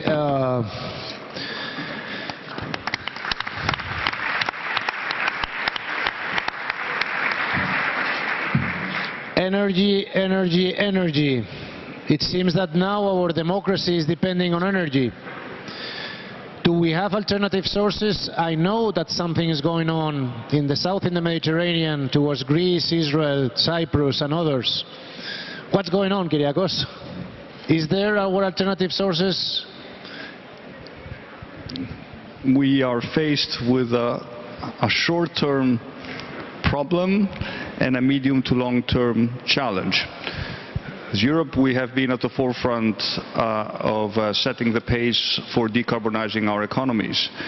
And even before the Ukrainian crisis, a big part of our next generation EU package was directed towards investments into making our economies greener, and in the process not just reduce our CO2 emissions, but also make our continent more energy independent. The second dimension was sometimes lost in the general debate about climate change. But after the Russian invasion in Ukraine, we understand how urgent it is to ensure our own energy independence.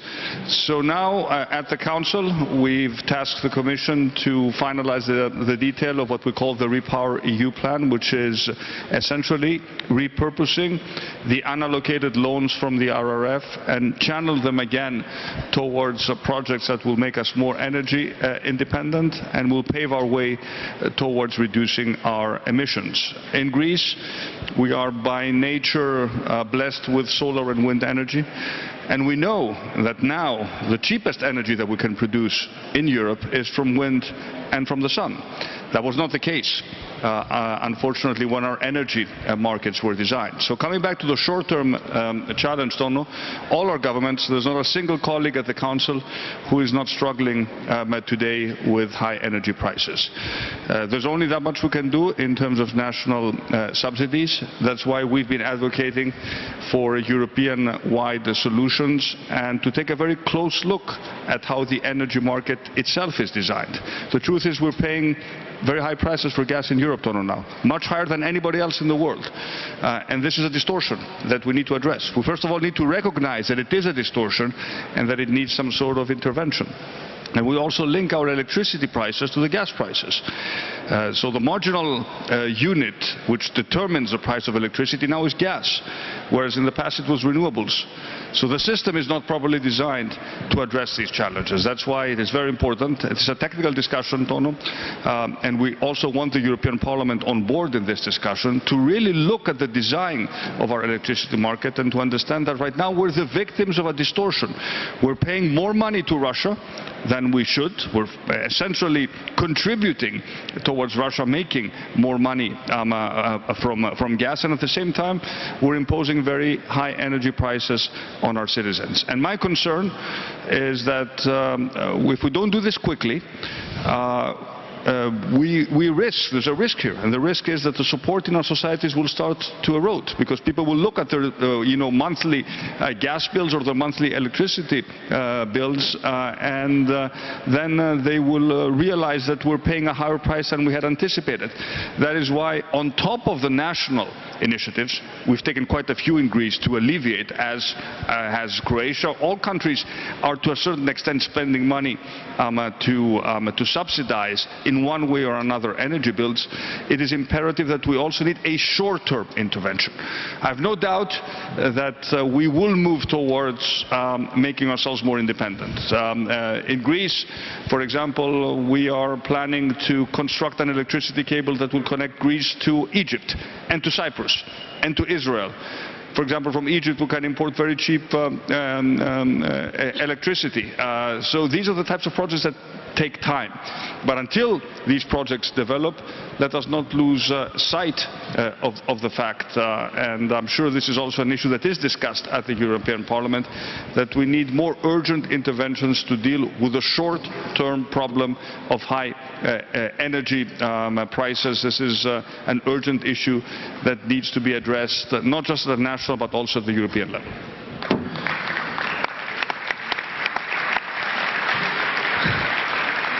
Roberta, do you think that we are ready in Europe from a defense point of view for the challenges that are happening in the world today? Should we do more? I think that the time has come after many years of, again, looking away, or perhaps lack of willingness to do things together for a proper defense union. Keeping in mind certain specificities of number of member states in terms of neutrality, etc. But we have seen over the past weeks and months the pooling in of resources that we never thought possible, or we never wanted to think possible. And I think this is also something that we should look back over the past years in the way we handled the pandemic, where we realized that more Europe was suddenly a good thing. We spent years saying, no, let's leave it at member state level, this is a federalistic thing. But during the pandemic, the day after, when we realized that the instinct was to close borders, the instinct was to look inwards and blame the externalities, until we realized that without each other we could not have vaccines for everyone. We needed to rely on each other for medical equipment, medical attention, and today we're in a position to say we are ready to create a proper European health union. So I think we are in a very crucial moment.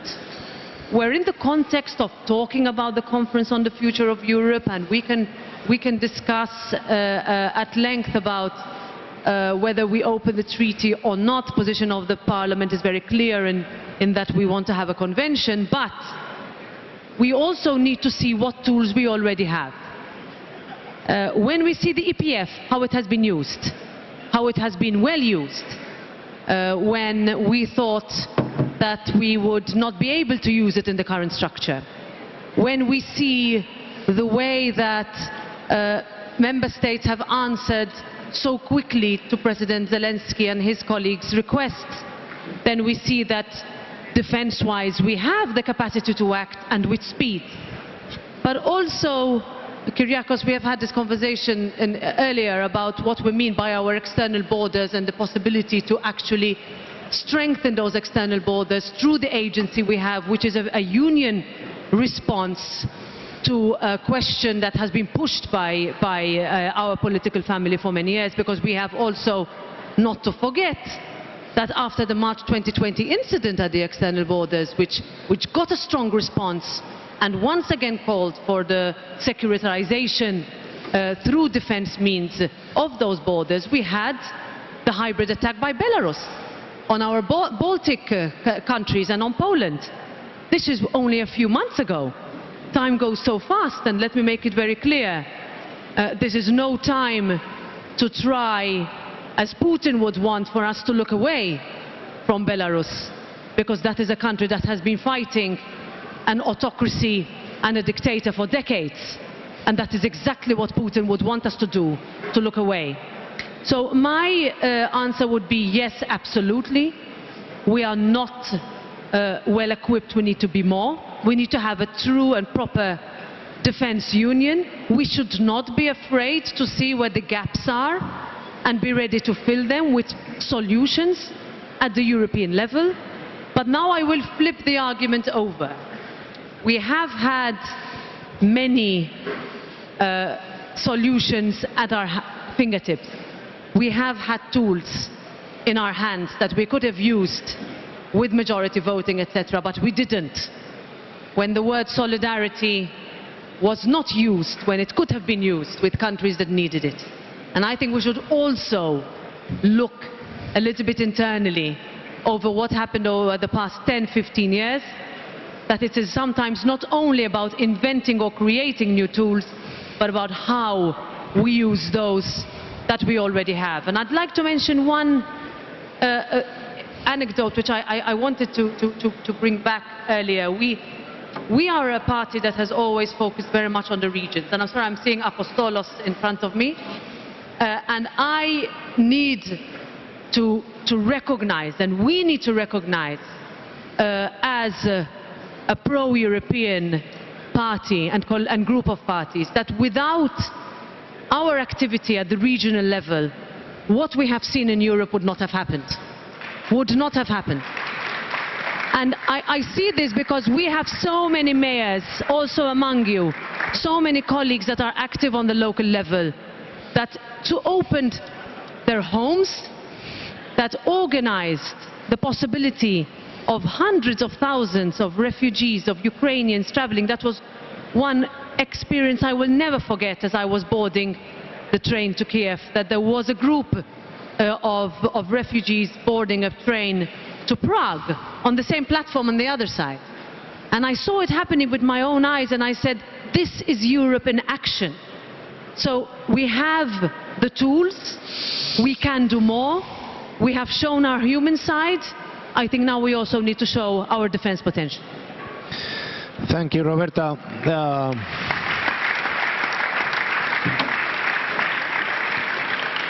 Good news.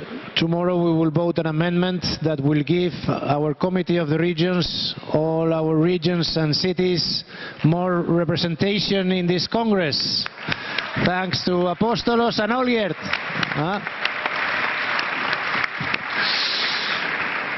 So, mission accomplished. So, Roberta and I, we are a little bit like in the Parliament side. Let's go to the Council side. About defense. Do you agree with Roberta? Do you think that we have to do more? Are we on the right path? The special situation with NATO. I'm a fan of NATO. I'm sure that all of you also. But how do you see defense for the next 10 years, which is a crucial now question for all of us? Now, no particular order, if anyone wants to react.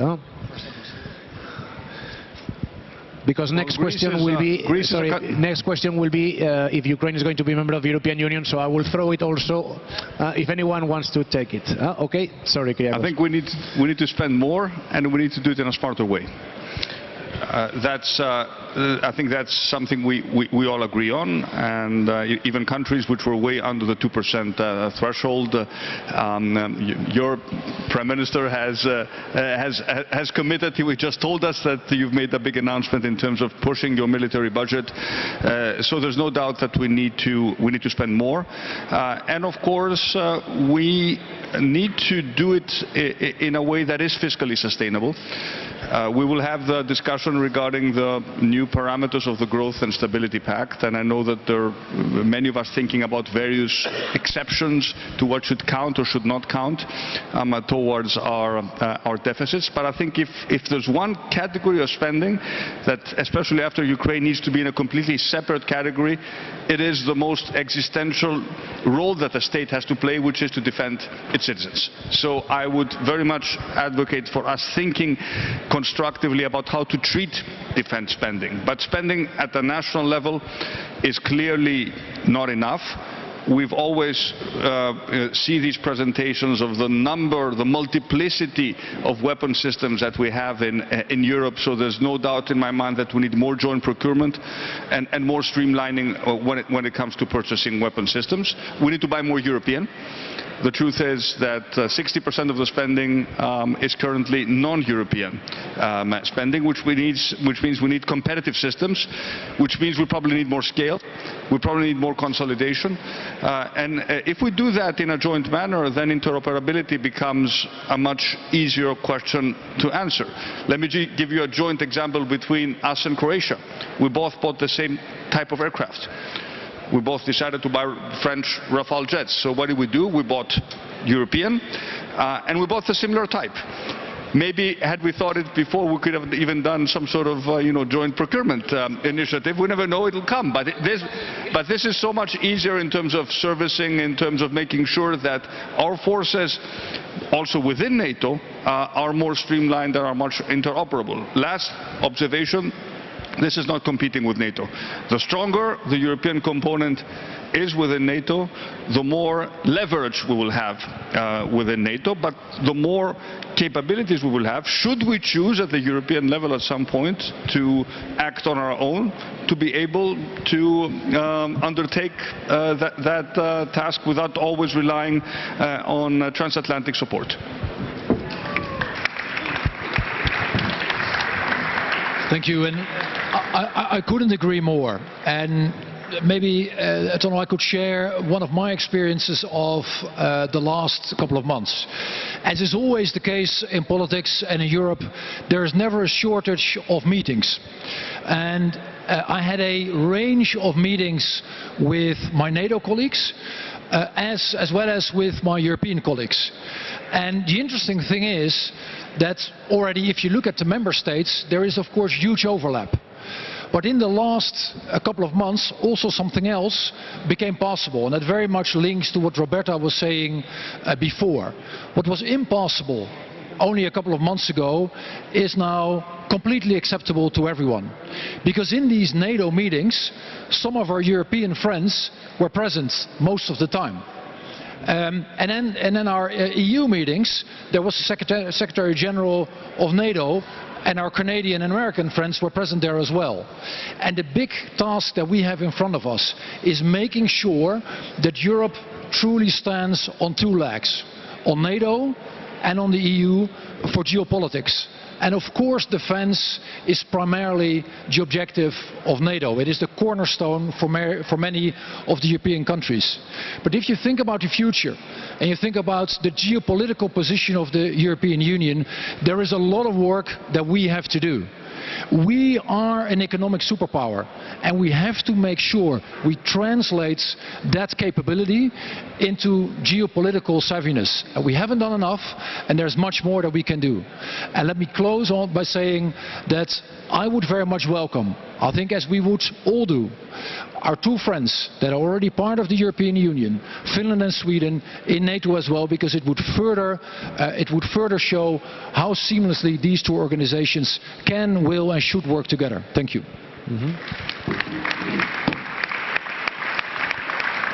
If I may just add a few points, and the key one is already something I said in the previous intervention, that our defense spending in this year is highest ever. And it's also due to the fact that we, as Kyriakos mentioned, just like Greece, decided to buy the European technology, the Rafale multi-combat planes of the latest generation that France actually has at the moment, and we shall be enhancing thus our capabilities to the extent that our military has never had before. But what I think is critical is to mention the strategic autonomy. We are facing challenges in terms of energy, but we are fully aware that it's not any more affordable to go along the road of sort of silent European disarmament. This was mentioned in the debate today during the debate on security and defense at the European Council. And I think everybody has been aware of this. We can't be sleepwalkers if someone else is discreetly very active. That means that we need to strengthen our capabilities, combine the investments which we do at a national level with the various European funds that we have created for such a purpose, and also invest in our technological and industry base, not forgetting the small and medium-sized enterprises, especially the industry in the smaller member states, because we clearly differ here. The big countries, they have a very large, gigantic compared to some of us, their defense industry, but I think we should strike the right balance in this respect. And also, as Wopke mentioned, this NATO-EU interaction. A couple of years ago, when I was living and working in Brussels, there was always a comment, do they actually ever meet, the two organizations, as if Platz Schumann and Zaventem are so far away from each other, and they are not, and they should not be. And therefore this compatibility and complementarity of the two organizations has really been clear in the last couple of months more than ever before, and therefore I think there is a very clear consensus. We shall all be strengthening our defense capabilities individually, jointly, pooling resources and making better use of what we actually spend for defense. Croatia is now above 2% of our GDP in terms of defense spending, and out of this 2%, more than 30% are allocated for modernization. This is the right answer in the right time. Thank you, Andrei. And now comes a tricky question. Ukraine, Moldova. Do you see them as future members of the European Union? No deadlines. No deadlines. Future members of the European Union. We will have this debate in a month. And I can tell you it is not going to be an easy one, because we already sense that there are diverging views within the Council. I will just make one point. First of all, pointing out that we're expecting the avis, the opinion of the Commission. But if indeed there is a world before and a world after the 24th of February, that needs to be taken into consideration in our thinking and in terms of how open we want to be to extend candidate stature to these countries. On the other hand, we should not forget about the Western Balkans. This is a topic that is very close to our heart. We need to make sure that we do not send a signal that the order of procession is significantly derailed, and the first priority we have there is to make sure that we resolve the outstanding issue between Bulgaria and North Macedonia so that we can start proper negotiations between North Macedonia and Albania. So I think we need to recognize the singularity of what happened and the desperation of Ukraine and the need for them to be anchored within the European architecture, while not forgetting also about the fact that there are other countries in the process that are also eagerly awaiting to make their own progress based on their own merit. Okay.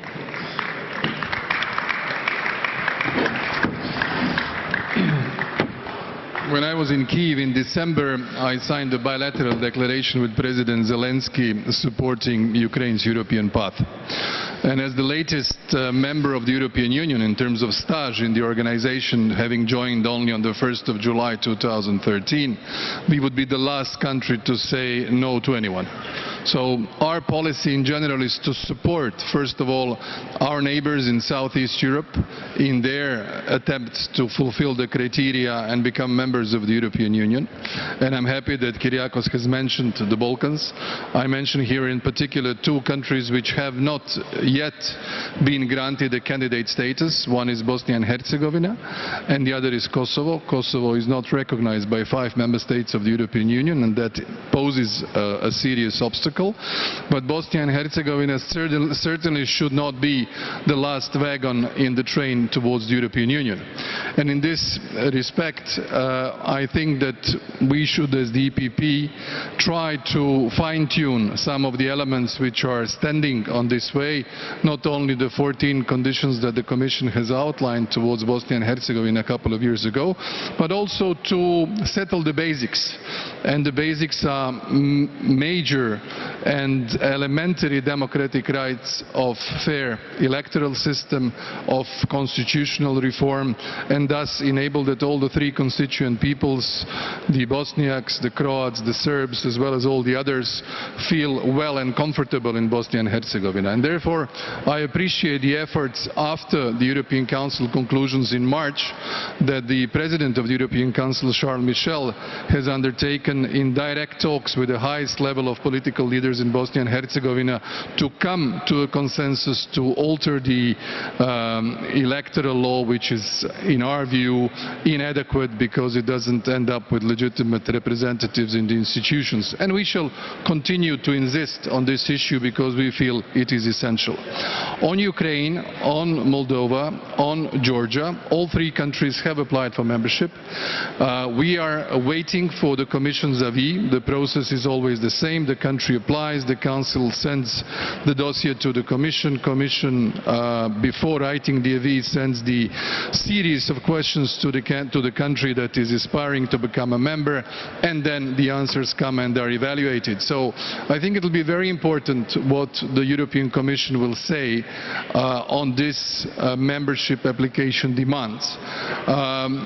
It's an early stage of internal debate, but I sense it's not going to be easy. This is a far-fetching decision-making process. Some of the member states do look differently at the enlargement in general. Some of them look differently in different parts of Europe. Some of them look differently in the future concepts of how we should organize the European Union and its neighborhood. So I'm sure we are facing a very exciting and, I would say, uncertain debate of what what will be the final decision. These are decisions taken by consensus, and that means that everybody has to be on board.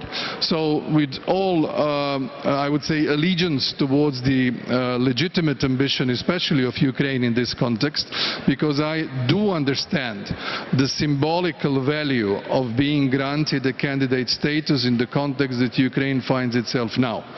The leadership expectations, but moreover the expectations of the people, and also the peoples of Georgia and Moldova, who are also concerned on what will be their future. So we will have to find a very intelligent, and I would say hopefully as broad in terms of consensus, decision in several weeks' time. Maybe they will listen more to you, Rus.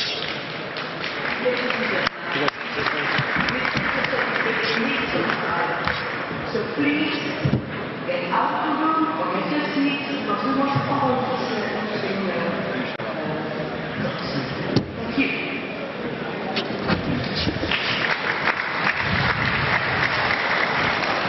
Thank you. Thank you. And Tono, you were asking about the very long term, but I think it also reflects reality that my two colleagues here talk about the short run, because we really did enter a completely new phase in European history. Now on the long run, and talking about Europe more in general, I think one of the most attractive things of our union, truly one of the most attractive things, is the fact that we are by nature inclusive. And that means that any country that is on European soil and that is both willing and able is allowed to apply and is considered part of Europe and part of Europe's future. And then of course there is this short-term issue. And I think the reality is that it is very difficult for anyone who has talked to Zelensky or to my colleague Kuleba and who knows that this country is literally fighting for its life to say no to anything. And that also is a reason .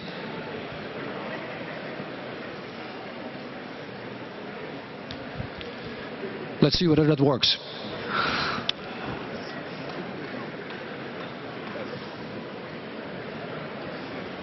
People behind, could you please shut up and go?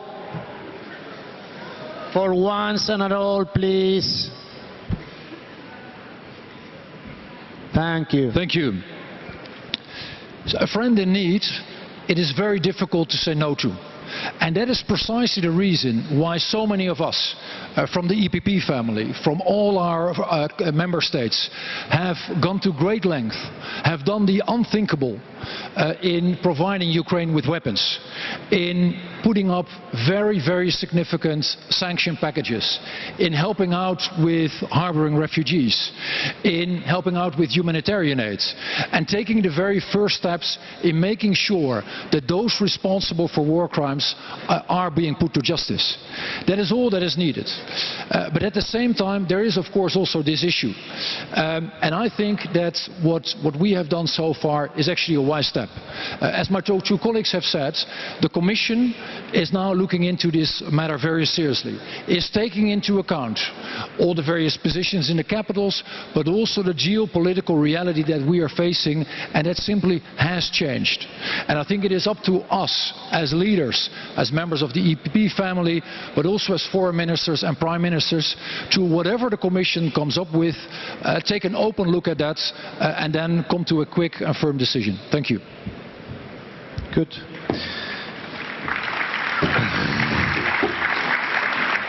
Roberta was here writing a lot of ideas, so Roberta. I'm not sure I'm going to read out what I wrote on the paper, but I very much look forward to the next European Council. It is going to be a difficult one. Enlargement discussions are never easy. We can, of course, and we will, as a parliament, do our part after the Commission avis is published, but I will start from the principle. From experience of being one of 10 countries that was waiting for that crucial moment when the door was opened. And I'll never forget that feeling of welcome, that feeling of belonging after decades of struggle against whether it was lies, misinformation at the time, etc.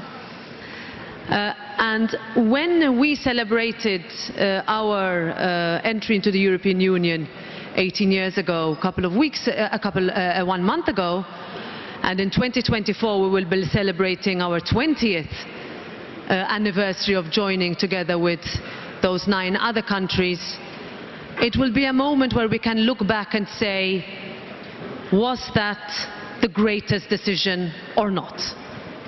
And I can tell you resoundingly that whoever you will meet in those 10 countries, they will tell you, hell yes. Hell yes. Now, we are living, of course, in a specific situation where we have countries that have already applied. Some of them have shown their wish decades ago. Some countries who would like or have expressed a wish for them, we would also insist that the sanctions packages are implemented correctly and no gaps are left. But also that there is a population and there are countries that would like that door to remain open and that hope to be kept alive, because they are literally fighting for their lives for it.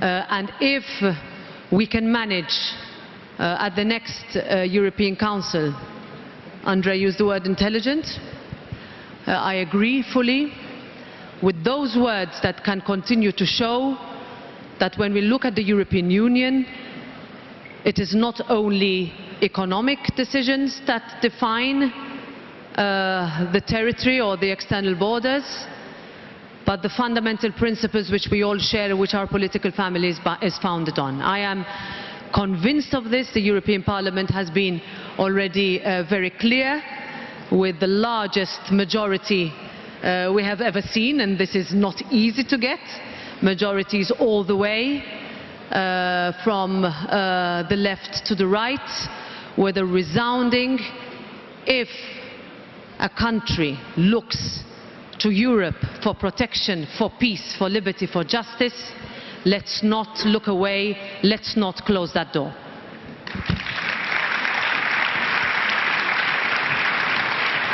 Thank you, Roberta. And then a final question to all of you. This Congress is the starting point of the efforts of this party to confront the elections, European elections in 2024. In the meantime, there will be elections in some of our countries, but this political family will start, as from tomorrow, to focus on those European elections 2024. I would like to grab the opportunity that we have the privilege of these 4 speakers to ask them how they think we should address these elections, what would be the messages that we should give in 2024. I know it's still a long time, I know it is, but what is your sensation after all we are living? Roberta, you spoke last. I will give now a little bit of breath. Andrei. Well, time is passing very fast, and it's already 3 years past the last European elections, and the next ones are in 2 years. What we have witnessed across the member states of the European Union, especially in the western part of Europe, we have seen that the EPP parties, members of our family, have been bitten from everywhere. If we are too politically correct, then we are labeled as being too centrish or leftish. If we are too conservative, we are attacked as backwards. This is a very difficult political situation for the European People's Party, the biggest European family in Europe. And I think our focus in the preparation of these elections should be exactly to avoid such scenarios. To demonstrate that we are the most reliable, the most serious, the most organized and the most problem-solving oriented political family and the party organization. Because the times that we are living in are so challenging, so demanding. The new crises appear one after another, not literally that there is a pause between them, but they sort of blend with each other. For that, you can't trust the demagogical, I wouldn't even call them populist political parties. You can't trust those who are at the far pieces of the political spectrum in any of our countries, because they don't have the inclusive solutions. We do. And therefore, I think the fight is for each party of ours in its own country to demonstrate the values, the political ambitions and the programs that we stand for, partly included in the program we shall be adopting and the declaration we shall be adopting tomorrow, but being prepared really to demonstrate again why the EPP has been the party that was predominantly constructing Europe. And therefore this is our biggest challenge in next 2 years, challenge of the tomorrow elected leadership of the EPP, and we are willing from our side to provide more than an active contribution as we have been doing over the past years. Thank you. Thank you very much, Andrei. Wopke. Tono, you are asking for 2024, but I'm sure you know the saying that a week is a long time in politics. So it is not necessarily easy to give a decent answer to your question. But if I have to take a shot, my 50 cents of wisdom would probably be along the following lines. For us, the main thing is keeping the main thing the main thing. There are huge differences between our countries, between our parties, but there is one very important basket of things that unites us, that keeps us together. And that is the values that we share. Those are the values that should not be upheld in some of the countries, for some of the people, some of the time, but for all of our people in all of our countries, all of the time. And that is about human rights, that is about democracy, that is about standing up for freedom, that is about each and every of these values that the founders of the EPP have stood up for in the past. And I think if there's one unifying theme, then it is that theme that we should pursue. And frankly speaking, we are allowed, and we should actually be much more vocal about it. Thank you.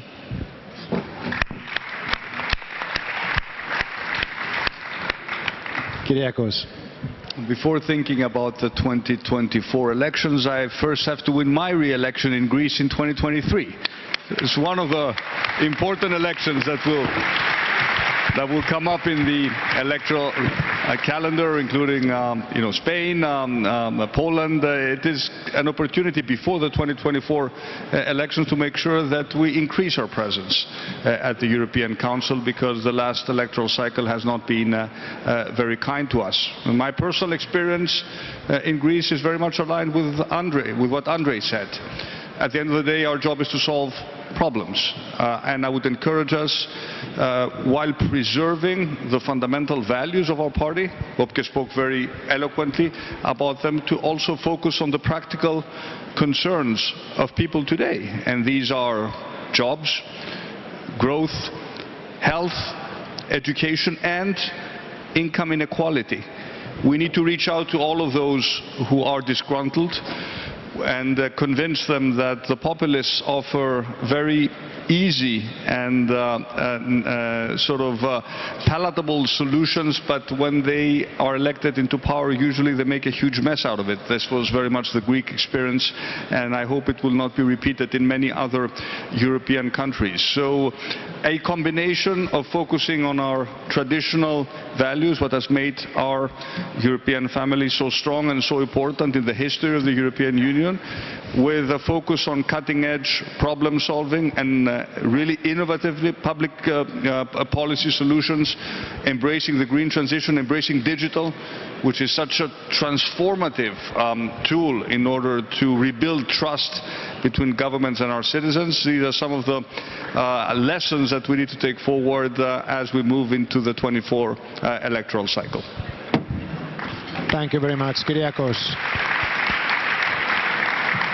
Roberta, you and I, we have faced 4 European elections. What is your messages? What are you expecting of the next ones?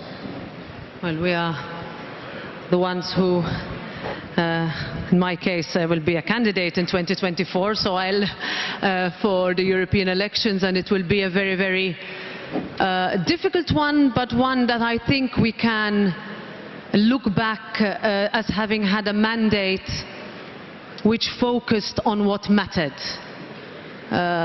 Sometimes I feel that we run elections with buzzwords that we don't even bother to translate.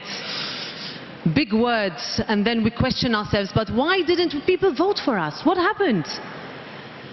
And I think that for a while we were almost afraid of not saying we were pro-European, and that we should be proud to be European and run a pro-European campaign. And by saying that we are pro-European means that we are addressing job inequalities. We are going to be addressing, we haven't mentioned mental health, a big consequence of the pandemic.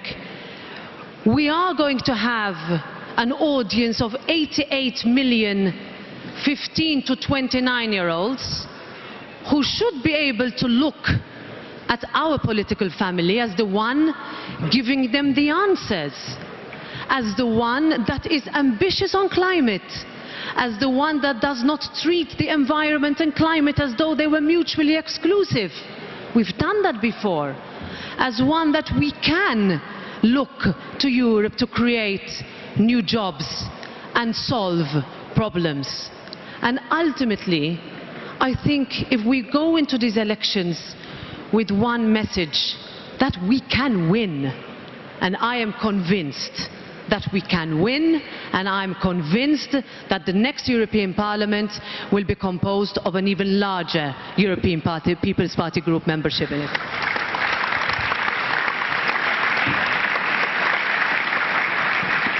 Well, thank you very much to the 4 of you. I have been abusing your time.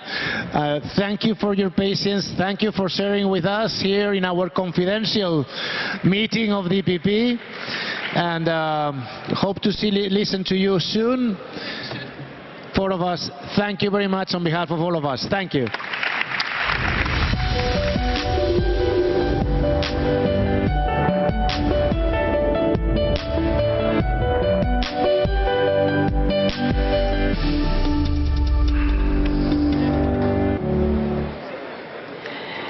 Yes, of course. Thank you for all these words.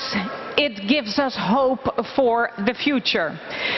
Our next speaker has been a vocal advocate for cooperation and a strong defender of unity within our political family.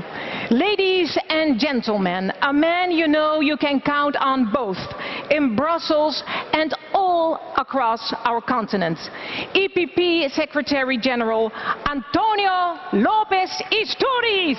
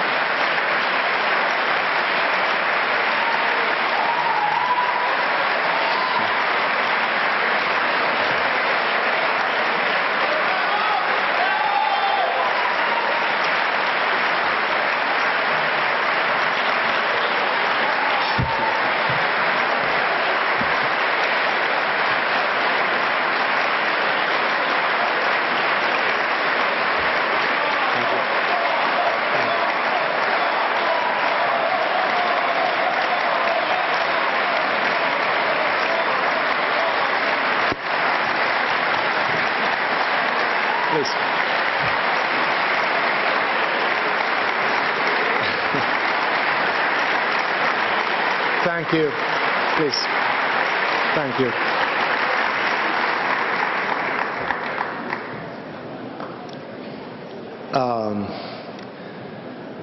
I have had the privilege that my last political intervention in this party has been with 4 very good friends that I have known for many years.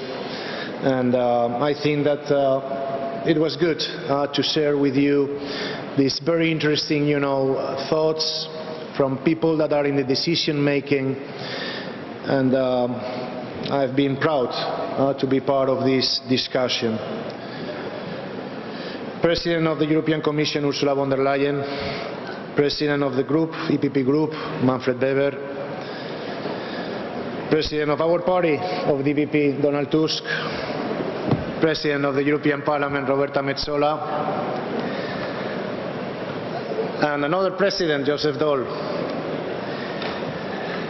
Dear friends, some people have asked me these days what I was going to say in this speech, my final speech after 20 years being your Secretary General, or as Elmar Brok always loves to call me, the General Secretary. Some people even asked me with fear in their eyes that what I was going to say today. Of course, this last group of people don't know me well. They will never understand that my respect and my love for the EPP, and most importantly, the privilege that I have felt for being part of this family for so many years, is greater than anything else.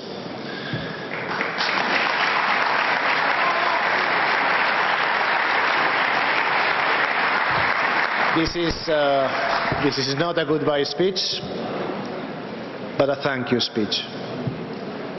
Saying goodbye doesn't mean anything. Showing gratitude means everything. It is the time that we have spent together that really matters. As you know, 20 years ago I began this incredible journey with all of you. Sitting at the beginning, I was young and maybe a little bit more unwise, sitting overwhelmed in front of leaders like Helmut Kohl, Jacques Chirac, Wilfried Martens, José María Aznar, Silvio Berlusconi, Kostas Karamanlis, Sauli Niinisto, Jean-Claude Juncker. I could feel around the table the ambition and the strong leadership emanating from those leaders.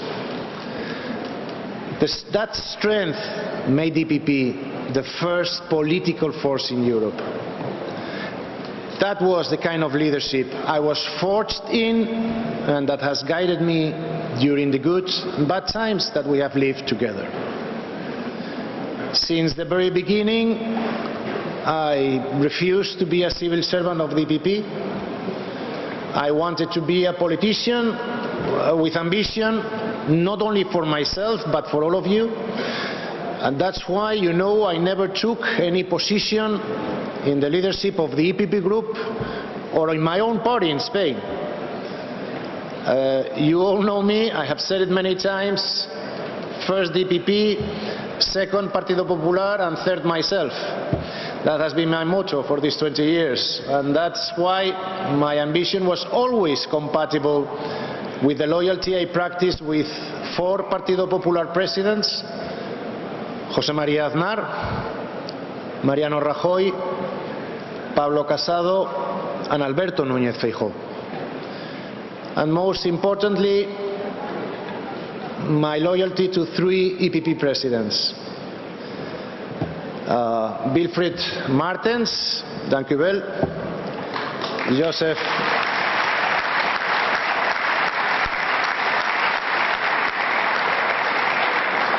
Joseph Daul, merci beaucoup.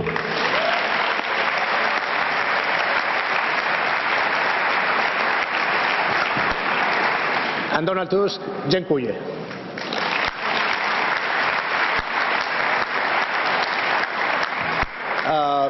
This loyalty of mine is based in 3 principles that have always guided me in the last 20 years at the management of this party: honesty, balance, and teamwork.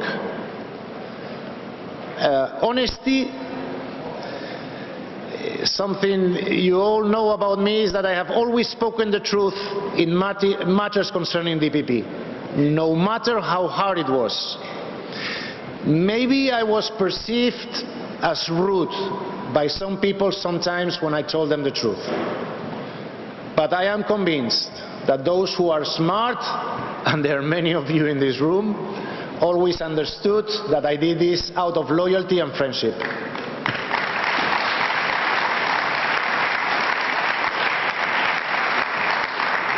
If someone felt that I was wrong or felt offended by this, at some point, please forgive me. The second principle that guided me was keeping the balance in our political family. There are no small parties or small countries in the EPP. Everybody counts, and it's crucial for this project.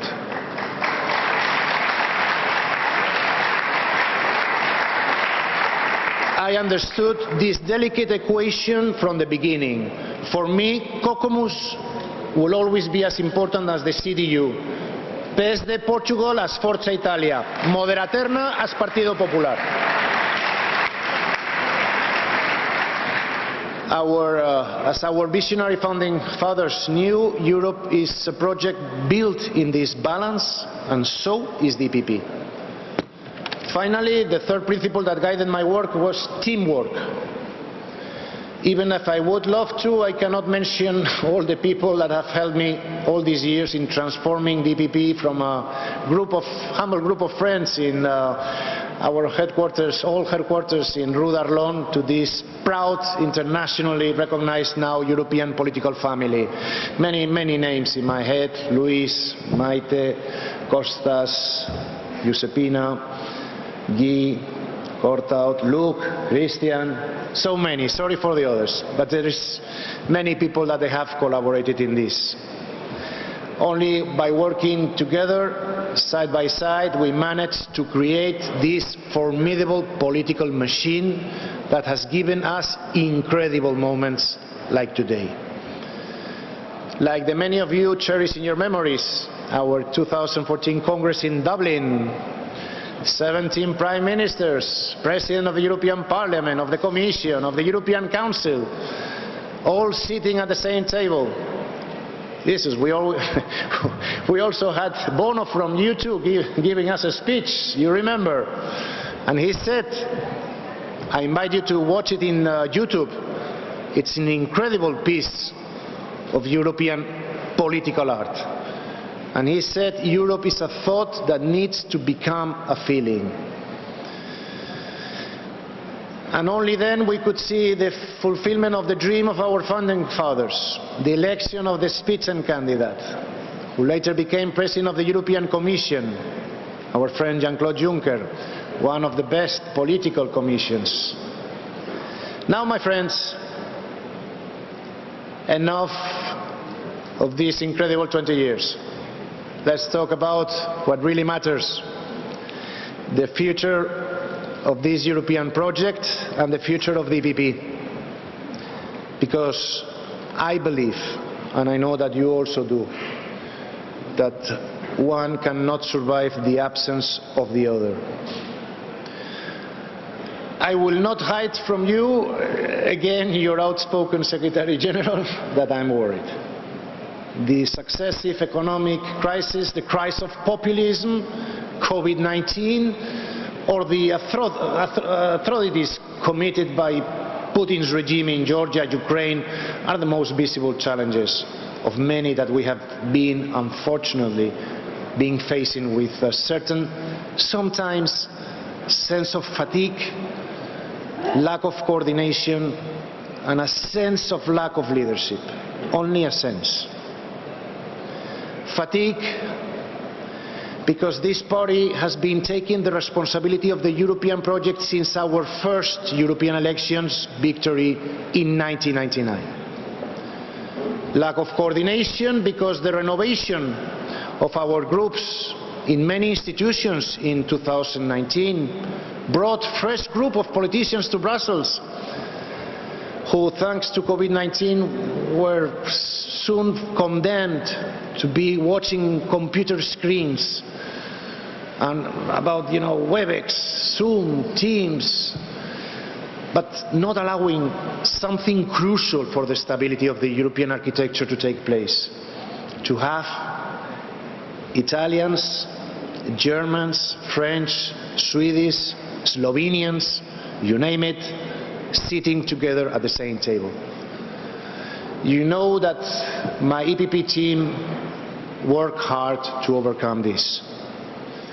We were by far the most active political party during the COVID-19 pandemic, but it was not enough.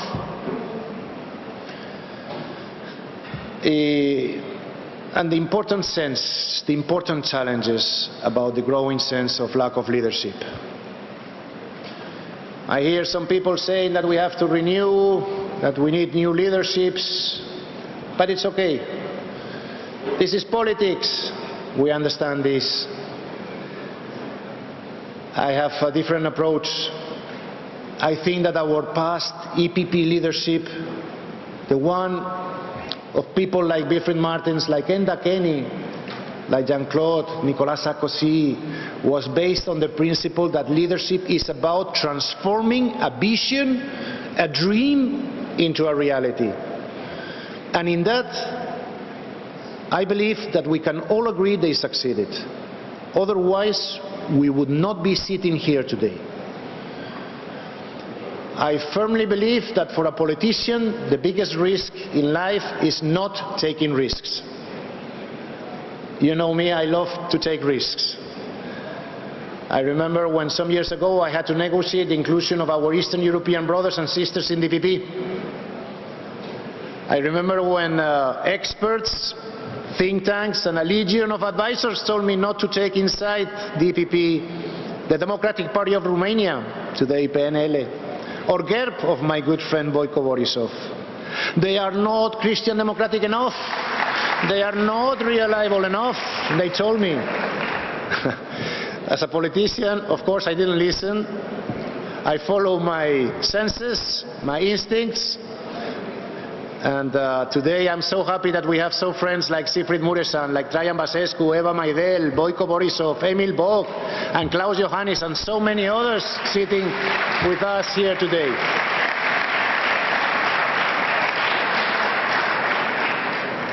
Taking risks, and this is very important, taking risks is key.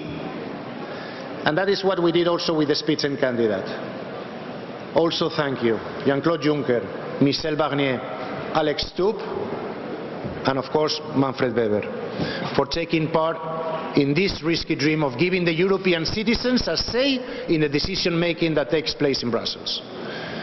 I have news for the diplomats and the civil servants that have been trying to kill the Spitzenkandidat process. We will be back.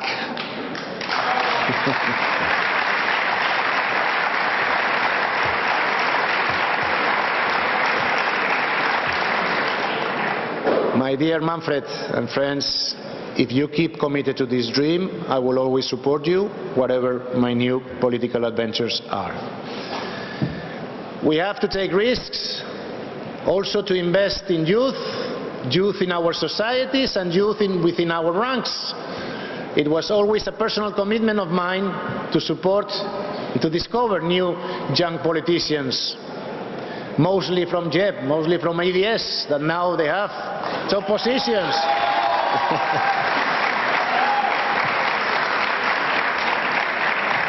And I see them, many of them I have seen coming and going in Brussels. And they were very young, from my own country also, but also I remember Roberta was there, Isabel from Spain, Díaz Ayuso, Helen McEntee from Ireland, and Alidia Pereira is there, and many others. And many that they have to come to see the great work that associations like yours are doing for our future leadership.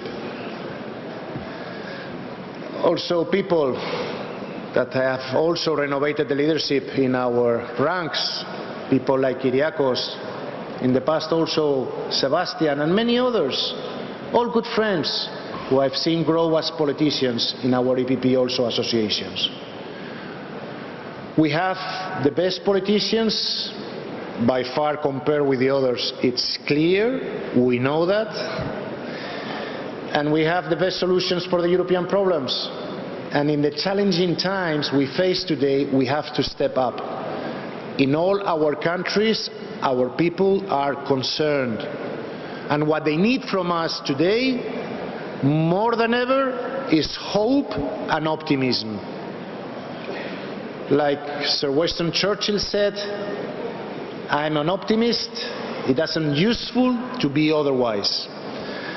So my message is, people, let's be useful so that we can bring optimism to the Europeans. For the past year, many of you have heard me saying that I will always be part of the solution in whatever position or capacity I might be. This applies to everybody. The European People's Party is a collective project. It's a project of millions of Democrats who came before us and who will come after us. The EPP is the meeting point and the coordination hub of our member parties, our heads of states and government, our associations, students, women, youth, workers, of our several groups in the European Parliament, in the Committee of the Regions, in the parliamentary assemblies, within all the European institutions. Here I will come back again with my three principles: honesty, balance and teamwork. We must keep this party strong. Besides our values and the quality of our politicians, our EPP party is what makes us stronger than the other political forces in Europe. The EPP cannot be the extension of any parliamentary group. To be able to win in 2024 and remain leading this European political project, we need all of you with no exception. We need our groups, we need our politicians in Brussels, in the member states, in the regions and in the municipalities. We need our associations, we need the Martin Center, and we need our friends around the world. Bringing all together as we are doing here in this room today. Because together we are unstoppable. Together we can keep giving great things to Europe. Ladies and gentlemen, please don't wait for fatigue, discoordination or any false sense of lack of leadership to take us down. Please fight back. We have a democratic Europe to save, a Europe that is being attacked from outside and from inside by people who see our freedom-based model a threat. We need to step up to the circumstances. We need to regain the trust of the voters. We must show them that we, the European centre-right, the traditional ones maybe, we can keep leading this project. That we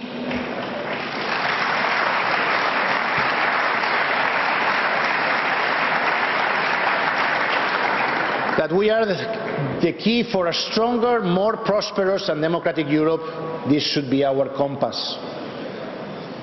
And we have the best people to succeed. Let's embrace the energy, honesty and conviction to save our fragile, imperfect, sometimes, but best political system, our democracy. Colleagues, friends,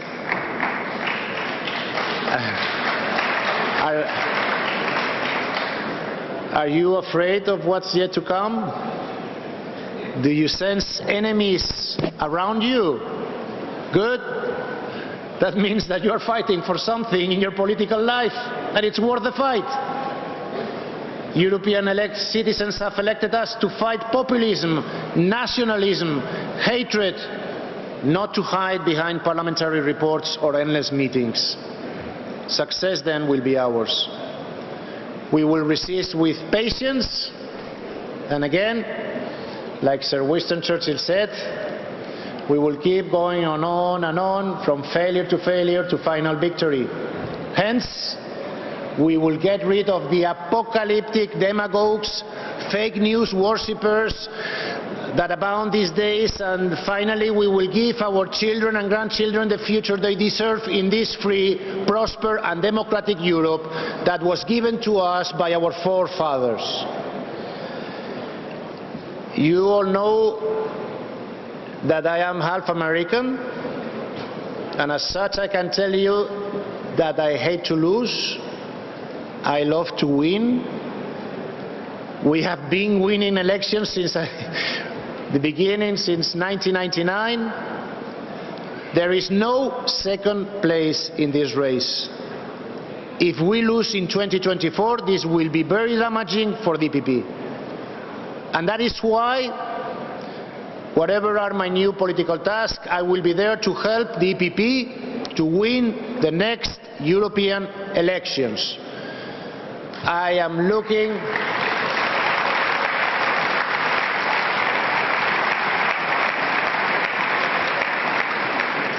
looking forward to seeing the sad faces of the left when this happens. The last elections, always love to go to Plus Lux to see the left were preparing great parties to celebrate their victories. I would like I have always done, the next day to go around Plus Lux and see the faces of the left when we win again these elections.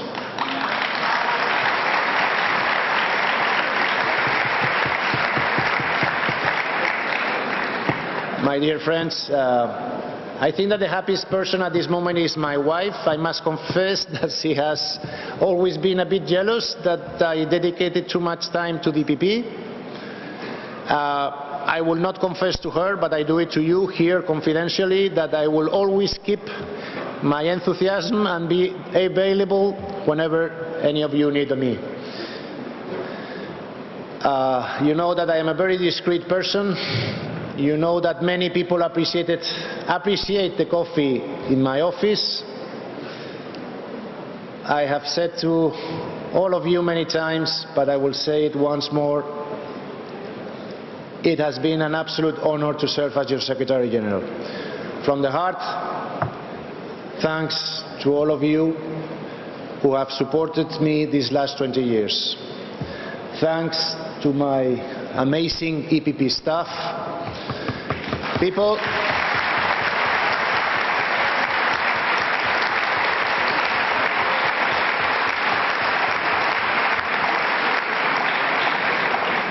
I have been speaking too much. You know how we are European parliamentarians when they give us a microphone, but we only have 1 minute in the parliament. People, let's keep working together and let's make the EPP stronger. Thank you very much, and I will see you now around. Thank you.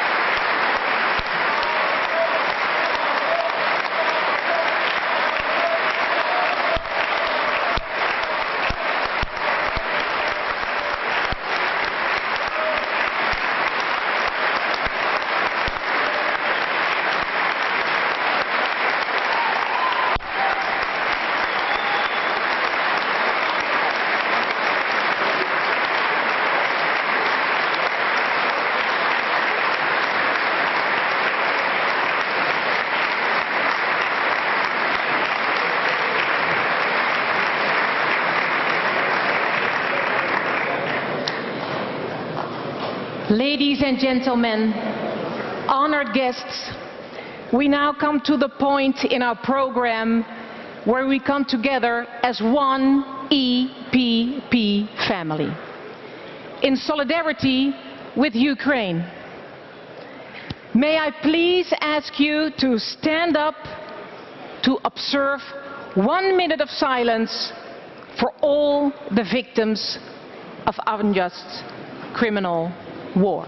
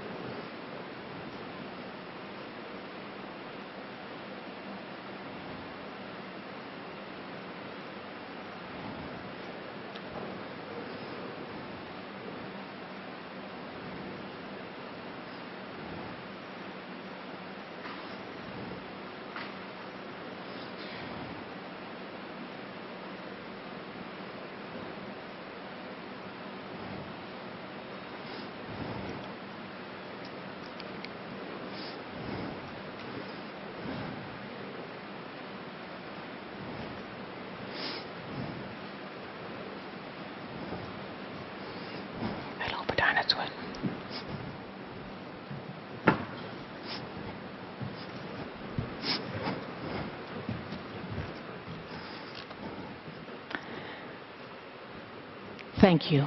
Please be seated.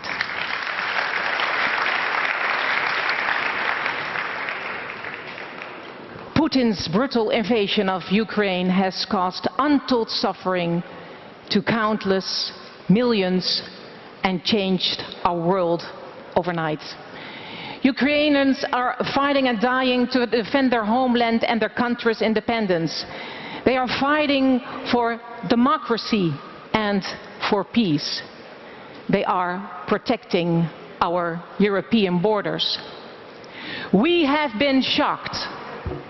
We have been horrified by images of civilians shot down as they fled bombardment or buried beneath the rubble of ruined dreams. Or even worse, victimized by unspeakable atrocities. We will never accept Russia's unjustified war. We will never accept the slaughter of innocent girls and boys and women and men. We are inspired by the stories of courage and hope we have seen from ordinary Ukrainians standing shoulder to shoulder for a future of freedom. We all stand united with Ukraine. Slava Ukraini!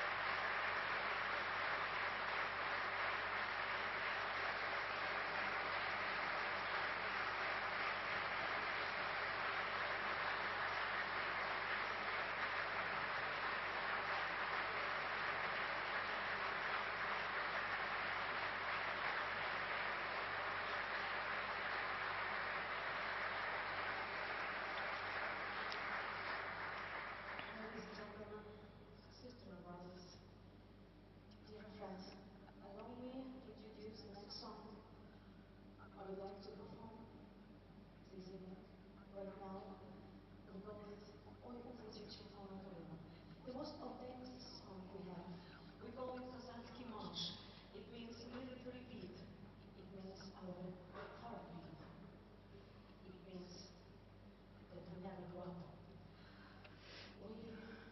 would like to perform with authentic style, with this most authentic instrument from Ukraine, bandura, and the voice from Carpathian Mountains, my voice.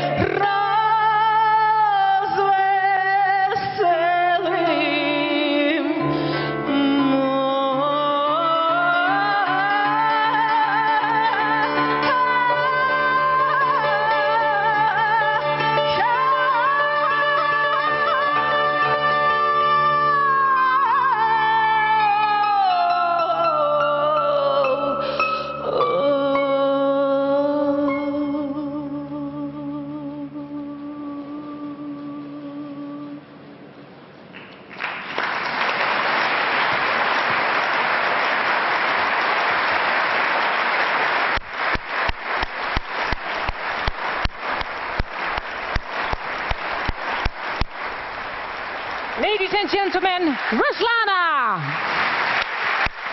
Woo. Very good.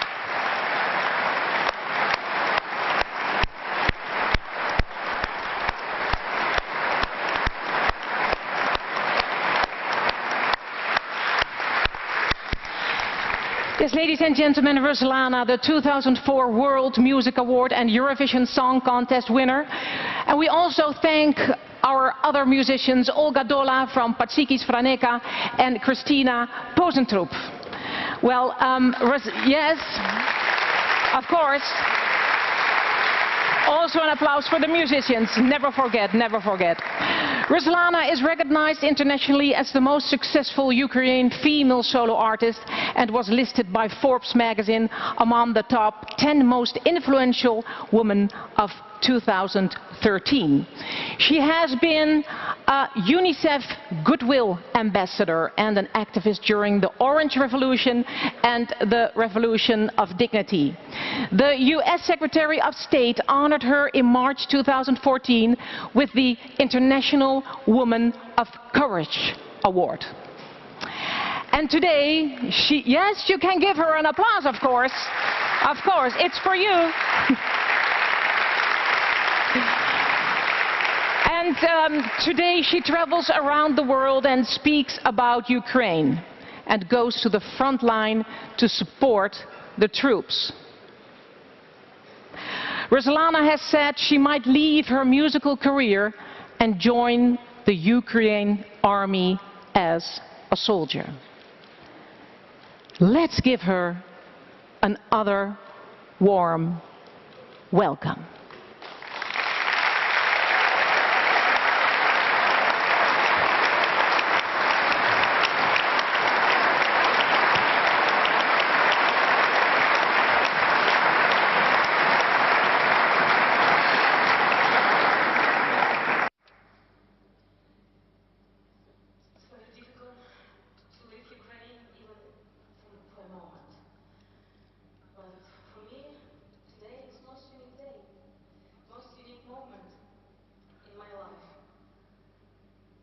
My dream, Ukraine is Europe.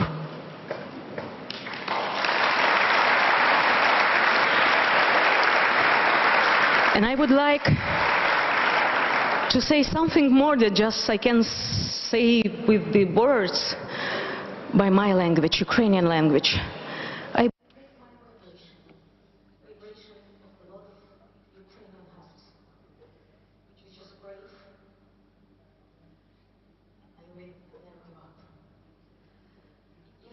I would like to say very much important things today. You know, there are a lot of Ukrainians have already perished. Among them, children, women, young boys and girls. But before they were killed, they were tortured, they were humiliated, they were raped. This is the war that is much worse than war. It is not a normal occupation. It's a crime. It's more than any crime possible. During just now, talking to you, if you look at our beautiful planet, just now, you see missiles just hitting our beautiful land, rockets in Ukraine, and the Mars is today on Earth. It's a crime against the whole planet, beautiful planet of ours. It's the crime committed by Russia. When I am talking to you today, this same moment, people, Ukrainians, are being killed. Among them, the unburied children in Mariupol, the unburied heroes in Mariupol. There are people missing among them, and we don't know whether we will ever find them. These minutes, my compatriots are being killed. This is a crime against humanity. This is the crime committed by Russia against humanity. Just now, when we talk here, somebody murmuring behind the curtains. Let's appease Putin. Let's give him 1/5 of Ukraine. Maybe he will become kinder. To say this is not to have a heart. This is inhuman to say this. Ukraine will not give an inch of its land. Ukraine preserves every life, and we value every life.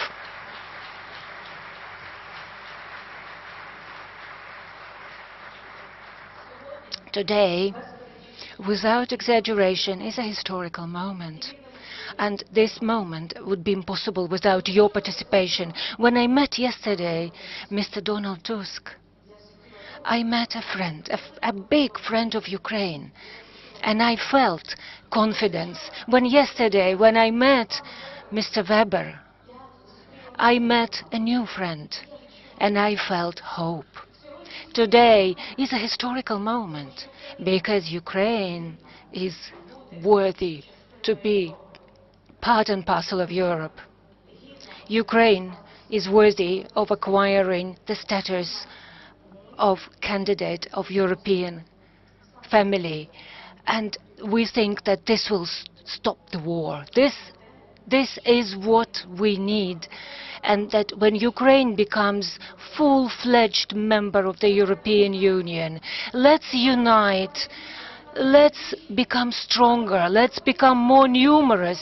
We will add up to our European family 40 million, and this is the aim of the big union, to unite the countries that are close in their minds and spirits. We have common values, and the biggest of them is freedom. And the security of Europe today is in Ukraine. We are asking for weapons today.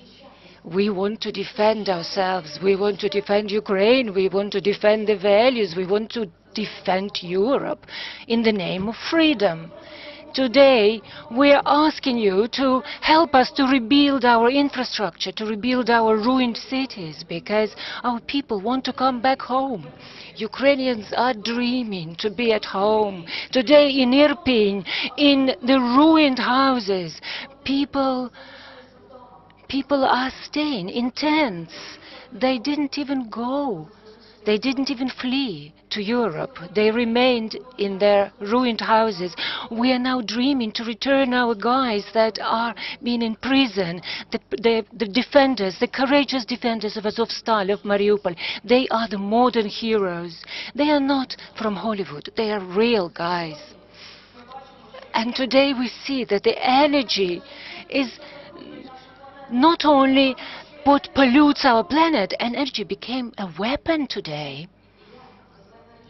I am for the freedom from energy, which is fossil energy. I am for freedom from that, and for the cleanliness of our skies. Today, the children in Ukraine are not feeling the same. They're constantly crying. While the war is lasting, the children in Ukraine are continuing to cry. Many of them remained not only without their houses, but without their parents. They became orphans. For what? Can you ask Putin why he is killing Ukrainians? Why he hates us so much? Why he wants to annihilate the whole nation? Because we chose freedom. And we told that Ukraine is not Russia. Ukraine is Europe.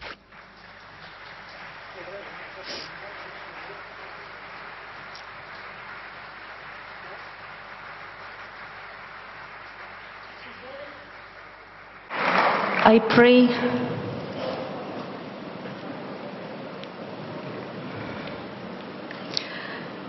pray for stop this war, this terrible war, as soon as possible. I believe for God, and I believe for human heart. I believe for unity. I believe for humanity.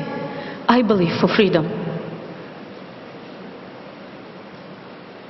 Because the victory of Ukraine means the victory of Europe. So, let's win together. Slava Ukraini!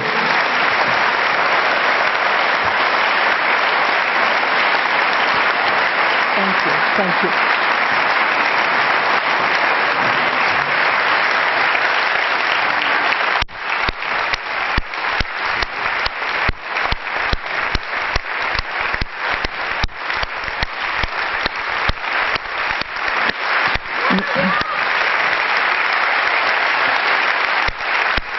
Right.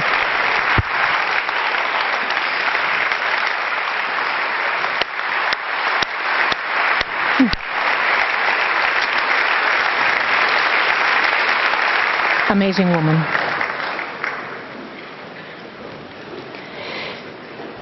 We come now to a special moment.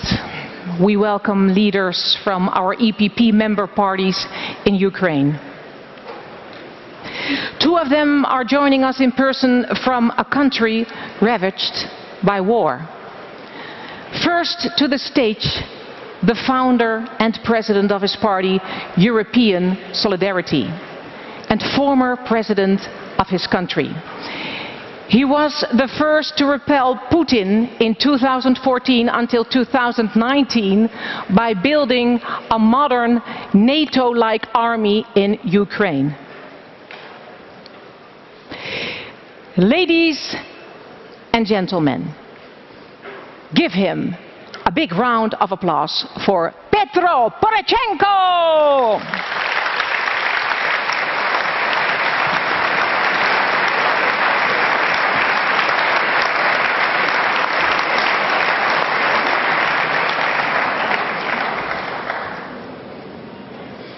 Dear Mr. President Tusk, dear friends of Ukraine, presidents, prime ministers, leaders of the opposition, distinguished members of our dear EPP political family, thank you for this applause. Thank you for this rally. Thank you for such an acceptance of Ruslana.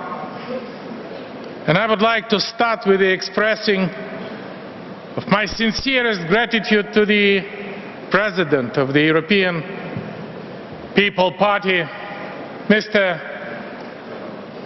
Donald Tusk, for his prominent service for Europe, for Poland, for Ukraine, for the world, and for the distinguished legacy he left all of us. He has been a true leader of our EPP in the most challenging times and remained the committed promoter of our European values and our European principles, as well as the active agenda setter for our political family. Good luck, Donald. Good luck to you in your further political career, and all the best, Manfred, all the best to your successor.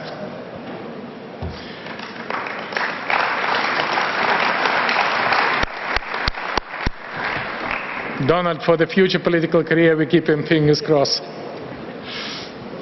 My dear friends, it is 8 years and 98 days that Ukraine is fighting the large-scale war for its survival against Putin regime, against, as he said, second strongest army in the world. And I'm proud that we Ukrainians, since the year 2014, when I was Supreme Commander-in-Chief of Ukrainian Armed Forces, create the army who stopped them. It has already become the bloodiest and fiercest war on the European continent since the end of the World War II. And as we speak, dozens and dozens, thousands of Ukrainian heroes are restraining the aggressive hordes of the Russian forces and their mercenaries in Donbass, on the south of Ukraine. And millions of Ukrainian civilians are seeking shelter from the Russian airstrikes and Russian cruise missiles all over the country. There is no any safe place throughout Ukraine. Putin's regime strives to conquer our lands, to eliminate Ukrainian statehood and to erase Ukrainian nation. Ukrainian identity erased from the world map and the history of humanity. And those who saying about the compromise, please, it is impossible to find out the compromise because the world is white and black. Putin wanna kill all of us and we simply wanna live. Putin wanna destroy and wipe our country, and we wanna live in our 1,000-year-long history country. And the world now can see the true goals of Putin campaign in the mass graveyards in Bucha, Irpень, Mariupol, Rubezhaya, Trostyanets. President Ursula von der Leyen was one of the first leaders who visited in Bucha and see with her own eyes what does it mean. And this is not like in a Hollywood film of horror, this is much worse. And in the burned heaps of Ukrainian books in occupied towns, the plans of another illegal referendum in Kherson, in Zaporizhia, one purpose is to annex Ukrainian sovereign territories to Russia. Ukrainian sovereignty, Ukrainian territorial integrity, and Ukrainian independence cannot be the subject of compromise. But Ukraine is the only part of the Putin geopolitical vision of new world Putin's order. Putin dreams has been and remains to revival of the Soviet Union and the defeat of the collective West. He is driven by a thirst for revenge, so-called Versailles complex of he hates the free world for its defeat during the Cold War and the collapse of the Soviet Union. Therefore, the ongoing war is our common war. Because from the first day, 24th of February, Putin said that he fight with a nationalistic battalion.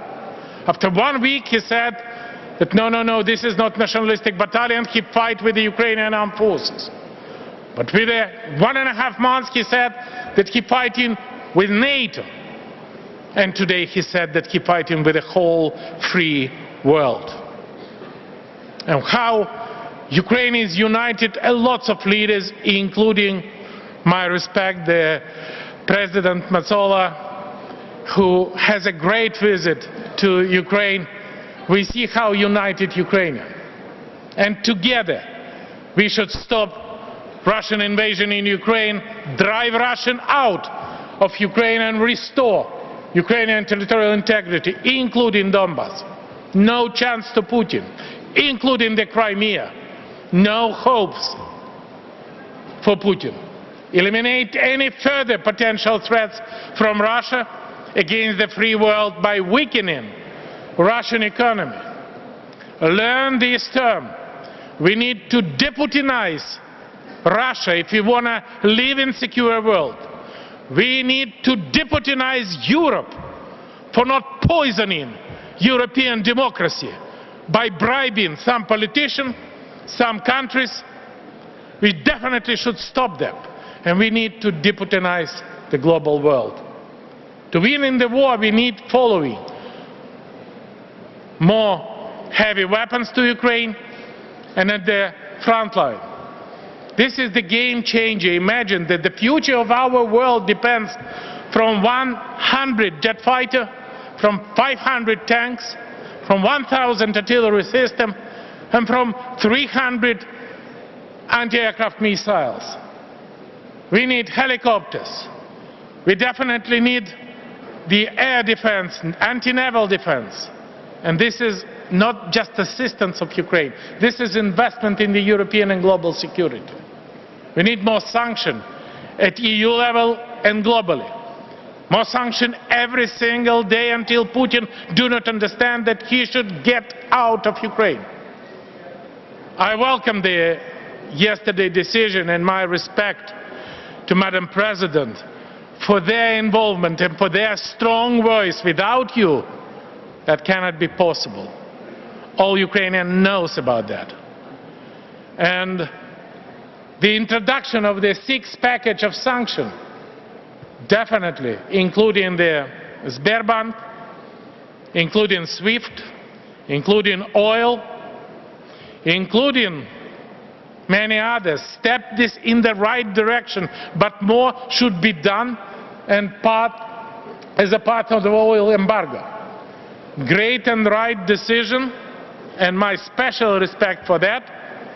This is the sanction against so-called Patriarch of the Russian Orthodox Church, Kirill, who blessed the killing of Ukrainians. This is exactly my request, that we Ukrainians follow your example, dear Europeans. Because this is the Kirill who is in a close associate with Putin in the war and crimes and atrocities in Ukraine. I also welcome the sanction against the military who are responsible for the mass killing, including in Bucha, including in Trostenets, including in Rubezhne, in Mariupol. Mass killing, rapes, crimes against humanity. It is a great start, my dear friends, for so-called list of Bucha. The guarantee that all responsible will be brought to justice. The work must be started on the seventh package of sanctions, which must include also gas embargo. Oil and gas embargo will be definitely the powerful weapons against Russia. And be sure that your money for Russian gas, for Russian oil, will not go to the welfare and democracy of Russia, but the fact that you are sponsoring military machine of Putin, you are spending the money for the bombs and Russian missiles against Ukrainian civilians. No compromises on Ukraine. Any compromise with the Kremlin on Ukraine would legalize its aggression. In essence, this would be a recognition by the free world that the borders of states cannot be changed by force, and the free choice of independent people cannot be vetoed. The world betrayed dozens, thousands of victims and the suffering millions of Ukraine. International justice to the war criminals, Bucha list, to enlist everybody responsible in Russia for crimes, and let's call it really genocide against Ukrainian people. The world shall get united. Please keep unity and solidarity to bring Putin and others before the International Tribunal. Maybe not very far from here, from Rotterdam, in Hague. A good place. I know that.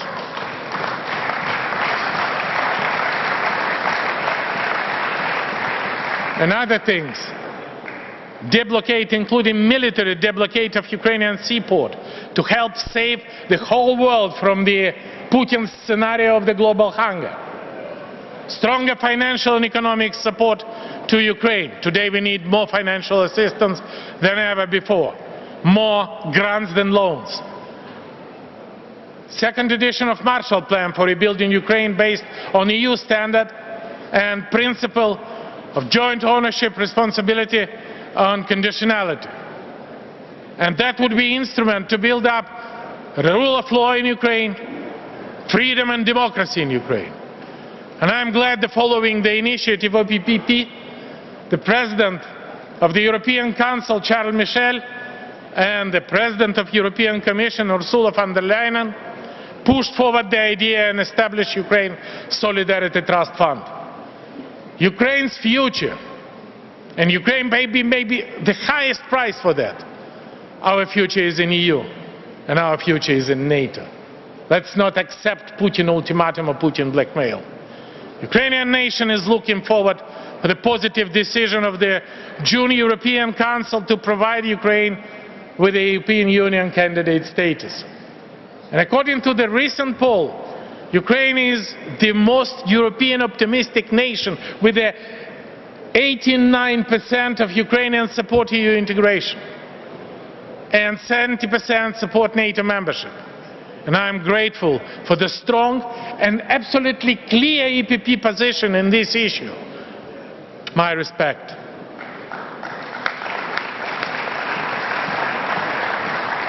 And last but not least, please, more international attention and more focus on Ukraine combined political isolation on Putin regime.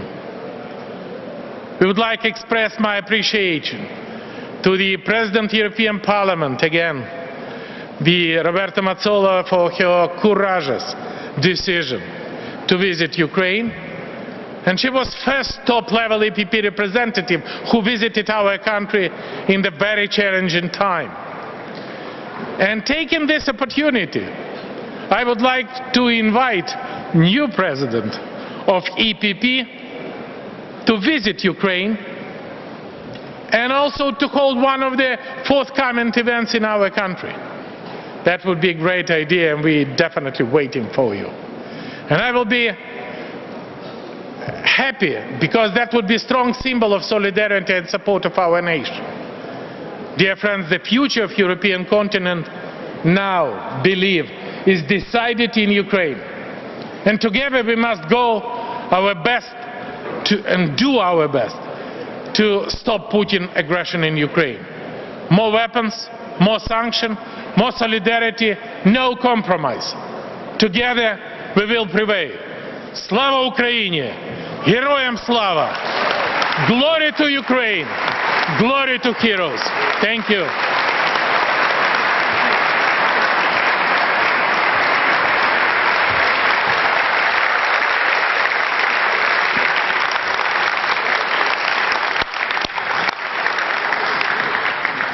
Yes, ladies and gentlemen, next we welcome the president of her party, Batshivchina, or Motherland Party, a two-time former prime minister of Ukraine and the only woman ever to hold this office.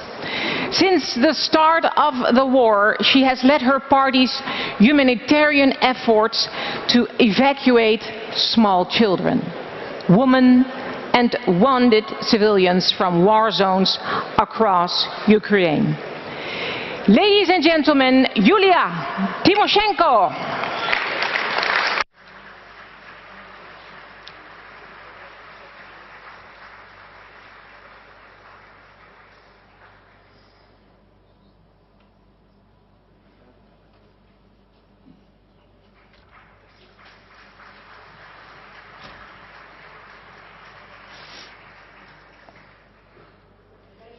Dear friends, the real friends of Ukraine. And I would like to start with the following. Let's make everything to ensure that the next EPP Congress will be held in Ukraine, in a peaceful city. That is very important, because you is our army today, the same as strong as the army that is on our battlefields in Ukraine. We are now today in the center of the wonderful peaceful city Rotterdam, where there is the biggest port in Europe and where more than 100 different nationalities live. But let's look back into history. Rotterdam was completely destroyed by Luftwaffe bombings during the World War II. In my thoughts, I also see another beautiful city, also with a big port, the city that more than 100 nationalities used to live: Russians, Ukrainians, Greeks, Armenians, Tatars. Today, the city is completely destroyed. There is no city anymore. More than 20,000 people, together with their children, were buried alongside Ukrainian roads in the common graves. We don't know their names, and we don't know the exact number of those killed. Mariupol has fallen. It's the destroyed city. Just think, Rotterdam and Mariupol, the same tragedies happened in these cities with their historical distance of 82 years. May 1940 and May 2022, 82 years. Do you remember the words "never again" people were saying after the First World War? You probably never forgot the words "never again" that we said after the World War II. And now I have a question. What are we going to say after this war, which we don't even know how long it will last? Will we again say "never again" altogether? But essentially, we wouldn't change anything. We are absolutely now, we have to change everything so that the wars do not ruin the lives of peaceful nations.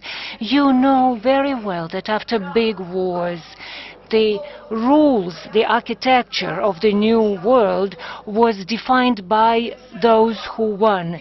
Are we going to give the right to set the new rules of the world by Kremlin? Never. Are we going to allow, instead of the world order based on freedom, democracy and the rule of law, we allow Kremlin to build the life of humanity according to the laws of jungle, where only the rule of force and bloody dictate will dominate?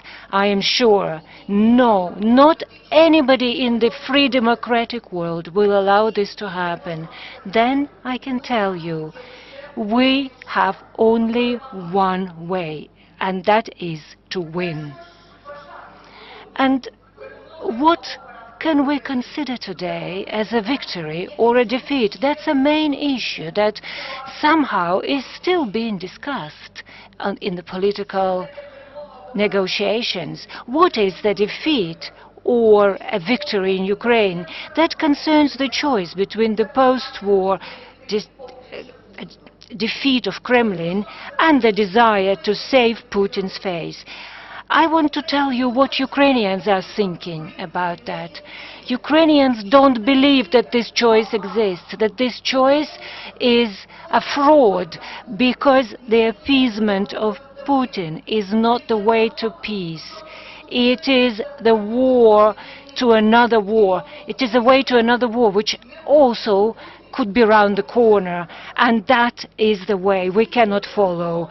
Only the full defeat of Putin's army and Putin's regime and the restoration of the sovereignty of Ukraine, that would only lead to victory and will lead to quick stop of the war and peace. Only the defeat of Putin regime will lead to sustainable peace in Europe. This is what you have to know, the difference. Which difference is between peace and defeat? Well, what is the formula of our victory? Unity, weapons and sanctions. But first I put unity. Today we have much more unity today than Kremlin has expected. But of course Kremlin expected that they could rule the world. But at the same time, this unity is always not enough. We have to unite in order to obtain quick and convincing victory. We know how Finland and Sweden's accession to NATO is being hindered, how some countries are blocking the energy embargo against Russia, and how the supply of vitally important weapons to Ukraine is being sabotaged. And these weapons are vitally important, because without weapons it is extremely difficult on the front line. And it turns out a paradoxical situation when the egoistic interests of several countries dependent on Russia distort the political will of Europe and the whole free world. I think that this is not correct, and this has to be stopped. I think that our European People's Party must take leadership in changing the order of decision-making in the EU in such critical matters as security and foreign policy. In these cases, which should transfer from consensus to qualified majority, in order to take vitally important decisions. This will enable us to unblock many issues and to end the vital dependency on Russia, to impose the complete embargo on Russian energy, and to remove all obstacles to the delivery of weapons. After this decision is taken, the Kremlin will no longer be able to export oil, gas and vodka to your countries, but together with this, they export instability and corruption to your countries. We should win the war and stop the aggressor. To win the war is extremely important, but it's not enough in order to ensure sustainable peace on the European continent. Democracy and security must become indivisible in Europe. This means that all countries that espouse common European values and are ready to defend them should become members of the European Union and NATO.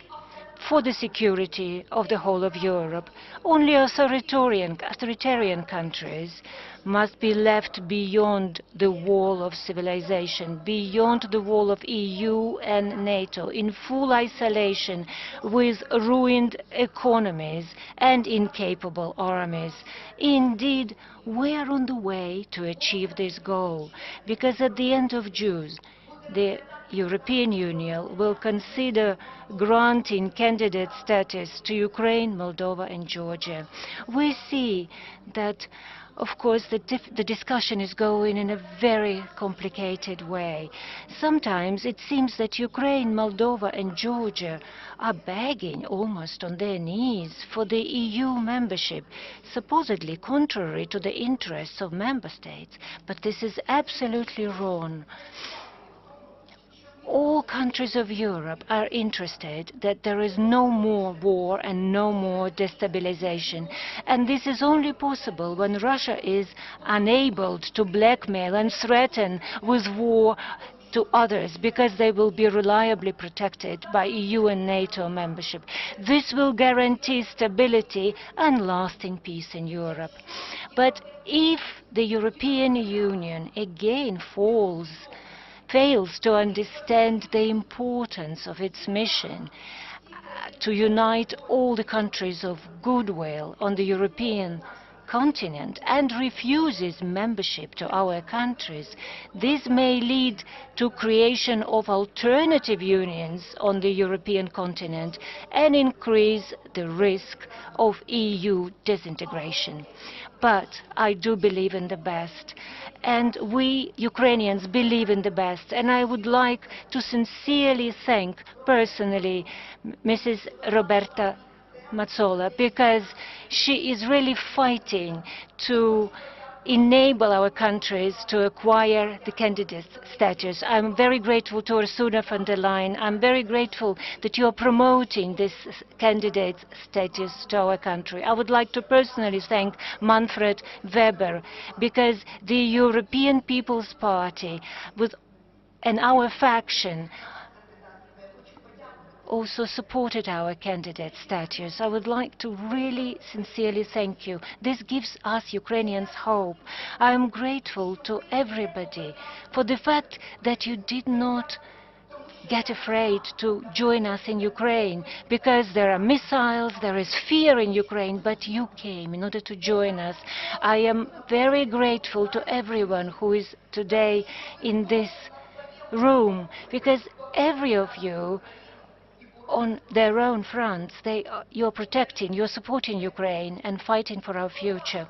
Ukraine and history will never forget your today's efforts.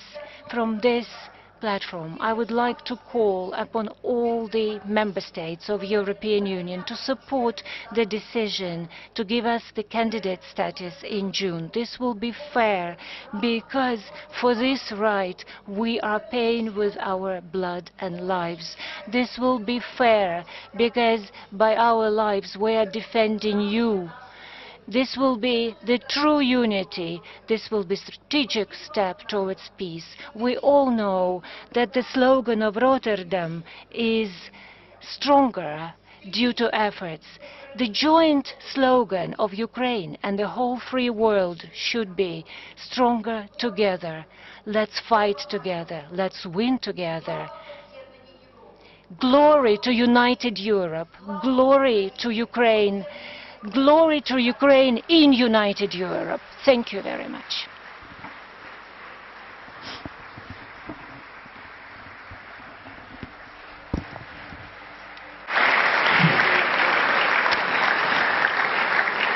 Yes, thank you, and we welcome back to the stage Donald Tusk.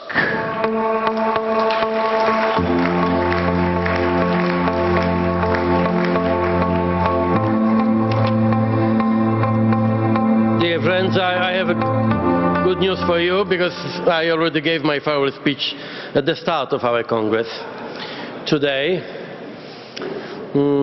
I know that you are all waiting for the election result, for the words of the new president, and of course for dinner.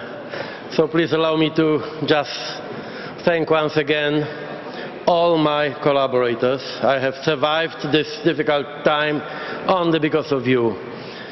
You are a wonderful team, and it is thanks to you that the EPP has endured this particularly hard time in good condition. Thank you very much. I already miss you, dear friends.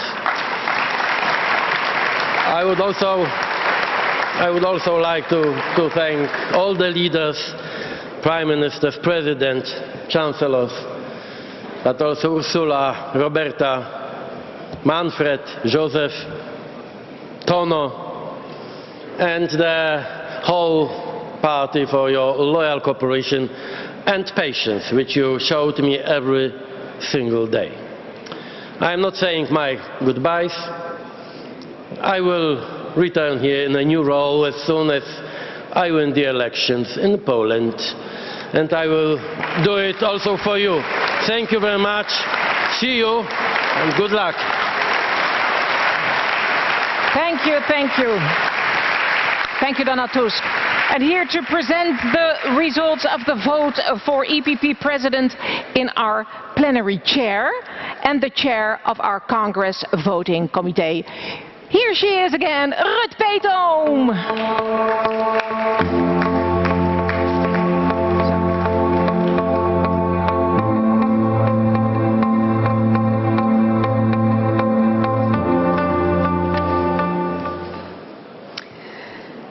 Ladies and gentlemen, it's my honor to announce the result of our Congress vote for EPP presidency.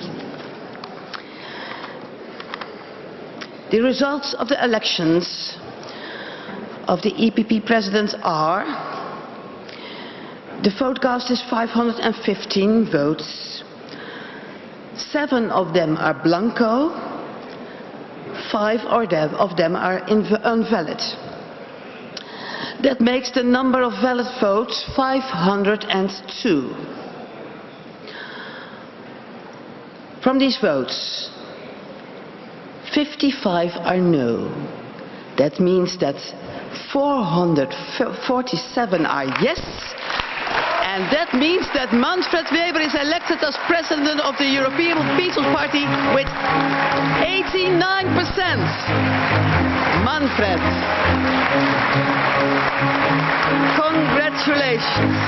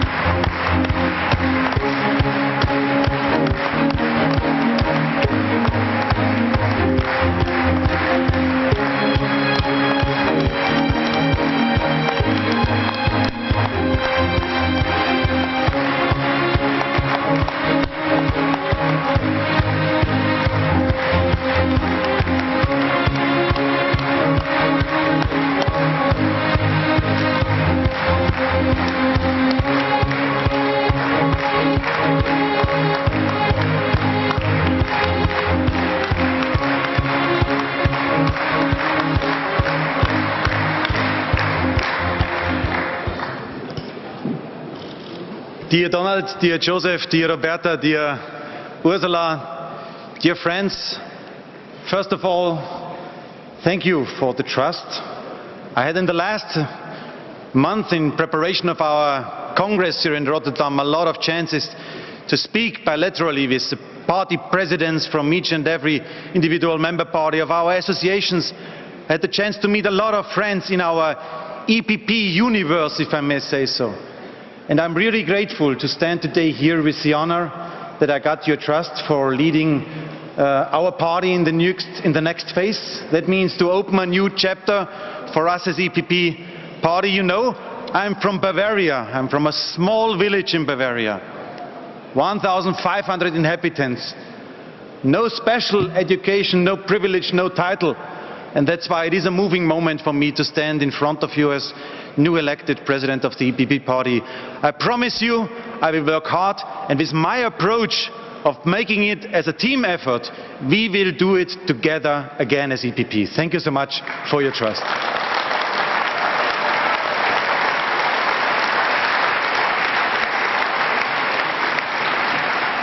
And I have to be honest, it's now not so easy to add a speech in this moment of our Congress.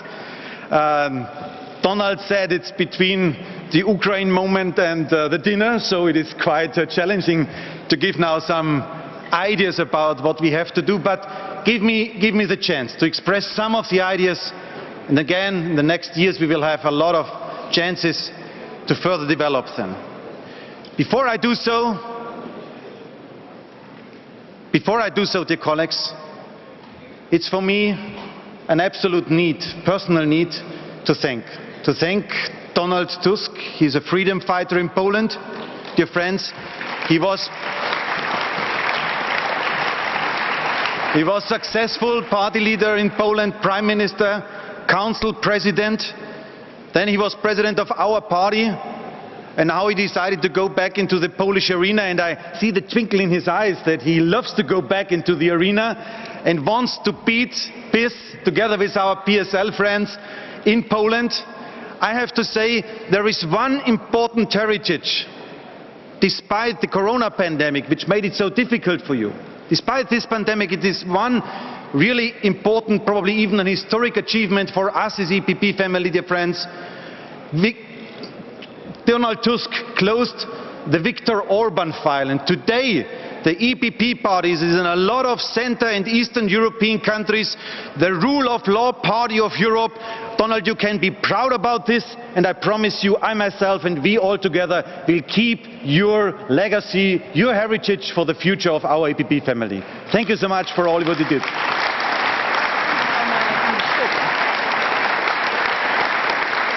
And I was asking myself when I was listening to our friends from Ukraine, when Ruslana spoke, when Pedro, when Julia spoke now to us, I was considering what is probably the first thing we have to learn when we here in Rotterdam consider what is now the method that we as EPP are coming back, because let's be honest, we are not in the best moment of our history.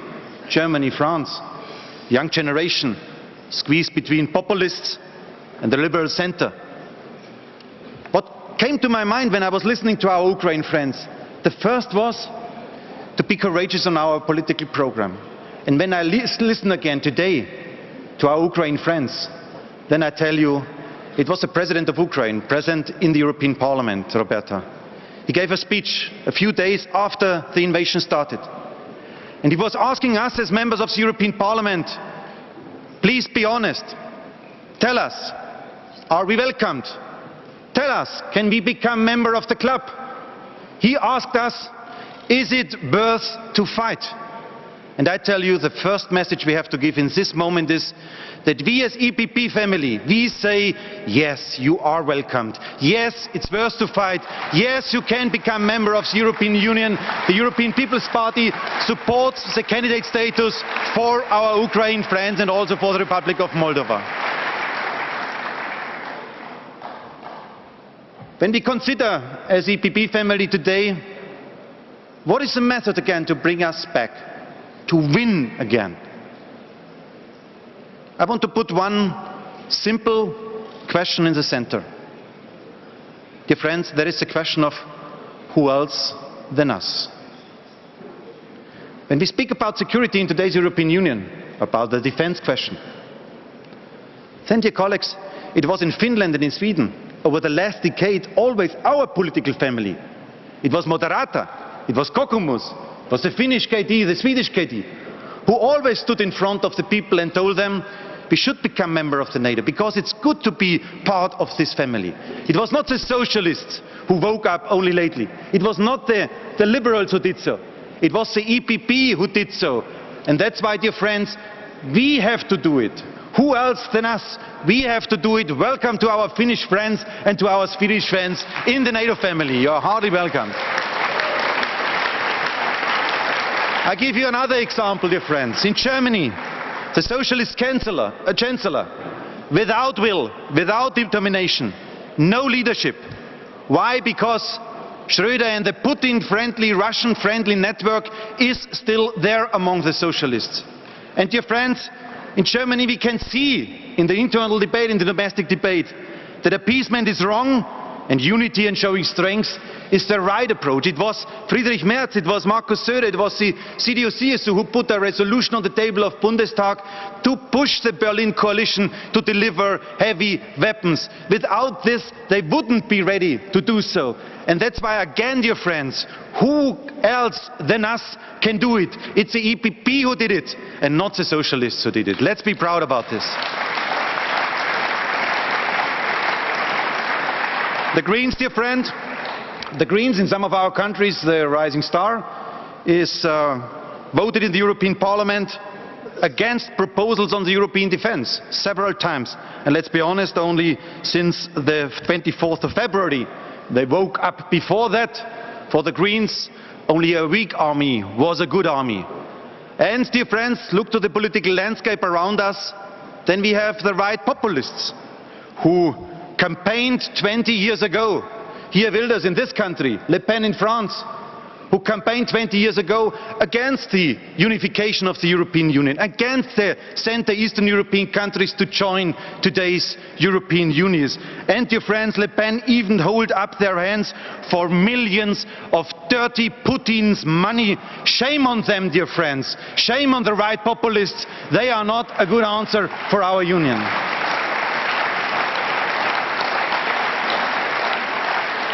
That is today's political landscape when we speak about the biggest challenge, about war in Europe.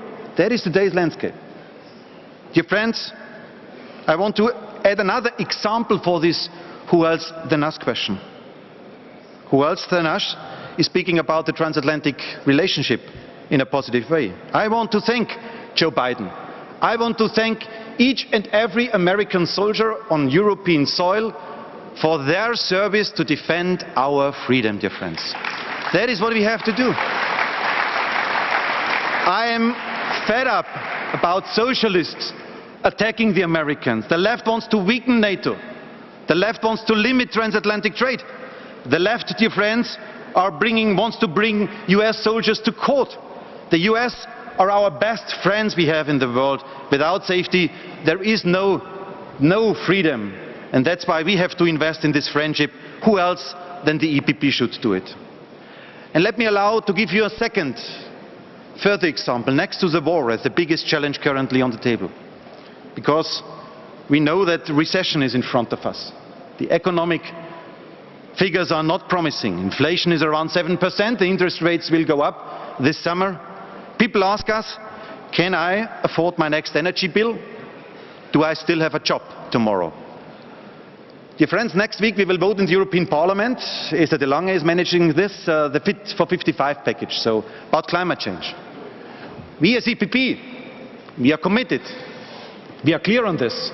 It was Ursula von der Leyen who presented a binding climate law for Europe, 55%. And we will do it, because the future, the energy management of the future will be a good future for all of us. But today, the left is presenting in the European Parliament unrealistic, ideologically driven, and also harming our competitiveness, our industry, proposals on the table. The left is presenting these unrealistic proposals We are, dear friends, again, the party of how. The only way to save our planet are modern technologies. We need an innovation union and not a limitation union like the left is proposing this. We want to have decarbonization but not deindustrialization of this continent. And this threat that we are risking our economic competitiveness is not unrealistic. We have there a big problem in front of us if we would follow this. The young generation, dear friends, is split up between Friday for Future and another part who wants to avoid to become another lost generation, who is looking for a job. Let's, dear colleagues, unite them. Let's, dear colleagues, do it the EPP way again. We promised always, the European key promise, that the next generation should have better opportunities than the previous one. That was always the European promise, and we as EPP, we stick to this promise, dear friends.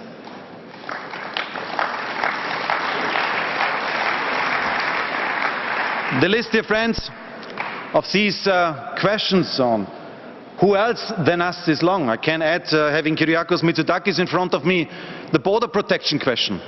You know, he was clear to Erdogan. He said, you cannot blackmail us anymore. We will protect our borders. Ingrida and Christianis did the same with Lukashenko.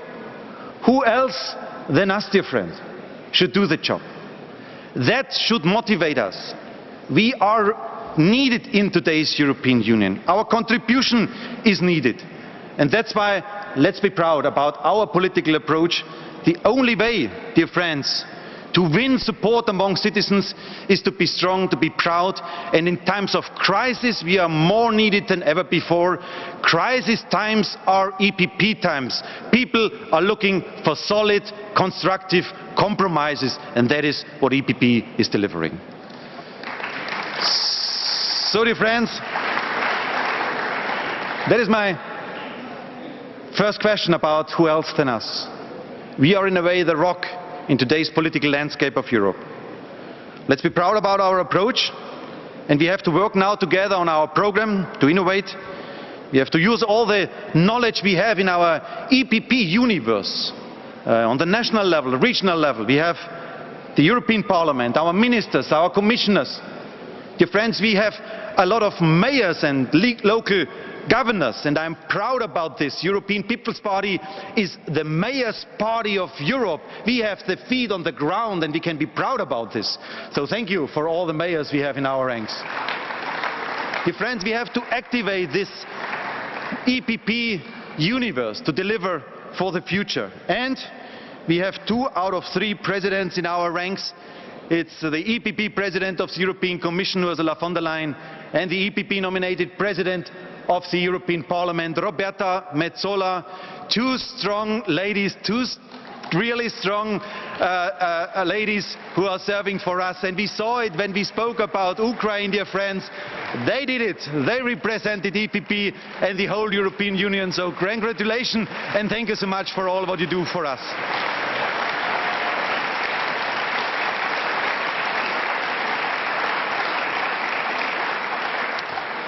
We are strong. We are the rock, dear friends. Against the EPP today, nothing can be decided. We are leading Europe, and we will deliver until 2024. Dear friends, that is the first part about policies. The second part I want to say, and don't be afraid, it's only 3 parts, so I've tried to be now brief, but the second part is about the operational things. We already heard the words of Tono today.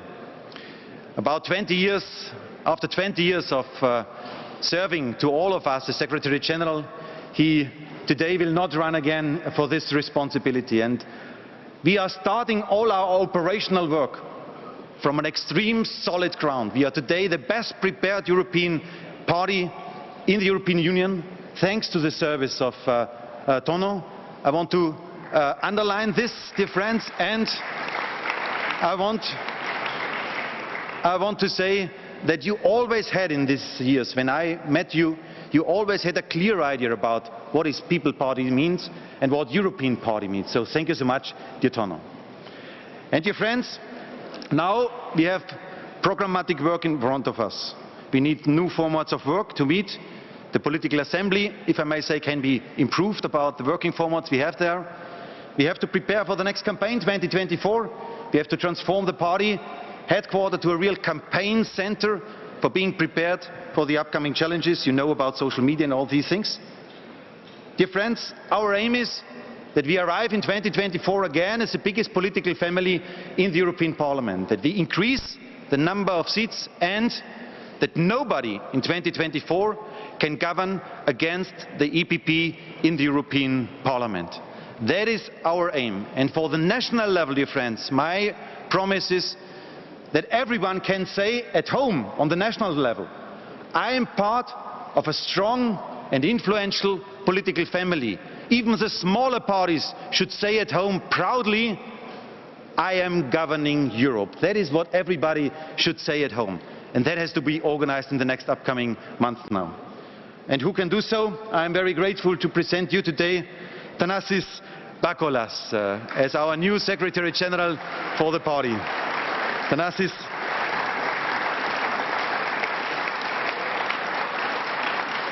Thanasis is an excellent manager, an experienced campaigner, a deep political thinker, and simply a great person.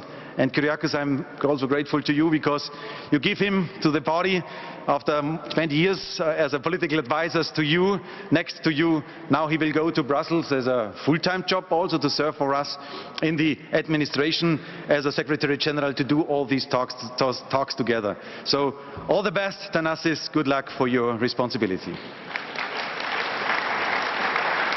And finally, dear friends, after I spoke about policies, after I spoke about the working structure, let me close with a more general perspective. Our societies are deeply split. Look to the US, look to Great Britain, but also inside of Europe, France, Poland. In France, 15 years ago, the old Le Pen had 20 million votes less than Chirac. 5 years ago, the gap went down to 10 million votes in the first election of Emmanuel Macron. And today, a few weeks ago, for the second term of Macron, the gap went down to 5 million votes now. Distance to Le Pen. So, dear colleagues, Macron, in some issues, tried even more to weaken EPP than to weaken Le Pen in some of these issues. And it's not just about France. We are facing this trend all over the world. Look to Capitol Hill, pictures of last year. What we need, more than ever before, are bridge builders, and that is our nature. What we don't need are elites and populists who try to split up societies because of one single political goal, and that is to gain political benefits. Elites and populists seem very different to each other. They have a different content, behaviors, they have different clothes even. But in the end, their political strategy is quite similar. Both of them only accept one truth, their own. They need a world of them and we. Both to love tough words, big slogans and big promises, but they are poor in delivering. Both claim to be close to people, but if they say people, they think me, me and me. The EPP, dear friends, protects this beautiful idea of a party of people and for the people. We are governing among people, for the people. Adenauer, de Gasperi invented these ideas. Yes, it's an old idea, but it is still the most beautiful idea of a party. To care about people and bring them together. And that is the ultimate aim of our party. Dear friends, we as center-right, we unite. Big cities, rural areas, young, old, cosmopolitan natives, workers, entrepreneurs, farmers, digital startups, and most importantly, from all parts of Europe. We don't think in we and them. We only think in Europeans. And dear friends, a second, more general consideration. De Gasperi once said, a politician thinks only of the next generation, next election, but a statesman thinks about the next generations. For our founding fathers, courageous actions to do simply the right thing was more important than the headline of tomorrow. This thinking I'm convinced about this, must drive us again. Is this easy? Was it easy for De Gasperi to speak about the coal and steel union among people who just went out of war? How was it for Adenauer to speak about the defense union? How was it for Wilfried Martens to create the single market? How was it for Helmut Kohl to speak in Germany about the euro, to get rid of the Deutschmark? Dear friends, it was never easy. But they won elections not with following the polls, they won elections with leadership, with doing simply the right thing. And that's why, dear colleagues, that must drive us again, to be ambitious for the future of Europe and to convince people that our approach is the right approach.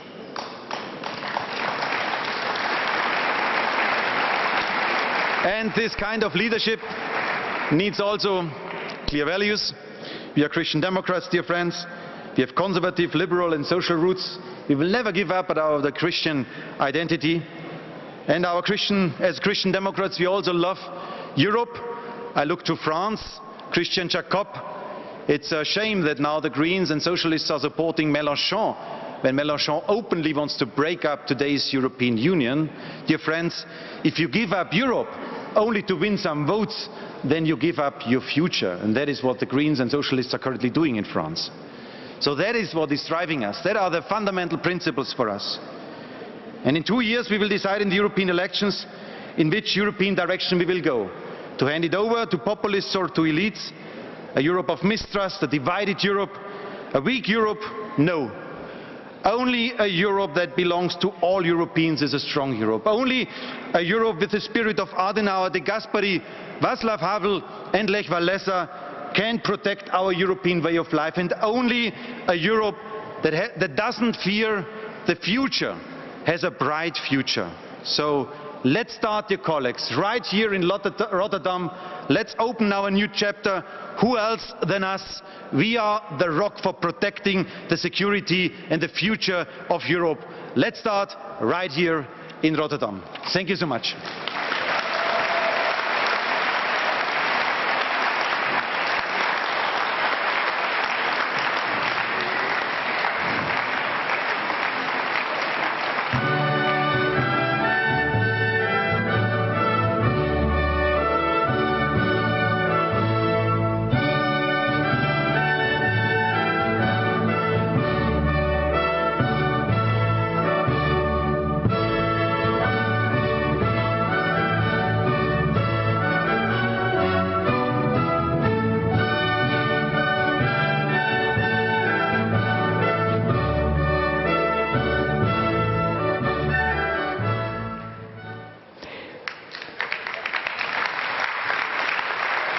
Ladies and gentlemen, this is the end of the day. I really want to thank you for this beautiful day. But before you go, just a few things. All delegates and guests are invited to the dinner hosted by the CDA, Eduardo Frei Foundation and the EPP. And the dinner will take place in hall number 4. Prime ministers, heads of state, opposition leaders, go to the 3rd floor, because there you will have your dinner. And dear friends and guests, see you tomorrow at 9:45. Bye-bye. Okay. Huppakee.